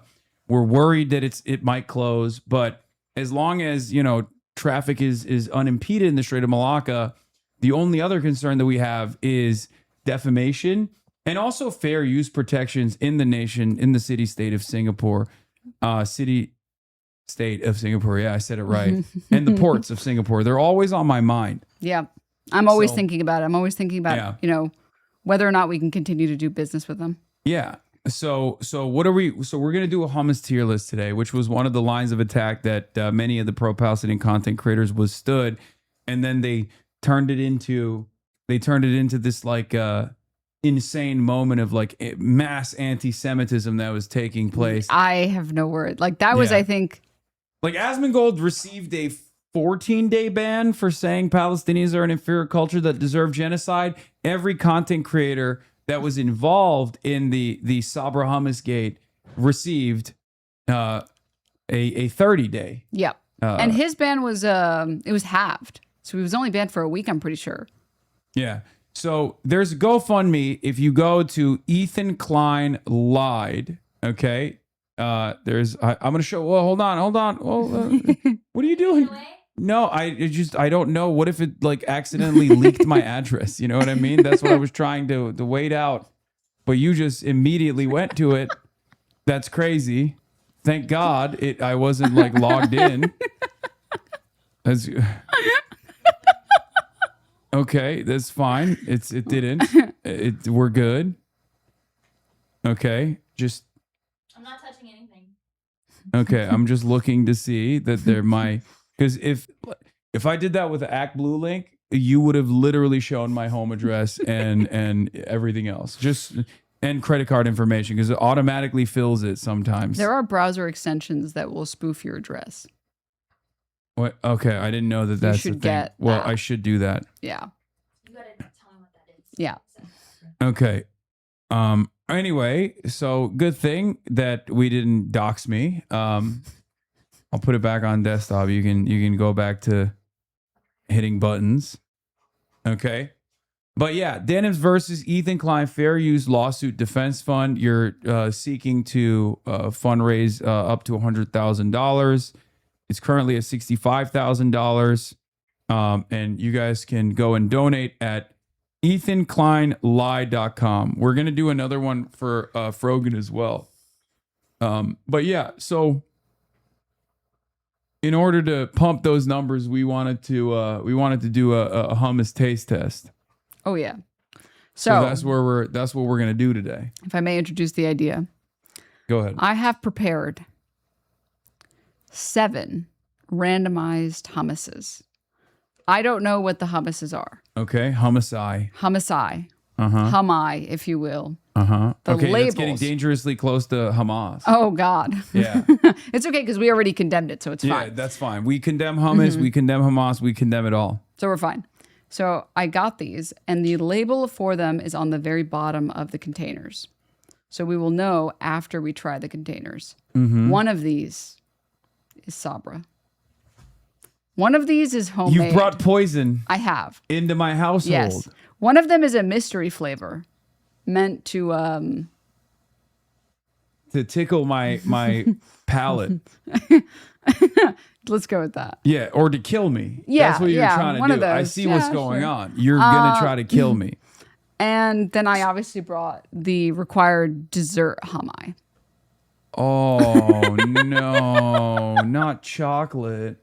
No. It's brownie batter.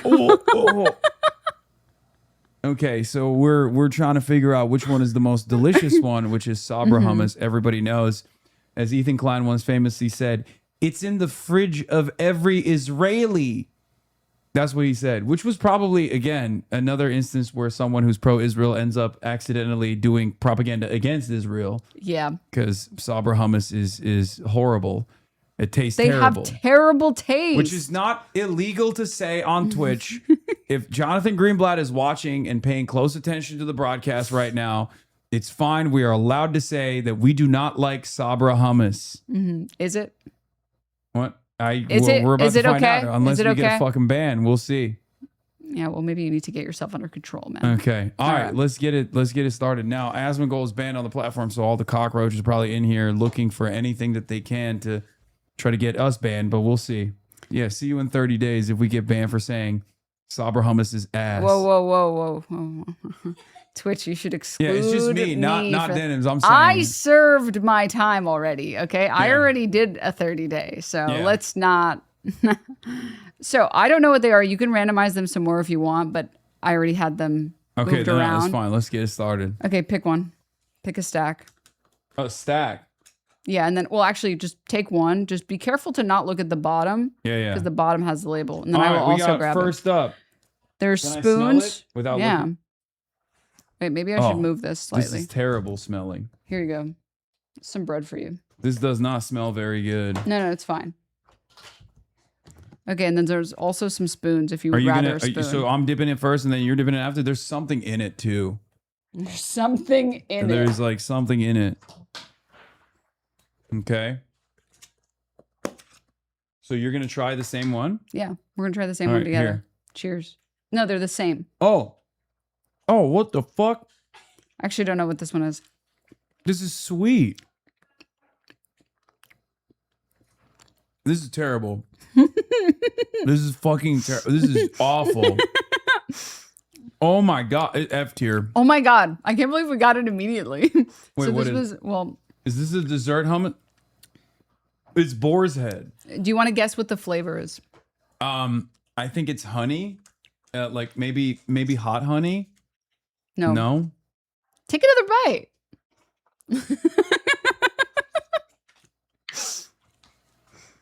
You don't want to take another bite? Not really, but it's just sweet. All right. Well, Hannah, could you bring the card over? Okay. Mine is F tier. What is yours? Oh, this is like, yeah, this is F tier. Okay. Mango jalapeno hummus by Boar's Head. Dude, what the hell are they fucking making at Boar's Head?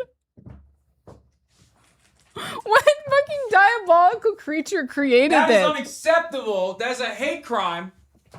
I had to get that one. Okay, well, I just want you to know that was the only crazy flavor, or was it? Oh God. Okay, pick a column, any column. Okay, up next. Where do we put the discards? I'll take them. Here. Okay, this one is our second. Our second one. I'm gonna smell it first. Okay, this smells a little bit more like a normal hummus. Oh, this is good. It's pretty good. This is actually good. But I do believe there's olive oil in it. Are you an olive oil hitter? I think there's different ways of doing it. Oh, it's really strong on the olive oil. I see what you mean. Yeah. I think this might be the homemade one. I like it, but there's definitely olive oil in it. This is like a B tier, I would say. Yeah. Where are you rating this? I think B is appropriate. All right. I actually don't know. I don't know what any of Okay. these are. It's Ithaca. Ithaca brand. Okay, that's not bad. If you like a strong olive oil taste. Ithaca brand hummus. Olive oil, sea salt. Oh, yeah. I guess if it's Grecian. Yeah. B tier.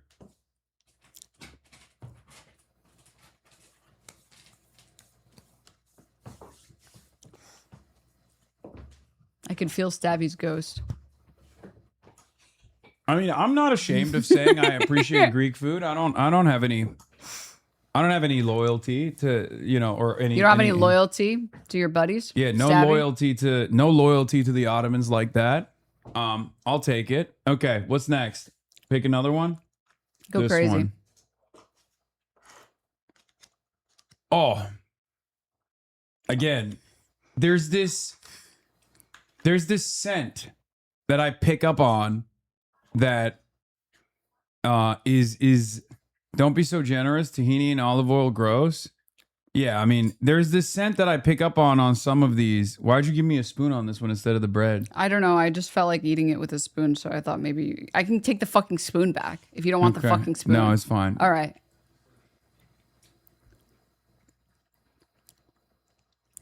No. Oh, the tahini's so strong on this one. It's like No. 90% tahini. It'll be really funny when eventually one of these is mine. No. But I'm pretty sure actually I can guess which one this is based on the fact that I know what the labels are called.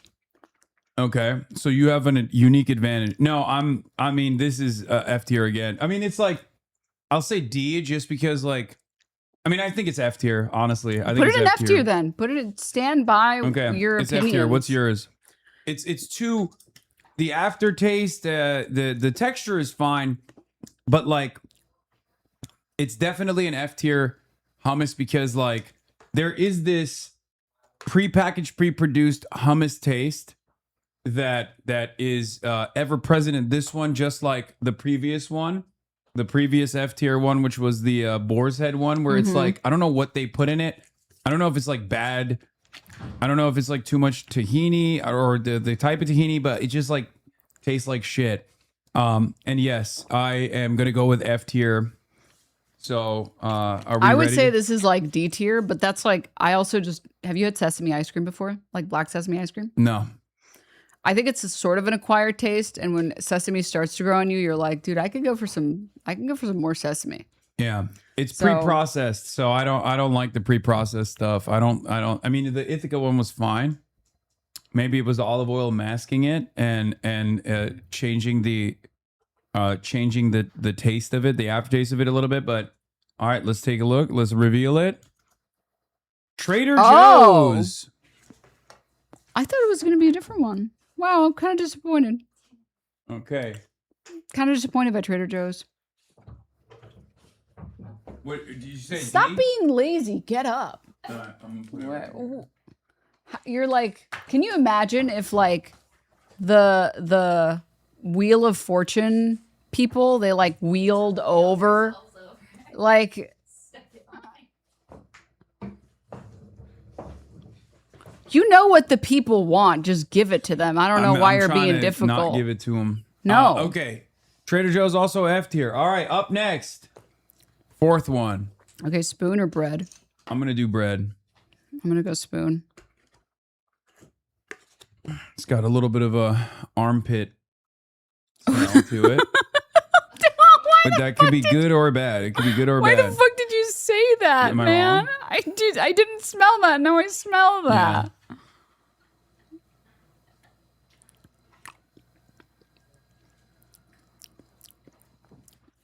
D tier.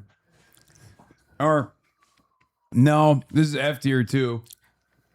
I thought this was like, dude, I was like a This C is like a tier. little bit better than the other two, but it's still bad. Okay, what do you not like about it?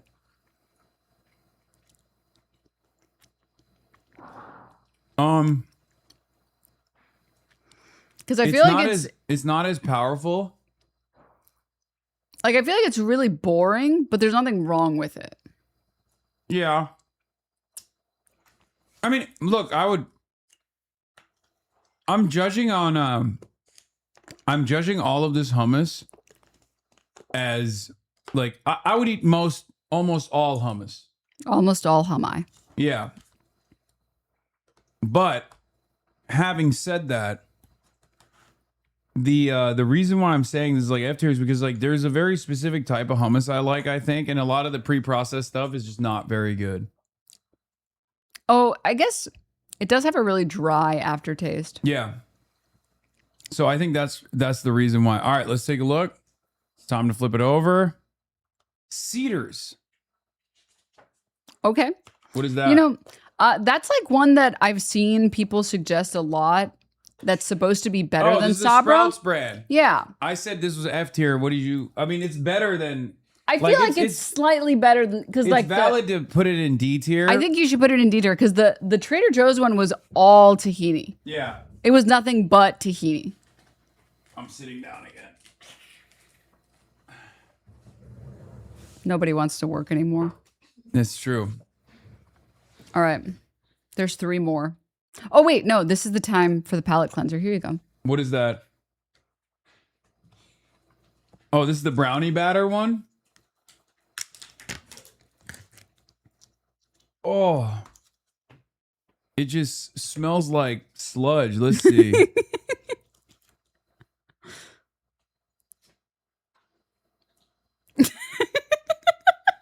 I mean, that's not even hummus. I mean, I'm not going to eat it. That was just... He thought I was going to eat it. No, I'm not going to eat it, dude. I know it's going to be bad. I don't need to try it to know It that. tastes like cake batter. It's. I know it's horrible. It doesn't taste like, honestly, controversial opinion, but it's not as bad as I thought it was going to be. That is diabolical. Going for seconds is insane. You're so crazy. It literally tastes like, you're eating cake batter. Yeah, that's demonic. That's not what hummus should be. I mean, it's not hummus. It's just cake batter. It tastes and feels like you're eating cake batter. Mhm. And I'm a fat kid with a sweet tooth, so I'll eat cake batter. Mm-hmm. You know, I have no problem with eating cake batter. This is Good and Gather brownie batter desert hummus. I'm going to put this in C tier. Controversial. Dude, I think you like. I think you're gonna lose subscribers for posting cringe, man. Nope. Not hummus. It's cake batter. That's Poo Poo Piker likes doo-doo butter. I am officially condemning Hasan Piker. I am officially. What is All this? right. By the way, Frogan said Boar's Head regular was the best store hummus.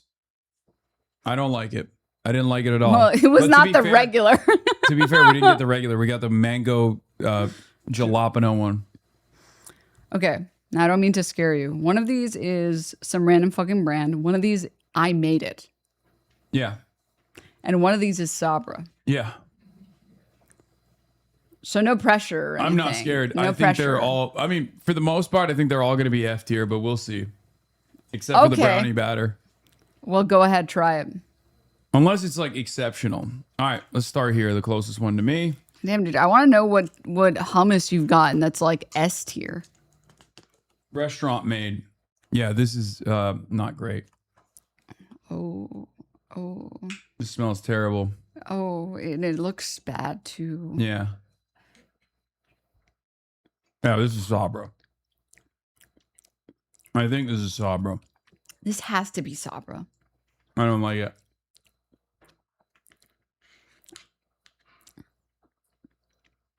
There is literally an aftertaste that is like motor oil. It's so dry. It's so dry. Watch this be the one that she made. It's going to be so It'll be funny. really funny if it's the one that I made. Then I'm fucked, guys. Then I'm fucked. All right. F tier. Easy. It's Sabra. It's Sabra. It's Sabra. Guys, it's really hard to not know which one is Sabra. Yeah. Like it consistently has like, you're right. It does taste like motor oil. Motor oil. What is happening to the cards? Is that right? Oh, okay. I felt like we lost a card for a second. Sabra hummus is really, really bad. It's probably the easiest BDS target because like no one, I feel like people. No one is having it. Yeah, people are not having it for fun. They're having it because they're suffering. They also fund, I believe they fund the West Bank settlements, right? And yeah, it's dog shit. It tastes like ass, and But also it's still there, dude. There is this like motor oil aftertaste that just like doesn't go away. Better start firing up that YouTube stream. Yeah, banned from the platform. It's just unbelievably bad. All right. All right. Well, the worst is out of the way, I think. All right, let's see.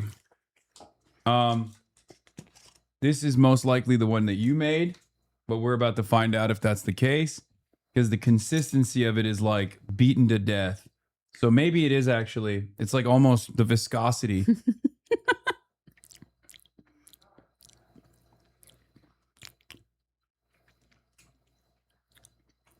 It's so lemony. Sour.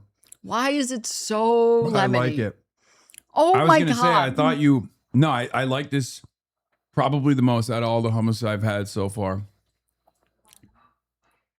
Yeah. What the I think fuck this is is- your palate? I think this is the one that you made. And I like it. Okay, I'm You like fucked up. Okay, so the one thing I will say is I did taste my own hummus, And this is not what it tastes like? and I don't remember it tasting like this. Yeah. This is very sour. I like it. It's not as harsh because it doesn't have that like petroleum motor oil aftertaste. Maybe I feel this way right now because I just had Sabra before this. Yeah, it compared to the So Sabra, it is really juxtaposition nice. From something that is like totally inedible to something that is edible made me feel like I like it. Little Sesame. This is the restaurant quality, right? Well, no, these are all store bought. Oh, well, I like it. I like Little Sesame. I think if you like lemon, this one's pretty good. Little Sesame classic hummus, freshly spun in small batches. So the last one is yours. Well, I'm going to put it in B. now it's not a mystery, man. Well, that's how it was supposed to be. Oh, because we were supposed to pull your hummus. Well, now I'm not going to get... Well, no, I think you'll still give me an honest review. Oh, yeah, 100%. All right, last but not least, the hummus that is handmade. Okay, after the last one, I feel by like the I'm fair fucked. use queen. I'm so fucked, guys. I'm getting a big fat helping.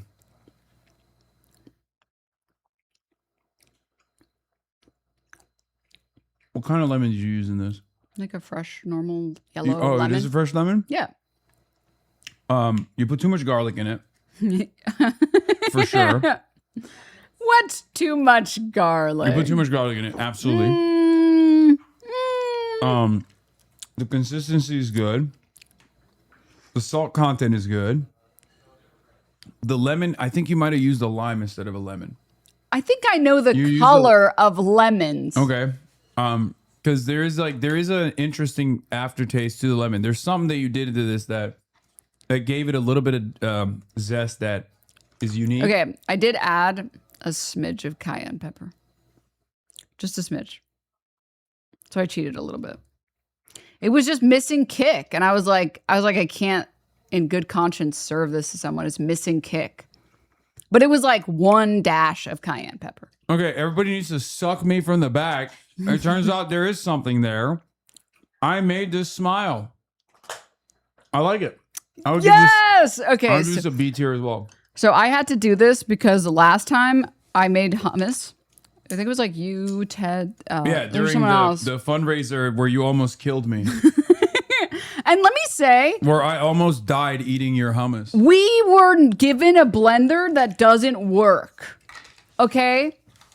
We couldn't make good hummus. We were. Excuses. Here, you know what? A tier. There you go. Hey, you try mashing chickpea with your hand, all right? And tell me how well that goes. That's how our grandmothers made it. Okay. Do I look? When they didn't have the access to gear and the tools. I don't believe that. I don't believe it either. I just wanted to say that. All right, let's get this out of the way here. I'll give it to you, the whole thing. All right. All right, what have we raised so far since we started? It was at 65,000. We're at 68,000. Oh, yeah. 3,000 raised. Get those numbers up, chat. Wait, you're missing one. Oh, I was going to keep that for Oh, later. okay. No, I'm kidding. Put it on there. All right. Here you go. Okay. That was a good and exciting experience. I didn't realize there's not that many hummus. Yeah. So we don't have really we don't have more hummus to take. There was one more that I got. It was called Habiza. I don't know if it's good or not, but I opened the package and I didn't realize it until I got here, but the package was like already open. What the fuck? So we didn't get to try that one. So I don't know if that one is good or not. Maybe people who've tried it Okay. can confirm or deny. Well, while you're here, we can do more drama. Oh, fuck yeah. If we get to 70,000, we'll cover the Asmongold ban, chat. We're at 68,000 right now. If we get to 70,000 raised, we will cover the Asmongold ban together. Look, you're doing it again. I would just not flip to desktop. I would just not flip to desktop. It's fine.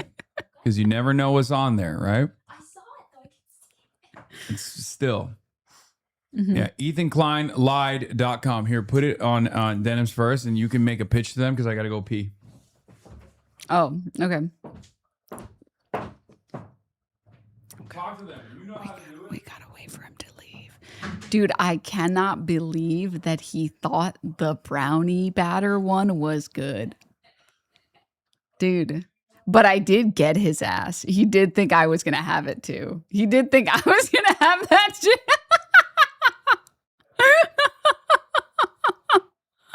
Oh man. I didn't know he likes lemon. I didn't know. I guess it makes sense. He's lemon, bro. Anyways, hi. Yeah, I do content and stuff. I do stuff on the internet. Sometimes. Sometimes, maybe. Occasionally. Us fatties like sweets. Okay, but I'm like a fat ass too. And I like sweets as much as the next person, but that's taking it too far, you know? That's taking it just a little too far. How lucky am I, though, that the homemade one was last? Pretty lucky. Anyways, guys, yeah. Remember that time Ethan Klein sued me? Why did he decide to, like... You know the meme where people say, like, oh, I didn't...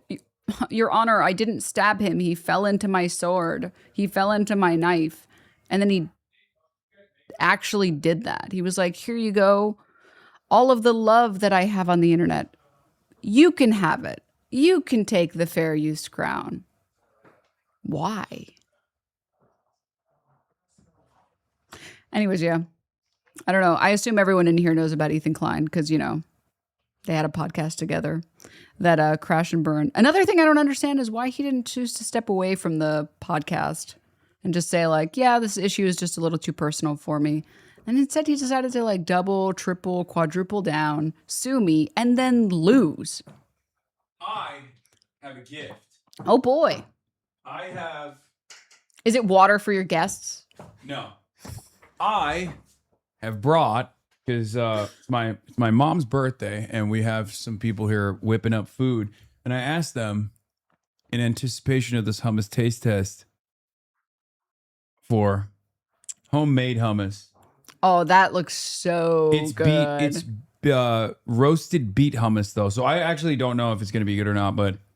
I did forget to bring olive oil with me, but then I was like, whatever. We were too far gone. Thank you. What do you think about these dippers? They're good. I don't pretty mind good, them. right? Yeah. I'll go first. There's like flowers on it too. Very fancy. I should have told them not to put that much hummus.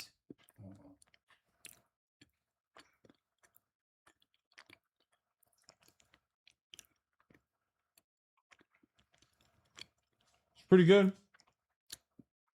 That's pretty good. The chef is here, so you can't. Esther. You don't want anything bad to happen. Yeah. No, that's pretty good. I'd say A tier. I'm normally not a big fan of like putting other stuff in hummus, but it's definitely good. I'm a big fan, dude. I feel like as long as the consistency is good and it's like a nice creamy level, that's all that matters. I feel like you can make it out of whatever and it's fine. Here, if you want more. No, I'm good. I'm good. Thank you. Okay. Yeah, bro's always eating is right. Anyway. Made it to 72K on the GoFundMe. Okay, well, then... Wait, have we? No, we haven't. It still says 60. Oh, no, it is. 72,000 on the GoFundMe.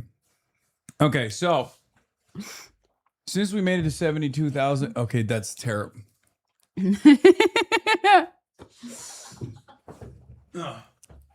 we'll put it on 8 here.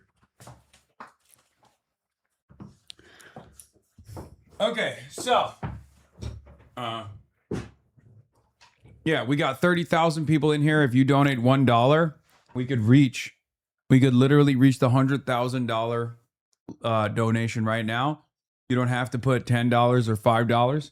You can just donate $1 for all the, what was it? The negative, what did Vincent say? The negative income girlies? No, negative bank balance girlies. By adults, And if you donate 30,000, Hasan will shave his eyebrows off. Yeah, I'm not going to do that, but nice Nah, try. I already made him sign the contract.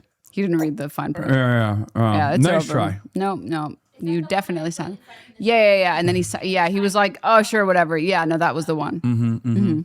I mean, like, I think it'll be an interesting look. It was really brave of you to sign that. Yeah, I'll do another tank top stream. How about that? Not good enough. Anyway, so Asmongold got banned. I'm sure you covered it. Are you familiar with Asmongold? Do you know who that is? No, who is that? He's a right-wing content creator, famous. Why for does he never- look like that? Famous for never showering. Well, I think that people judge him as authentic because he looks like that. Where they forget that he's a multi-millionaire owner of not one, not two, not three, but 5 businesses. Owner of media properties, talent agency, and the like. That Asmongold. He doesn't shower. And he doesn't brush his hair. He doesn't do any of that stuff. And that leads people into this false belief that he's a man of the people. So it's almost like marketing. And in this day and age, I say it's strange, but people are demanding that.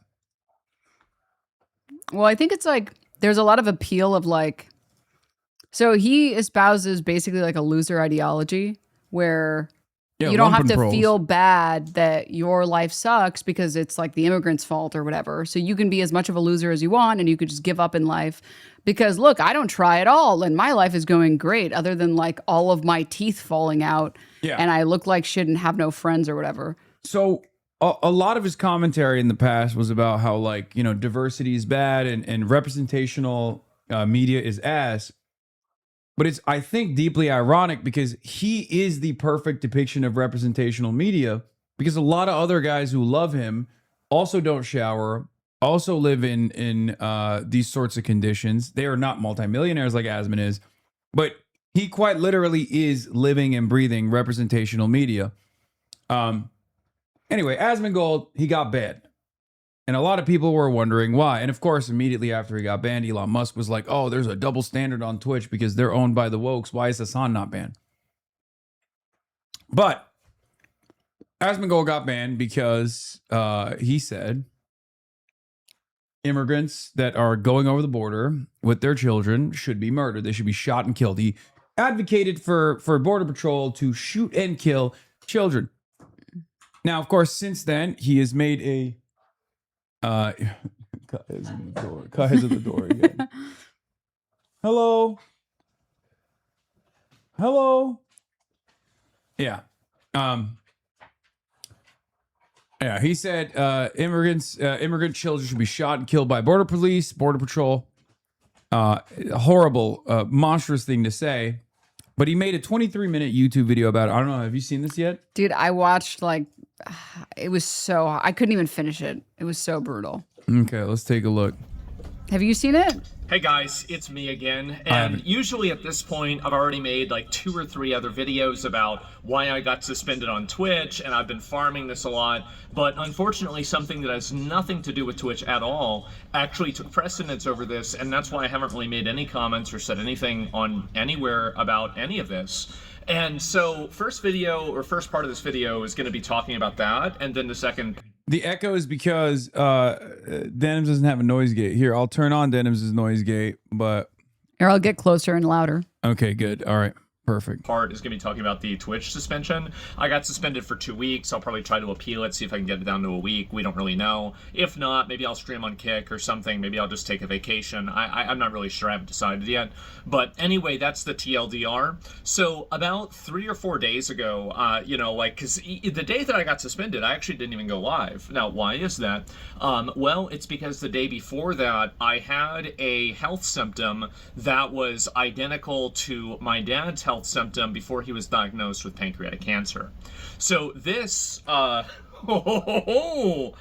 got really upset. I was freaking out. And so I'm laying in bed. I'm fucking petrified. I am like panicked. I'm looking things up online. I don't get it.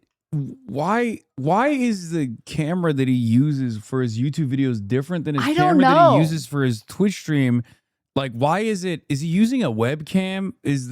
Does he just like put Vaseline on the fucking... I don't know. I have thought the same thing. Maybe it's that when he's recording himself, he has to look at himself, so he likes that this one is blurry or something. Whereas when he's streaming, he doesn't have to look at himself, so it's fine that it makes him look worse or something. I don't know.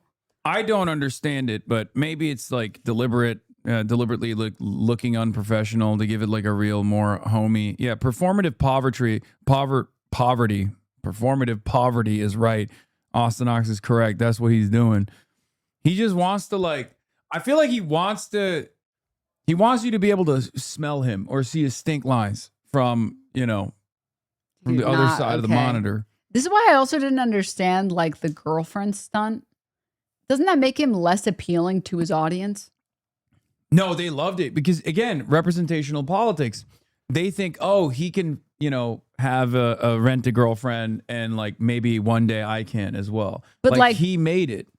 But they know that the only difference is... Sorry, I feel like a lot of his appeal is, well, I'm just like you, and I bet if you had a bunch of money, you would also still live like shit, just like me. And you know what? That's okay. So I feel like overcoming that by getting a person that wants, I don't know, like some collaborative effort so that she can boost her socials and that he can pretend to have a girlfriend or something or whatever. I think he was really distraught with the starving baby line when he was like, yo, you get no pussy. And that hit him.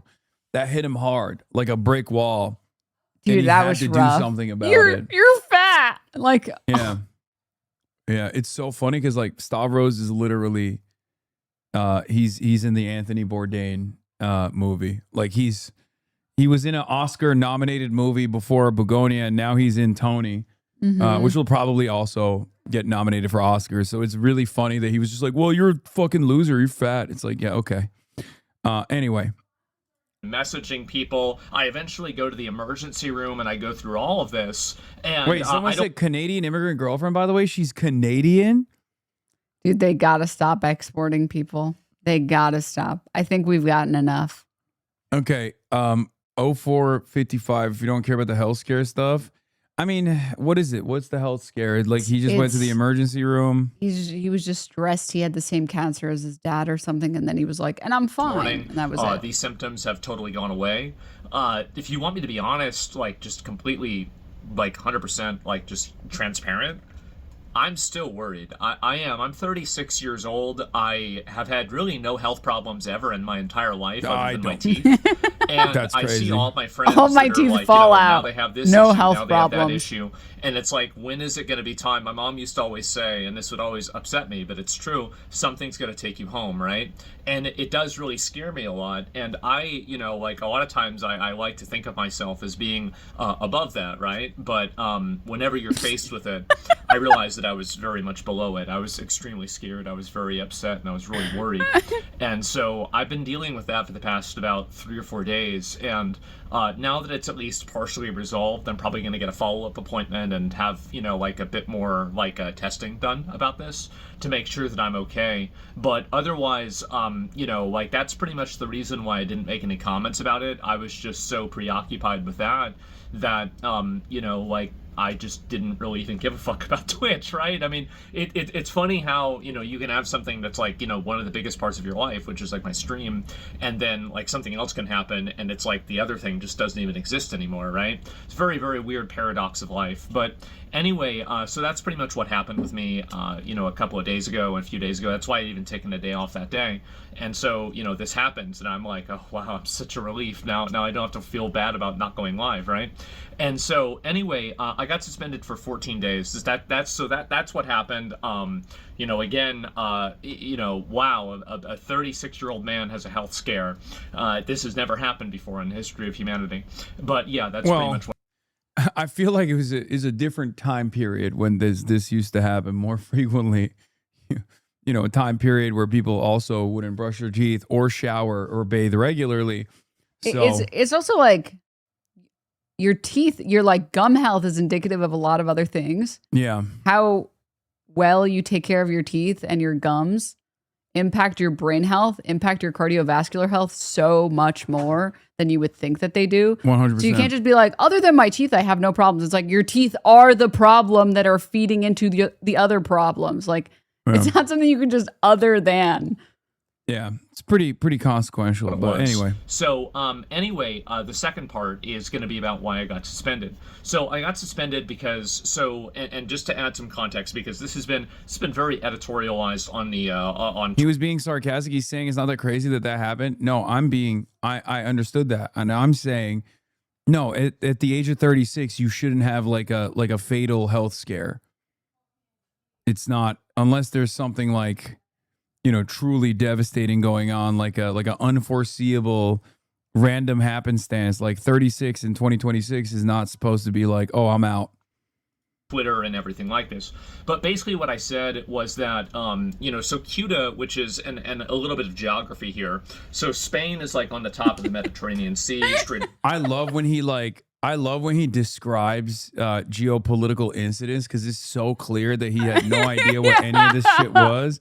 And he just like read a Twitter thread on it from like Tommy Robinson or something. And he's just like repeating what Tommy Robinson put down. Or Nick Fuentes. It's kind of giving like, I call them Democrats. I took out the B. A lot of people don't know. Yeah. Dumb has a B in it. It's like, yeah. All right, let's see what he has to say. Here, Spain, right?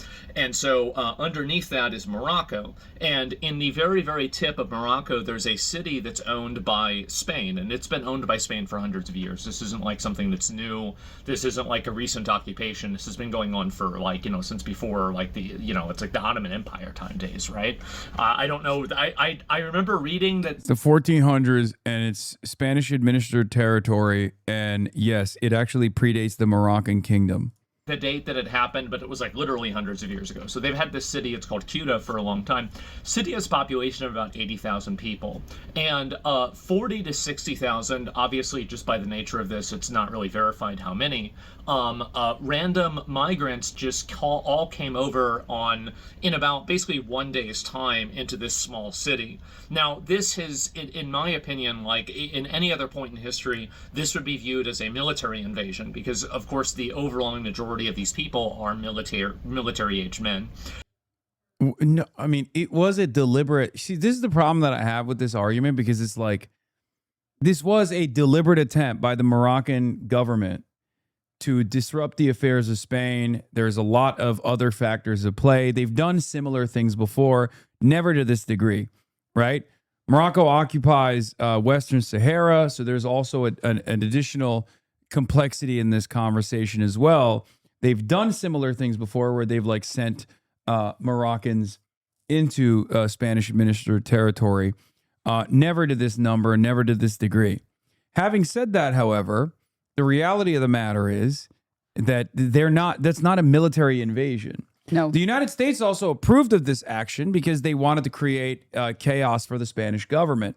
They wanted to create chaos for the Spanish government because the Spanish government has been very outspoken against Israel and also very outspoken against America's actions in Iran, which is, of course, at the direction of Israel once again.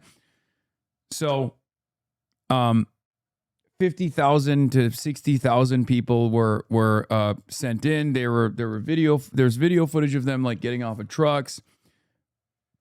And it's clear that the Moroccan government was doing this directly to disrupt the Spanish administered territory and its activities. I mean, the total number of people there is not that big.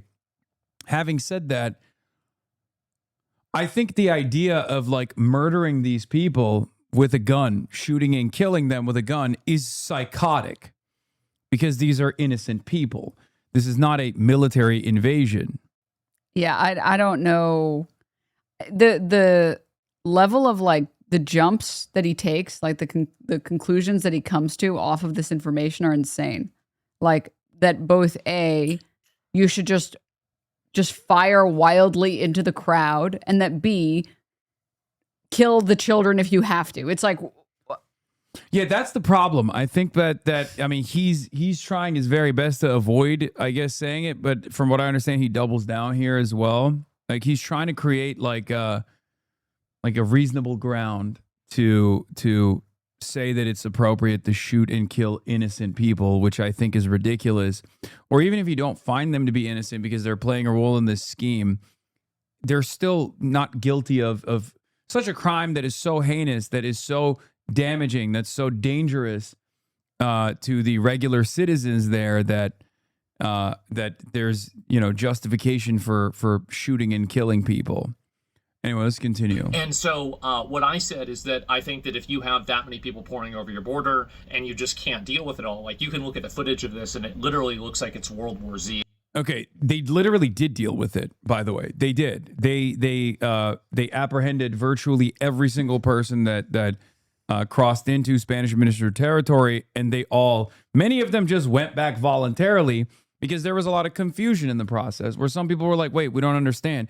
Our outlets, our media, and our government told us that like Spain was welcoming Moroccan refugees. Not all of them were Moroccan as well. Some of them are from Sudan. Like these are double refugees at that point. And they were duped into believing that they could easily just like walk in or swim into this territory, and then they could apply for safe harbor in the European Union.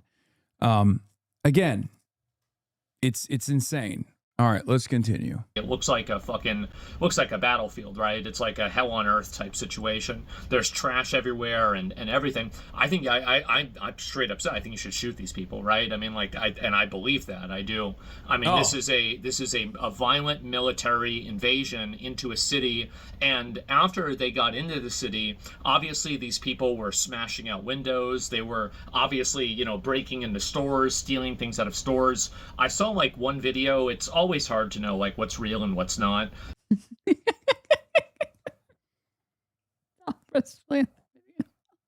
Stop.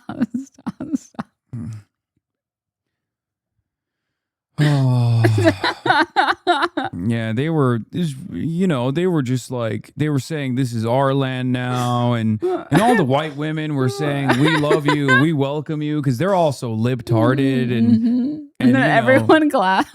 Yeah, and then everyone was clapping, and then I saw a video of Pedro Sanchez who was like, yeah, I am woke and I love this. Please, more please. Yeah, terrible way to introduce new evidence is right. You have no way of knowing. Yeah, it's like, well, I certainly am not going to see if it's actually real or not, this evidence that I'm presenting. Let's take a look at what he had to say. But I saw a video, and it's like, if you ever watch Troy, like whenever like a fucking Brad Pitt as Achilles like stabbed the dude in the neck at the beginning of the movie, that's like what happened. Like one of these like migrants seemingly stabbed the random citizen in the neck with this knife, right? And they killed this person, I'm assuming, right?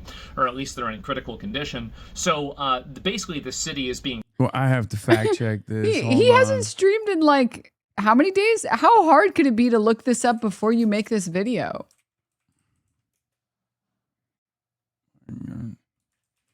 I mean, people did die. It was the refugees that died. I believe that, 100 estimated 100 migrants died with the mass border rush into Spain's North African enclave that began on July 30th. Most victims drowned or suffered cardiorespiratory arrest while attempting to swim around coastal barriers or climb breakwaters during an influx of tens of thousands of people.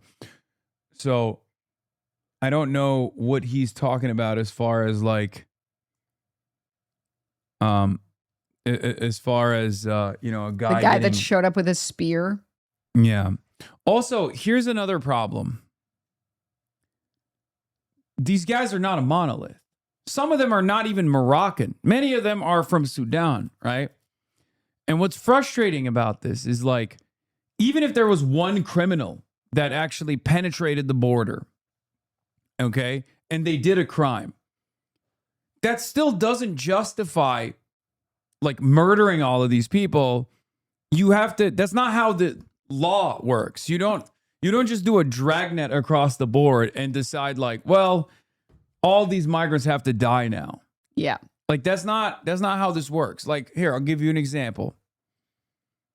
A white man by the age of 36, okay, engages in an act of pedophilia and is caught with child pornography in their computer. That doesn't mean that all white men at the age of 36 are now responsible for the crime of this one individual white man. That's not how we do this. That's not how anything works. So I just wanted to bring up this random example so that Asmongold understands that this is not, you know, that's not how you do anything. Okay? Anyway, let's continue. Terrorized by a mass invasion of military-aged migrants that have come over for, you know, various different reasons. And people are saying that you couldn't do that because, well, there might be kids in the crowd. And my response to that is that you should shoot them anyway. You should do this anyway. That's a good way to like great. run your So country. what Just do you- ignore all international law forever. Sorry. That was fine. Yeah. I don't even know how to say it. Is it Sueda? Is it Queta? Cuta? I don't even know how to say it. Leader says 100 died in border rush as up to 5,000 still in the enclave after migrant search for Morocco. EU says Spain. Ceuta. Anyway, Spain assured Schengen is safe, but warns Europe's borders are vulnerable. At least 100 people died in the mass migrant crossing from Morocco into Spain's North African enclave of Ceuta. The city's leader says as thousands of undocumented people remain in the enclave. Juan Jesus Vivas, the head of Ceuta's local government, gave the death toll while testifying on Thursday before the European Parliament's Committee on Civil Liberties, Justice, and Home Affairs in Brussels. He said that between 3,000 and 5,000 migrants remain in Ceuta, which he described as still reeling from the crossings last week. European Union Migration Commissioner Magnus Brunner told the same hearing that Spain had assured Brussels the crisis would not affect Schengen, the EU passport-free travel zone, but he warned that Ceuta had exposed a deeper weakness. Europe's border security depends too heavily on the cooperation of a single neighboring country. As long as control depends on the goodwill of one neighboring state, we remain vulnerable, he said. About 72,000 migrants swam or crossed on foot from Morocco into Ceuta last Thursday and Friday, according to Spanish authorities, in one of the largest movements in the EU territory in recent years. I think the real prosecution should come down on Morocco for you know, doing this. Yep. Very deliberately. We saw a version of this. Yeah, I don't see that there's any Spanish citizens that were murdered, so I don't know what the fuck You he's sure there was talking none about. that were speared in the neck? Yeah, like I'm Troy, assuming. like Brad Pitt. Yeah. Yeah. Only could find an Italian newspaper covering it. Tense night in Ceuta, where a Moroccan migrant was injured by a stab wound to the side inflicted by a compatriot at the height of an argument near the Andres Manjon school. Oh, okay. In any case, this is something that actually took place in the United States of America, something similar to this. A deliberate attempt to engage in the act of human trafficking by his, Asmongold's very own governor, Greg Abbott. He went unpunished. Very deliberately, they took a lot of these refugees that were legally seeking asylum on U.S. soil and tricked them into flying to places like Rhode Island, New York City, many other places without even informing the authorities on the other side. And that was an act of human trafficking. It was a big mistake that Joe Biden did not prosecute these people that were responsible for it. But yeah, it's It's something that Belarus, I believe, has done as well. It's something that Turkey has threatened to do to the European Union with the Syrian migrants that are on Turkish soil. Once again, in those circumstances, we lay the blame on the actual governments and not the people that are in, desperate circumstances, so desperate that they would, try to rush over a border. And ultimately, it is a humanitarian emergency of enormous proportions, Vivas told MEPs, renewing calls for the immediate deportation of migrants who entered irregularly. He said unaccompanied minors could only be returned with their consent, and that local authorities had no information on whether any previously expelled extremists were among the arrivals. And it doesn't matter really what the collateral damage is. You should defend your borders, especially when you're being invaded by such a massive force of people. So this never really was a conversation about baseline immigration enforcement. It was never about using kids or anything like that. But the reality. Okay, so he's lying about that because he did say that specifically. He literally did say that. Do you really think he would lie like that? And then he also compared it to Hamas, where he said they're using. I don't know why he does so much Israel propaganda lately. I don't know what fucking happened. Checks are clearing, bro. Yeah, but this is emotional blackmail, right? Well, you can't shoot these people. They have kids with them. Well, then don't bring your kids. If you don't want to get shot, then don't bring your fucking kids. It's really simple. You mean you'd shoot adults and deport the kids, right? Well, I'd shoot whoever.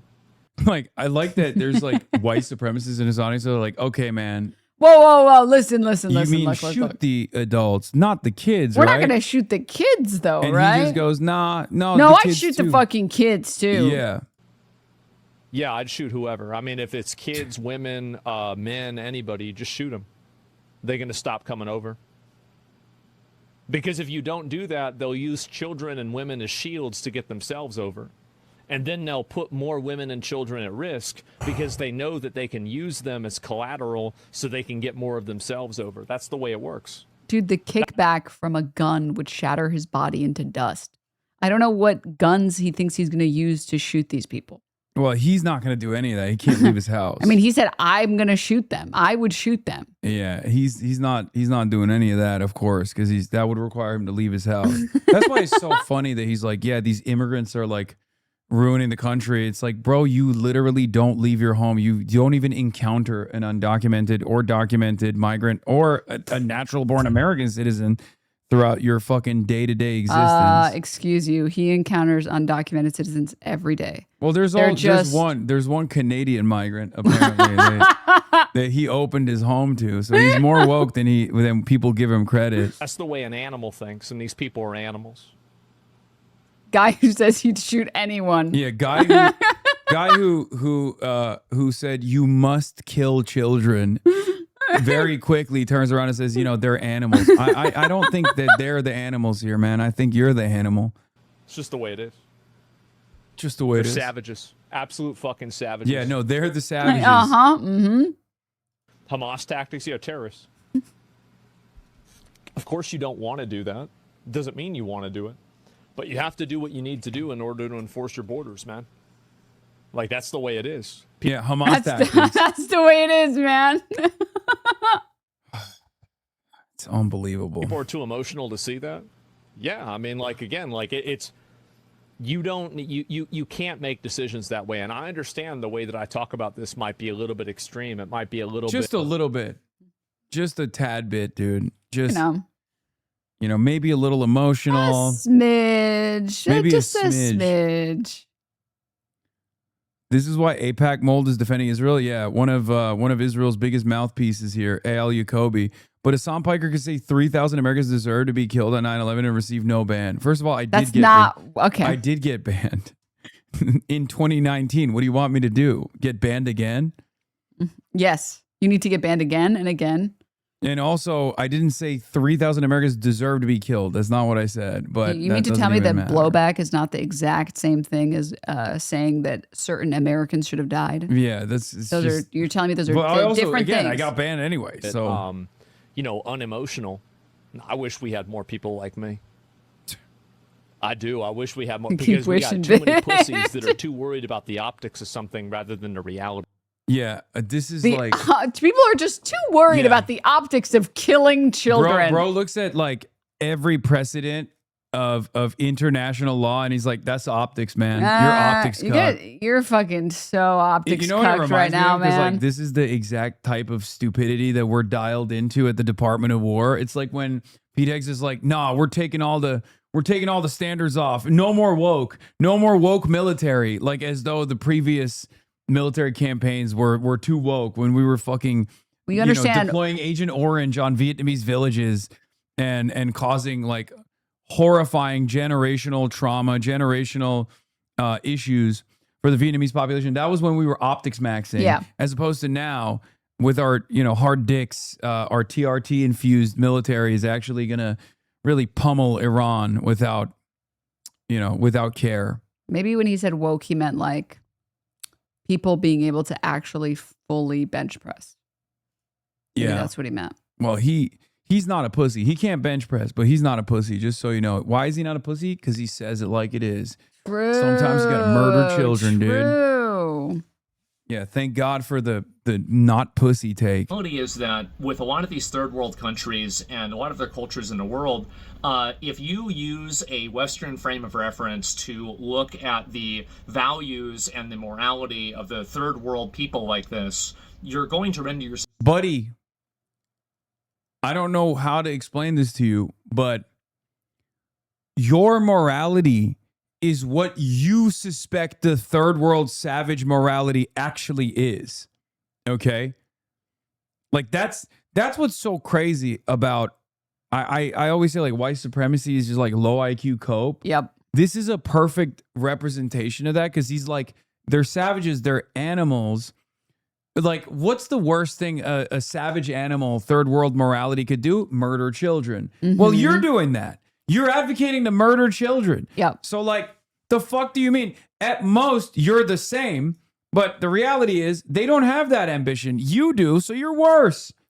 It's also like insane because like historically the Western world has seen other cultures as not having the same morality. And I think on the left side, it's, okay, let's all hold hands and sing Kumbaya despite our differences. And on the right side, it's, okay, we need to convert all of these heathens and savages, send missionaries immediately. So I don't even know what Western values he's taught. Like what He's saying, like the Western value is murdering children. And that is the least barbaric position you can take. Whereas these I guess barbarian hordes don't want to murder children, and therefore they're they're morally inferior. Blind. Well, yeah, I mean, what do you expect exactly? Calling people from the third world dirty while he lives in literal mountains of dirt. Will not understand their theory of mind. They don't look at things the way that you do. That's why Joseph Kony has his child army, and there was Kony 2012 and everything. That never really went away, by the way. It's still happening. It might not be necessarily him, but there's other ones that are just as bad, if not worse. So the problem... What the fuck does Joseph Kony have to do with Moroccan refugees and Moroccan migrants? He just, again, literally, Kony 2012 mention, which is wild. Like, the only connective tissue here is that they are of the same continent. Like, they're coming from the same continent. Yeah, just like, every single... Like, even their racial background is not the same. They're just from the African continent. That's it. They're not white, which is everything I needed to know. Yeah. All right. Is that a lot of Westerners' morality is built off of the concept that everybody else thinks the way that we do, and unfortunately that's not the reality. And so what these people will do is that they will bring kids with them, and they will use these kids as effectively human shields in order to invade the country and then take advantage of the people in the country. I view this a lot like a trolley problem. He's comparing people using children as shields. I know what he's trying to make a comparison of, dumbass. The difference is they're not doing that. And also, this is not a military invasion. And also, there's no similarity. The only reason why he's using that as an example is because he wants to say, like, well, they're not white. Stop being so fucking dense. It's very obvious what kind of argument he's presenting here. That's so funny that you're like, no, actually, this is a valid comparison. And so the reason, what I mean by that is that basically you're choosing to stop the invaders here rather than creating a reward structure and an incentive structure around using kids, trafficking children, and effectively using them as political capital. It is very funny to you know, face my mortality and immediately do a YouTube video with a Vaseline camera where I'm justifying and doubling down on the murder of children because these barbaric savages are using them as human shields.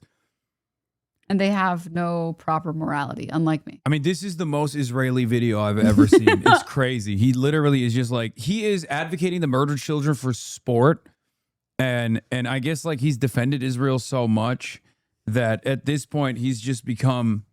He's become the most, like, he's become a Likudnik. He's become Otzma Yehudit, you know, Jewish Power Party, Itamar Ben-Gvir, where he's just like, yeah, no, it's awesome.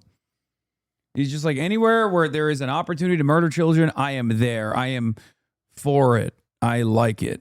To fulfill an invasion's goal, which is... Yeah, this is the first time I've ever watched a YouTube video where it felt like hitting translate on a Hebrew tweet. You know what I mean? Like we just hit click translate and all of a sudden we're like, ah, people think like this. People think like this. They live amongst us. What the hell? Dude. Oh, yeah. I'm sure it'll get better. Haha. Yeah, to effectively take over this country. We're not take it over, right? But like, you know, invade the city and then use the city as a way to get into mainland Spain and then disperse themselves all over Europe. This is, I think, a very bad thing, and I think it should be stopped by any means necessary. I think this is a horrible problem. A lot of the people that are coming over there, many of them could be criminals. We have no idea. People said Morocco emptied their prisons and let those people come over. I have no idea if they did that or not. I would assume many cases they did. That's what Russia's done apparently with Ukraine, and so I don't really think this is the first time this has ever happened. I am Moroccan and I have to listen to one calling us animals and you justifying Spanish occupation of my land. Moroccan didn't exist before Spain, which is false, by the way. I never said that I justify it. I was just giving you factually accurate information. Me when I hallucinate. Also, you seem to be more mad about me just telling you when Spain, you know, administered, like decided it was a Spanish administered territory, which blows my fucking mind for some reason. Then like this guy literally being like, your animals and your children should be shot dead. You just skip past that point and just wrote a paragraph. That's not important. Like, what do you think? Lock in, man. Lock in. What the fuck are you talking about? But who cares? Morocco's evil because I love Spain for stopping to send bombs to Israel 2 years after they were using a genocide. Like, the Spanish government has not done anything all that exceptional. I've been very open about that. I mean, it's probably better overall. Their dynamic with Israel is better, unfortunately. You're Moroccan, I'm not blaming you for this, but you know, the Moroccan government is not exactly blameless in its relationship with Israel. Let's be real, right? But in any case, that has no bearing on this calculation at all. And there's many precedents for this. A lot of people look at this from the perspective of human rights or something like this, and I find this to be one of the most malignant and pernicious abuses and inversions of morality that we have nowadays, and I'll explain why. Never once have I ever heard about the human rights or the privileges or, you know, what's the right thing to do for all of the people in this city who are now having to be terrified in their homes, boarding their houses up. You have these migrants banging on their doors, smashing their windows, destroying their businesses, you know, potentially violating them, attacking them, and doing whatever they can to these people. Potentially. Like, it Possibly. didn't happen, but what if it did? I'm assuming. Yeah, here's what happened instead. They went back. Like, the overwhelming majority went back. Okay? Also, I don't even know what this position is. Never once have I heard about people trying to defend themselves. Yeah, like there's one stabbing incident that took place, and it was between two refugees. That's it. They got into an argument, and one of them stabbed the other one. There's no attacking the natives. Okay, there's no attacking the inhabitants of the land. None of that. He's just like hallucinating, it seems, but. Maybe he's seeing something that I didn't see. You never, not once in my entire By life. the way, have I it is crazy because he just like rides for Israel, and that's, you know, that's the settler colonial story. What do you think? The early Zionists came in and they were just like delivering hugs and kisses? Mhm. No, like there was, you know, rape and pillage. Are you saying it wasn't hugs and kisses? No, it wasn't hugs and kisses. Then no. why did my book that I got from Israel say that? Yeah, well, Asmongold doesn't read books. Let's be real. Come on. I don't know if Well, he it was a knows how picture to- book, man. I It was a don't know picture if he book. It knows was a how to picture book. read. I thought Asmongold was anti-Israel. You thought wrong, my friend. That's funny that you think that. Maybe because he is a big fan of Nick Fuentes, but he is definitely very pro-Israel. I mean, he did the pro-Israel argument here. never heard about the concept We're of their 85K. human rights. I never Let's hear about the people who go. have been the victims of these policies and this lax enforcement, whose lives have been effectively destroyed, and then for some reason we never think about them. We don't care about them. The only people that we care about are these invaders that are going around trying to take advantage of the country. And I think this is a profound inversion of morality. I don't think that any country has an obligation to take in migrants. I don't think any country has an obligation to let people invade their borders. And I think that at the capacity that was happening with Cuba, I do think that you should use lethal military force to repel a literal fucking invasion. Keep in mind, this is a city of 80,000 people, and 40 to 60,000 additional people tried to come in one day. That's an invasion, and I think they should use guns to stop it. And I'm not sorry for saying that. And it doesn't matter triple, what you try quadruple, to use quintupling as, down? emotional blackmail or something like that. Fundamentally, all of these different tools that these people use will never actually be applied in a universal way. These are the same people whose ideology leads them to thinking that 6-year-olds can transition to another gender. They're the ones that lead themselves to, defending Hamas and terrorist propaganda, because terrorists like to use kids as human shields as well, because they like to shoot rockets from schools. The reason why they do that is because there is a reward structure inside of our society that puts the damaging and the harm to children and women at a higher standard than the harm to like a military-aged man. Now, I don't even in a understand general the sense, point I of would this. agree with that in a peacetime reality, but whenever these people are launching rockets and large-scale invasions, I think that you need to look at this as a wartime event. And I would ask yourself, how many people got killed in World War II? How many people get killed in every single war? Civilian casualties and killing anybody who's not a combatant is a tragedy. It's a horrible thing to have happen. But at the same time, it doesn't mean that you're not allowed to have borders. And it doesn't mean that you can't make decisions to protect your own people, even if it comes at the expense of other people that are trying to do this in bad faith and use this. And by the way, the usage of people like this as human shields is a war crime in itself.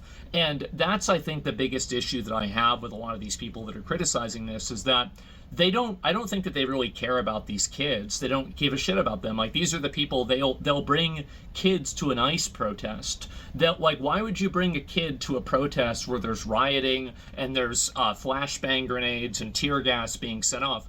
And the truth is, and there is a reason for it, the reason why they do that is because they want to use these kids and the harm that these kids will inevitably go through because of collateral damage, and they want to use this as a political tool so they can advance their agenda. These people they're sick. They're sick, evil people. And I also referred to the people that use the human shields as animals. Yeah, that's exactly what I think. I think they're fucking animals. If you use children as human shields in order for you to invade a It's pretty wild that I feel like this is a test, right? Like, he's basically testing the boundaries of Twitch to be like, listen, like, what are you gonna do? I'm not apologetic. I don't care. I said what I said. Go ahead, keep me banned if you can. What's wild about it is I feel like this is also testing the boundaries of YouTube terms of service too. Because I feel like YouTube back in the day would quite literally ban someone for like this. And now for statements like this one, I don't know if they would actually even apply terms of service. I feel like they don't do that anymore at all. You know what I mean? I don't think that they want to be involved anymore the way that they used to be. Yeah. I mean, I guess this is like the unfortunate reality of like post Trump second term, where most of these companies don't give a shit at all. They don't like abide by any terms of service or anything like that. I don't understand the point of saying like these people don't care about the children. It's like you just said you were going to kill the children. I don't know if you have any room to talk about how other people don't care about the children. He cares about the children. That's why he wants to kill them. Yeah, because he cares about them so much. Yeah, biblically accurate depiction of Asimov.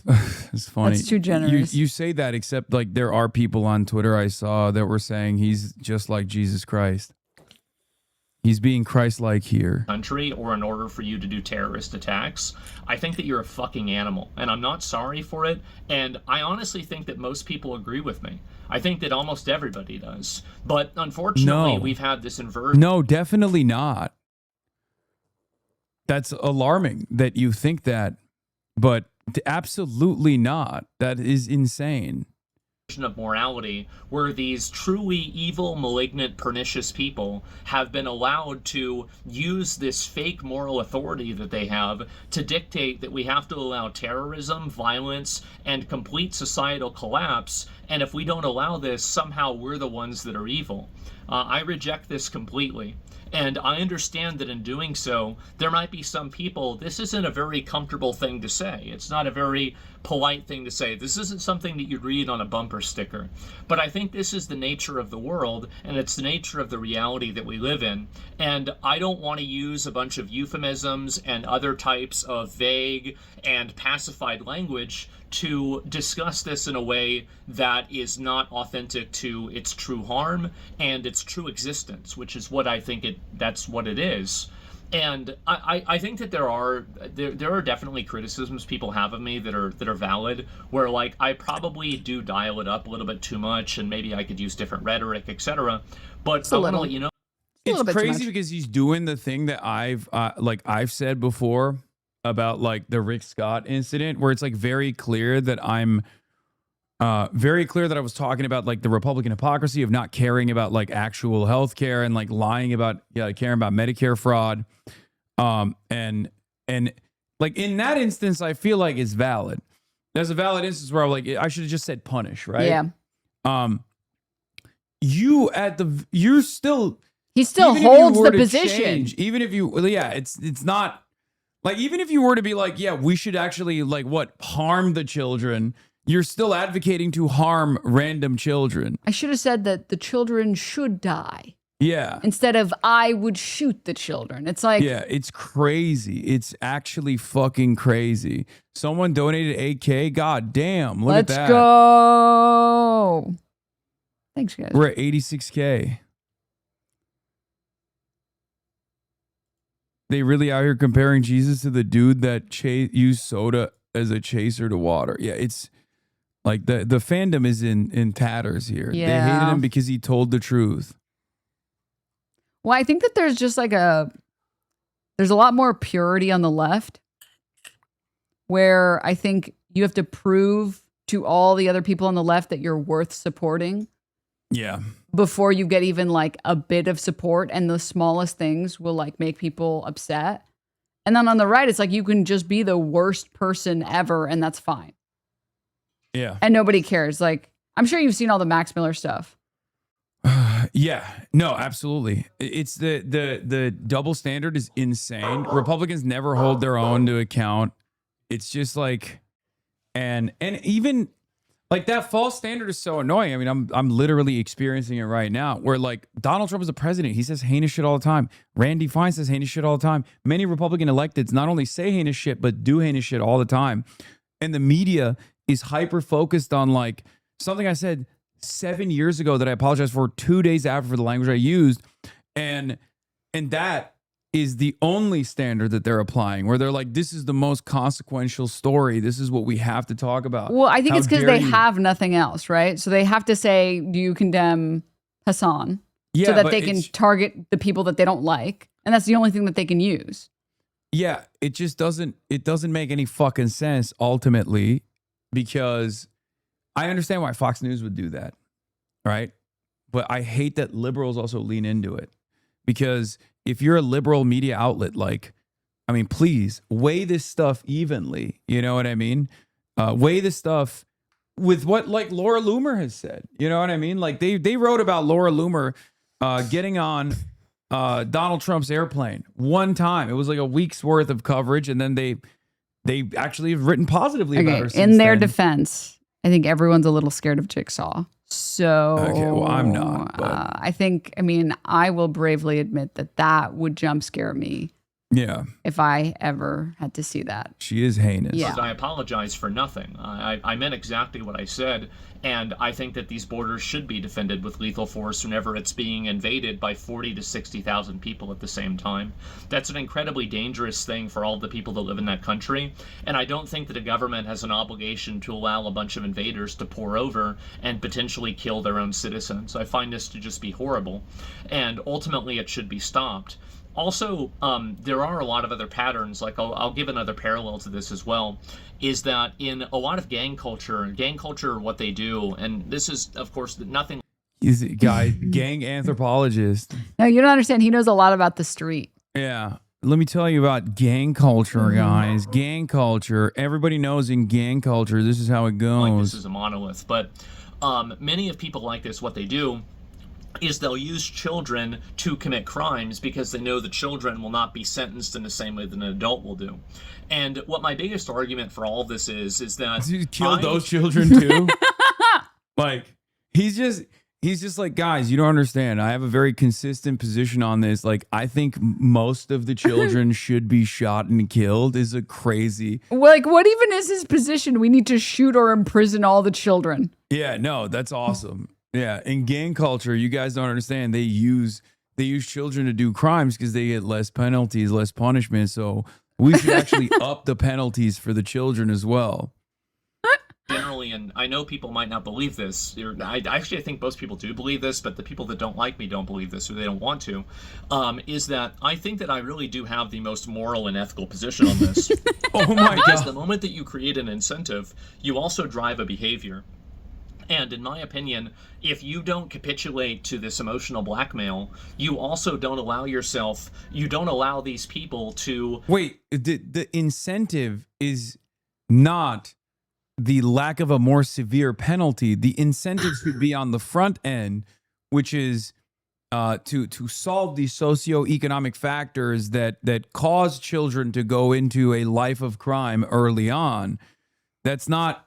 What an insane way! What an insane solution to every problem. Where it's just like, well, the government kill the people you don't like. Yeah, the government should just murder children. Like that's awesome. I love that he said my most moral position. I'm killing children. Obviously, I'm just like Jesus Christ, who would have also advocated to do child genocide. Target and victimize these children by using them as... But you're advocating to kill them. Like, what do you mean? You've given up on saving any of these fucking kids. You want to kill them. What a psychotic You don't understand. You just don't understand how moral he is, okay? Yeah, I forgot. He wants to morally murder children. I feel like this is the equivalent of like playing Undertale and then like picking the genocide route and then being like, you guys don't understand. This is actually the most moral route.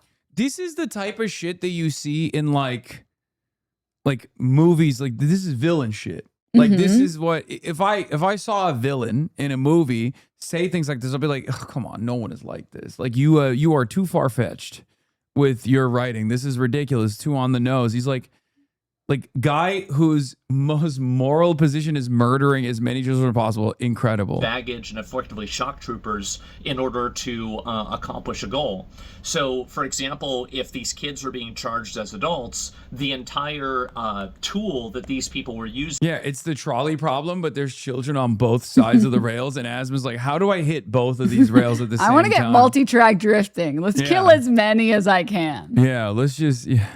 You know, these gangs were using of having having children commit crimes on their behalf, this tool would affect. Like, I love that in his, like, why I got banned unjustifiably video, he just created a new hypothetical where there's more children to be murdered. He's like, I forgot to mention, I also think that the kids of gang members, they should also be killed. I forgot to mention that the first time around. That's dope. Like, it's so sad that, like, it's all vice signaling. Like, his position is straight up just, well, I'm the only one that can think clearly around here and recognize that we need to solve this problem. Yeah, and it's like, no, the problem is that killing the children isn't going to actually do anything. It's not going to solve the problem that is kids in gangs. Sounds like a woke to me.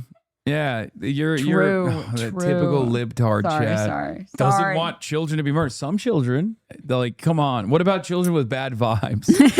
Like, yeah. All right, you got me on that one. All right, fine. Effectively be rendered ineffective, but we don't want to do that because it makes people sad to put kids in jail. Yeah, that's what the problem. From my perspective, the way that I see it is that it makes me sad to see kids that were abused, that are trafficked, and that are put into these situations. Dude, what are you saying? Your solution is murdering them, though. So, like, what? Like, is that the most moral position? It makes me so sad to see them alive. Yeah, it makes me sad. It's much better to just kill them. It's so funny, dude. He's like, and I love that his perspective, which is awesome, and he has not thought this through at all, and I know for a fact he hasn't, is that the only reason why we give lesser sentencing to children is not because, like, their prefrontal cortex hasn't developed yet, not because they don't have, like, a firmly established sense of morality yet, because they haven't, like, they're not, like, they can't consent for the same reason as well. Like, none of those reasons are pertinent in this decision. It was just a bunch of people who were being woke. Like, when people were like, when Magna Carta, when they were writing Magna Carta, there was like, oh, I would love to be woke.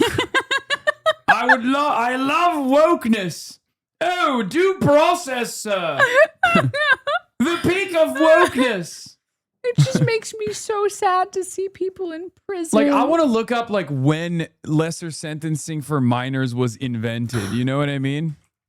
Lesser sentencing for minors invented when? Let's see. It's also not a good way to build a society to just throw a bunch of people in prison immediately on their very first offense. Yeah, it's the 1980. So ancient and medieval law, for centuries, children were tried and punished under the exact same harsh legal standard as adults, facing branding, flogging, or execution for minor infractions. I love that Asmongold's attitude on this is literally HasanAbi level. Like, he's like, we got to go back to medieval times where no one bathes.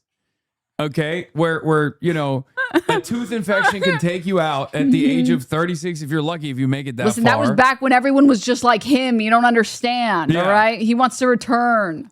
Yeah. The 1899 shift, the Cook County Juvenile Court in Chicago opened up in 1899, marking the formal separation of youth. That was woke. In 1899, that's when woke came in, okay? When fucking woke came in and ruined everything, we could just murder children back then. Even then, they probably would have been like murdering. Let's just I don't brand know. them. That seems like... Let's just flog them. Let's get a couple floggings. That's all too woke. right. See? It's woke. You want to just flog them? You have to kill them. That's awesome. That's dope, man. Thank you. Because the people that are truly and profoundly evil, the people that know this, know that they can use these children because they can co-opt and use your morality. Again, I cannot stress this enough. You don't care about the safety, security of these children because your argument revolves around murdering them, or at the very least trying them as adults in a court of law, and usually just murdering them. So obviously, you can't make the argument that you care about the children's welfare. This doesn't make any fucking sense. Against you so they can push their own evil designs. And I think that you do have to reject this in its entirety in order to have a society that isn't ruled by evil, inversion, and other types of just complete... Yeah, society should be ruled by non-evil people who are advocating for the murder of children. Mm-hmm. And the only way that we can make sure the society is not evil is if we just kill children is again, no, that's the evil position. If society was ruled by you, this would be an evil society. horrible people. And ultimately, you do have to sometimes make hard decisions like that. But ultimately, making a hard decision like that should never. How magnanimous of him to make the hard decision. I cannot stress enough. People might be tuning in recently or something, and you're thinking like, oh, he's like talking about sociology, like he's talking about how to show compassion. No. The thing that hinges this entire conversation around the underlying point is he wants to murder kids. There's no one that like believes that the reason we don't kill children or try them as an adult is because it makes us feel bad. No, it's woke. That's what it is. Like that's the dumbest thing because ever. woke. It made us feel bad in 1899. It's awesome. This is so sick. I can't believe this guy's he's lost it, the man. intellectual gladiator of the right. I love it. That's my alarm. I was supposed to get up. It's 2:46. He's reapplying the grease. And so, excuse me on that.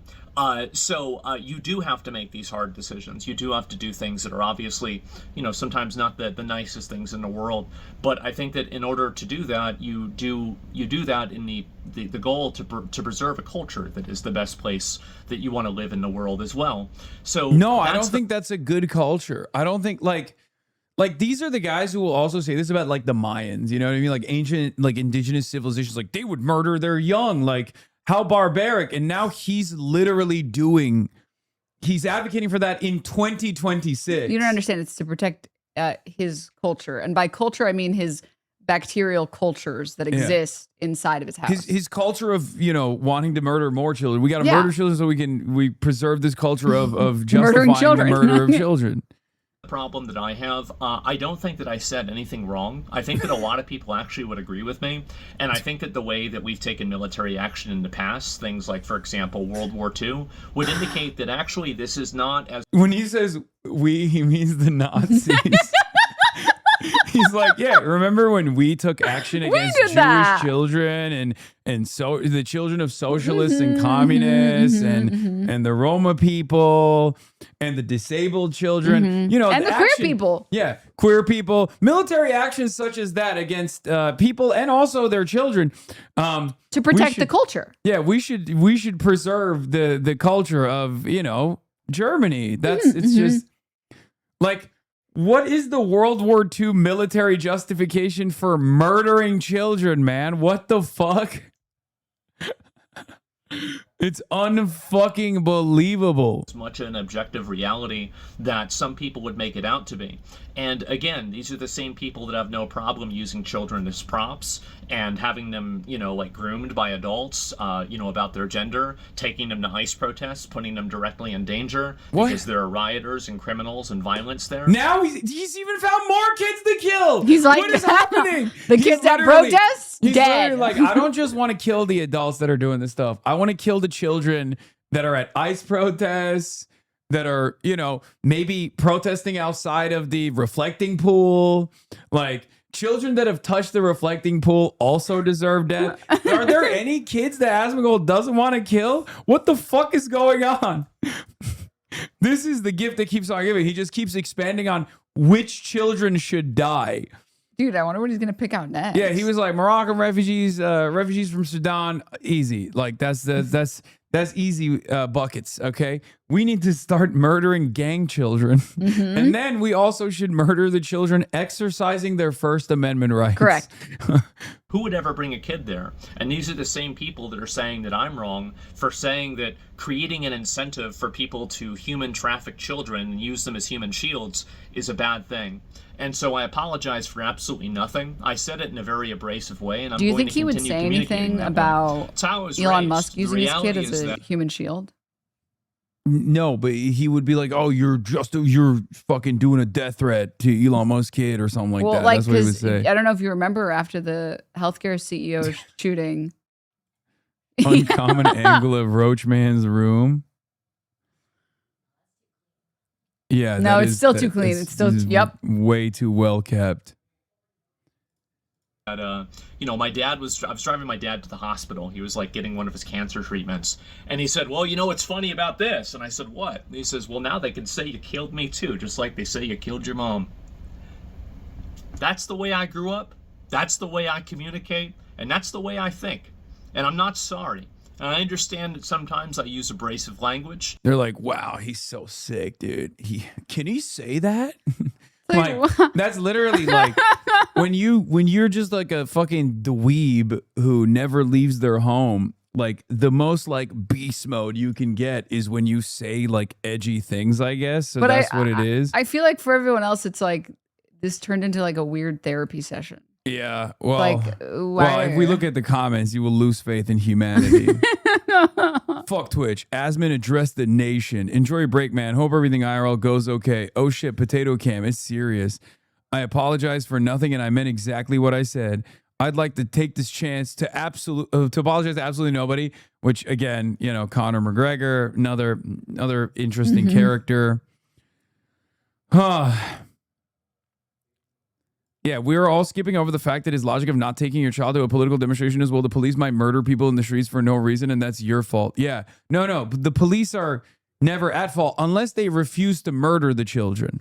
Then I'm pissed. Then they are at fault, at which point they're protecting the children, and they shouldn't. Children, Asmongold's position is very clear on this. Many kids must die is his position. Sometimes I communicate in a way that's a little bit, harsh. And, people can say I'm mean, they can say I'm evil, they can say everything, but they're not saying I'm wrong. And I think no, they are. Yes, no, they a lot of are. people are saying that. No, many.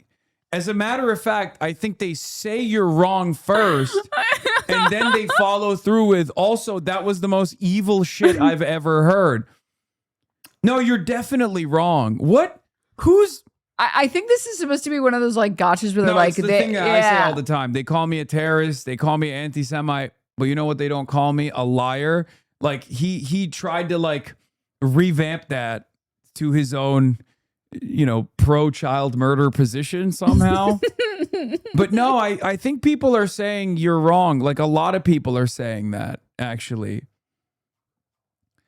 Also, it doesn't even make sense. Are you saying that like being evil is not wrong? I don't know. I don't want to even think about it. We should look at a lot of these uncomfortable truths with a lot more of... Like, is Asmongold single-handedly responsible for the European male loneliness epidemic? Like, because there are people who watch this man late into the night. IT specialist in the Netherlands. Like his big chunks of his audience are all European MAGA LARPers. Every single time there's an Asmongold cockroach in the chat, they will literally be LARPing as an American MAGA guy, and they're almost always European. It's sad. It's fascinating. I don't know. If Twitch perma-bans him, he's going to go on a media tour with Elon boosting him, and he's going to try to make him a victim of cancel culture. If Twitch unbans him, he may calls the violence and the murder of kids acceptable on Twitch. Yeah, and doubling down on the murder of kids acceptable on Twitch. Of a clear mind, rather than allowing it to be polluted by people that I think want to hurt us, people that want to put us in a position that... Dog, I think you... are doing that. I think you want to hurt us. No, we're safe. We're adults. You want to hurt the more. Well, I think he's also called for my punishment many times by the federal government. But I find it fascinating that he has this mentality where he's like, of course I'm right. Of course we got to murder some children, and it's actually those who oppose the murdering of children that are wrong. Is not advantageous. And that's the reason why I communicate the way that I do. It is hopefully to normalize this type of language and for people to see things for what they are rather than what they are. Oh, he's trying to hopefully normalize the language of child murder justification. Oh, thank God. He's a real activist. He's a real warrior. He's a yeah, stick it to power, man. Yeah. Those kids... Finally, someone is speaking up against them. Yeah, he's like, I'm here to normalize ISIS. Like, what are you doing, man? What the fuck? Oh my God. It does say a lot about how bad things have gotten as far as like corporate culture in general, that this will probably be a slap on the wrist by Twitch. Because they're fucking terrified of disrupting or angering the right-wing masses that spend a good deal of time like doxing people that work for the trust and safety team at Twitch. It's like really fucked up. This would be a insta perma. Like there's no shot. I would say pre-Trump 2.0. Pre-Trump 2.0, this is a perma. Like Destiny got banned for less, which is crazy to say. Like he got permit for less, and he definitely deserved it. So I don't even know where we're at now, you know? Want them to be. And I think that's for better and for worse. So that's the reason why I talk the way feel that like I do. this would be a ban on fucking YouTube as well, like, or at least a demonetization on YouTube It's as well. crazy that it's not. Yeah. I'm not sorry. Well, It's probably 2.1 million views in one day, 2.2 million views in one not day. going to have to. It's probably not going to stop. I might try to. I'm going to try to obviously tone it down a little bit because I don't want to get suspended all the time, right? Contrary to popular belief, it's great to have a vacation, but I don't want to have them all the time. And so, that's pretty much where things stand. That's the way that I feel. That's my reasoning for it. I view it as a trolley problem, and I think it enables human trafficking the moment that you capitulate to that type of emotional blackmail. If you don't murder children, it enables human trafficking. That's crazy. So that's really... He did do the trolley problem. Yeah, that's a great trolley problem, man. What a moral conundrum this has been for you. He's playing Subway Surfers in his head, but like instead of getting coins, he's like killing the children on the way over. Yeah. Like, how do I get? If only I could just be on all of the tracks at the same time. Yeah. The way that I feel, and I know this might be a harsh opinion, it might not be something that everybody agrees with, but I think it is the ethically correct thing to do given the the implications of doing otherwise. So anyway, that's the way that I feel. Now what's going to happen now? I'll probably file an appeal in a day or so. Hopefully I can get unsuspended earlier. I don't really know. I'll probably I can try to I wish I could just talk to them. It's really funny. So like Twitch emails me and they say like, yeah, you had an accidental content violation because you accidentally showed something on your stream you shouldn't have showed. And like they sent me an email for this. So I said, I respond back. I'm like, oh yeah, my bad. I'm sorry. I didn't mean to do that. And so then I get suspended for 2 weeks. No email. I don't have any email. So this is the funniest thing, by the way. I actually don't even know this is why I got banned. Twitch has never communicated to me what the thing is that I did wrong that got me banned. I'm just guessing it's probably... Look, he's been around the block long enough. Yeah. You know how it goes. You say heinous shit, and if it actually reaches peak virality because it's so fucking heinous, that like either it's base boosted by ironically Asmongold and the orbit of Asmongold, because like my bans have always been like, oh, we misconstrued what he was saying, but it's actually we're gonna act as though he was actually saying to assassinate a sitting senator. And then it'll make its way to mainstream news, and then boom, Twitch will be like, okay, we have to take action here. Yep. But in this circumstance, very clear. The reason why he knows what happened is because that clip was so insane. And it's ironic because it was initially posted by one of his fans. One of his like... They were like, I'm based? Look at this. No, one of his Kick aggregator accounts actually posted the fucking clip and was like, Asmongold has like base response or some shit. And then people were like, what the fuck? Base No. response. Yeah. And then it went viral because everyone was like, this is disgusting. This is like one of the most heinous things I've ever fucking heard. Yeah. And that's why he got banned. probably the thing that everybody was mad about, right? So I don't know, maybe it's actually some other random clip that had nothing to do with this. But that's generally what my thinking on it is. Will I be back? Yeah, sure, I'll be back. It's been nice to have a little bit of a vacation. I've been stressed out about other like life stuff. I feel like I'm in kind of a position in my life now where it's like, what am I doing with my life? Where do I want to be in 5 or 10 years, right? It's like, kind of midlife crisis type stuff I'm dealing with. I don't talk about this a lot on stream because it's stupid, boring, and it's also, it's indulgent. And I don't want to treat my viewers like my own personal diary. But I have been going through my own personal issues as well, especially right after losing both my parents, and I'm living here by myself. And, it gives you a lot of questions for like what to do in life. And, I don't want to get too into that, but, just know that that's the backdrop for a lot of the ways that, I'm dealing with things personally off stream. And so, yeah, and then all these things happen. I have this health scare, and it's like, oh my God, this is, am I dying, right? Is this happening? And so that's really kind of what why I haven't immediately responded. It had nothing to do really with Twitch at all. I was worried about something that was a lot more important. So anyway, guys, thank you all very much for watching. I'll be back really soon. Yeah, I'm washing off my midlife crisis with a healthy dose of fantasizing about murdering children and then justifying it. You know, I'm doing great overall. How about you guys? Is his attitude? Great stuff. I don't know what to say. I mean, look, if this is what floats your boat, you're kind of a bad person. I don't know how else to describe it other than, you know, yeah, this is nasty. I haven't really decided. Maybe I'll just come back and stream on Kick. I can just wait out the suspension. I don't really know. I'll probably get a few other like real life weekly and monthly quests done, and you know, just try to relax a little bit, which has been great. I slept for like 10 hours yesterday. So yeah, this guy can still travel to the UK if he wants to. By the way, I can't, but you know, It's okay. If it makes you feel better, he won't. Well, true. But to be fair, it is a consistent position from the British government because, you know, people who have killed children in the IDF can also travel freely to the UK. So I guess the UK position is like, yeah, child murder is good. Advocacy for child murder is good. Advocacy against child murder, very bad. We don't like that. Unacceptable. We don't like it. That's what Shabana Mahmood said. Kind of good mood right now. And so, yeah, anyway, that's pretty much what the plan is. And, yeah, that's about all I've got. I'll be back and, yeah, see you next time.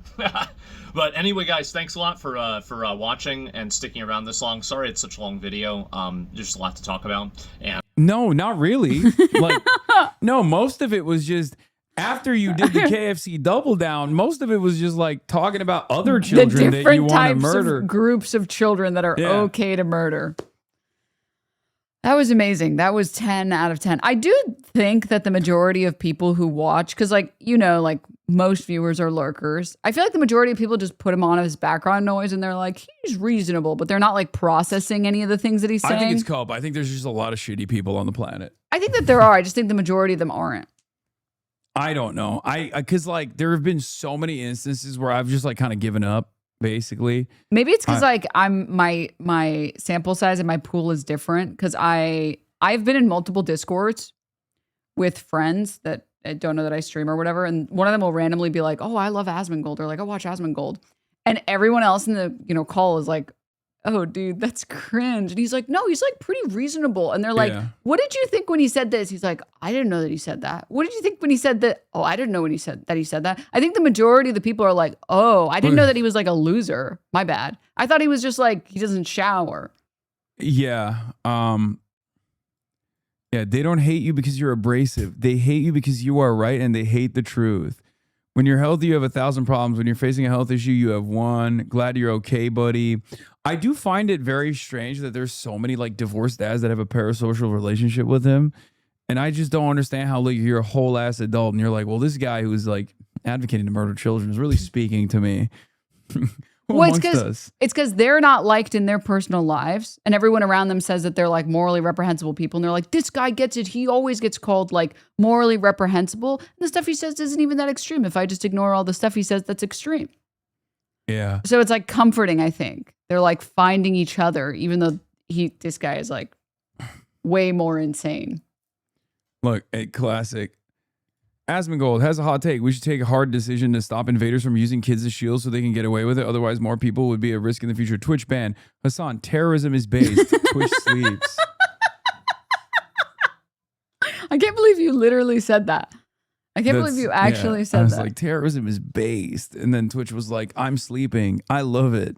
No, but that's like the classic meta, of course. Elon and everyone else has immediately started, like the wealthiest person on the planet, Elon Musk, who was a trillionaire a couple weeks ago, is running around complaining about how Twitch has a double standard. Twitch has a fucking double standard. That's what the argument is here, because they haven't banned me enough times for totally ridiculous things too, you know. And sometimes valid ones. Just a couple of times valid ones. Yeah, it's awesome. Yeah, Elon had this to say. Because Rape Tone found like someone probably sent Rape Tone an old clip of mine from like 2018 where I'm making fun of the Great Replacement theory. and you know, being like, yeah, immigrants are coming to fuck your daughters and your mothers. Like we have salsa hips, buddy. Like white genocide is real. And it's really funny that they were like, he's admitting it. And it's like, no, you fucking idiot. It was fake in 2018 and it's still fake. It's not a real thing. Satire is really difficult for them, okay? Yeah, he said, why does Twitch have this double standard? I said, because I'm making fun of dumbasses like you who think the white genocide is real here and it's not a real concept. Whereas Asmongold demanded border police shoot and kill children. I mean, I do think that like... He said Twitch is ideologically captured by left-wing terrorism supporters who don't want me to murder children or demand the murder of children. Whether it's Islamic terrorism, BLM, or Tesla bombings, these leftists will always enable and promote it. They do this because it works, and also because the government refuses to hold them accountable. Works in what way? I don't even understand that. It works, dude. You don't get it? What are you, slow? It works. Yeah, they do this because it works. Asmongold also is saying, Asmongold comes out pro-terrorism. You know? Anyway, but on that note, everybody, how much money did we raise? Let's take a look. Hold on. Let's wait. It says $86,780 raised. Denims, thank you so much for coming on. This was a wonderful experience, wonderful treat, even though you poisoned me with horrible hummus for the most part, including Sabra hummus. But yeah, that was what a I just treat. needed you to condemn. Okay, it was actually for your own good. All right, I hope you understand. Yeah, no, it was great. Now I've learned many lessons, like cake batter hummus is not as bad. It's just not hummus. If you call it cake batter, it's like edible. Exactly. Yeah. If you close your eyes and pretend like it's something else, then it's fine. Yeah. All right. Well, once Thank again, you so much for having me. Thank you for coming on. Absolutely. Yeah. Your water. Don't forget your water, ma'am. All right. And on that note, I'm going to end the broadcast here as well. And I will be back tomorrow with more news as always. You already know I'm going to go hang out with my family and spend some time with them and celebrate my mom's birthday. Love you guys. And I will see you. Oops, wait, hold on. I'll see you tomorrow, everybody. Stunning Bye-bye. Introduction, starting off the day. All the chatter's trickling in, hostile people hate.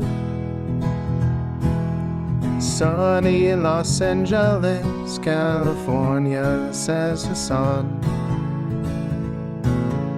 Stun lock to the stun lock to the topics just begun. 'Cause there he is again. Hasan is streaming. Hasan is streaming. There he is again. Hasan is streaming. Hasan is streaming. Reviewing a Chinese train, telling Kaya place. Sun and Asmin chatter loves, giving grinnings grace. Zoran winning NYC, woke two back with the force. The Rogan of the left, to me a dumb himbo, still of course. The Charlie Kirk assassination, the Fear and Online show. 8 full fucking years of this, and plenty more to go. Doing fun stuff tomorrow, throw PBS up on the screen. A man-made horror reaction brought to you by this life's dream. 'Cause there he is again. Hasan is streaming. Hasan is streaming. There he is again. Hasan is streaming. Hasan is streaming. Kicked out of the DNC, IRL with March the Goat. Combating the propaganda that shoved down people's throats. CBS Israeli news, a coup, a regime falls. A full-blown fascist takeover, and still the duty calls. Total radicalization coming out to sea. The system will always fail, it's up to you and me. On these daily streets, whether short or whether long, have helped millions of people keep it moving right along. 'Cause there he is again, Hasan is streaming. Hasan is streaming. There he is again, Hasan is streaming. Hasan is streaming. But hey, what can you say? That's PBS for you. But he'll play games real soon. Just you wait. Say, hey, what can you say? That's PBS for you. But he'll move on real soon. Just you wait. Ba-da-da, ba-da-da, ba-da-da-da-da-da. Hey, what can you say? That's PBS for you. But he'll pull your lungs real soon. Just you wait. Sha-da-da, sha-da-da, sha-da-da-da-da-da. Hey, what can you say? That's PBS for you. But he'll do jet advice real soon. Just you wait. But hey, what can you say? That's PBS for you. Brought on by viewers like you. Just you wait. Just you wait.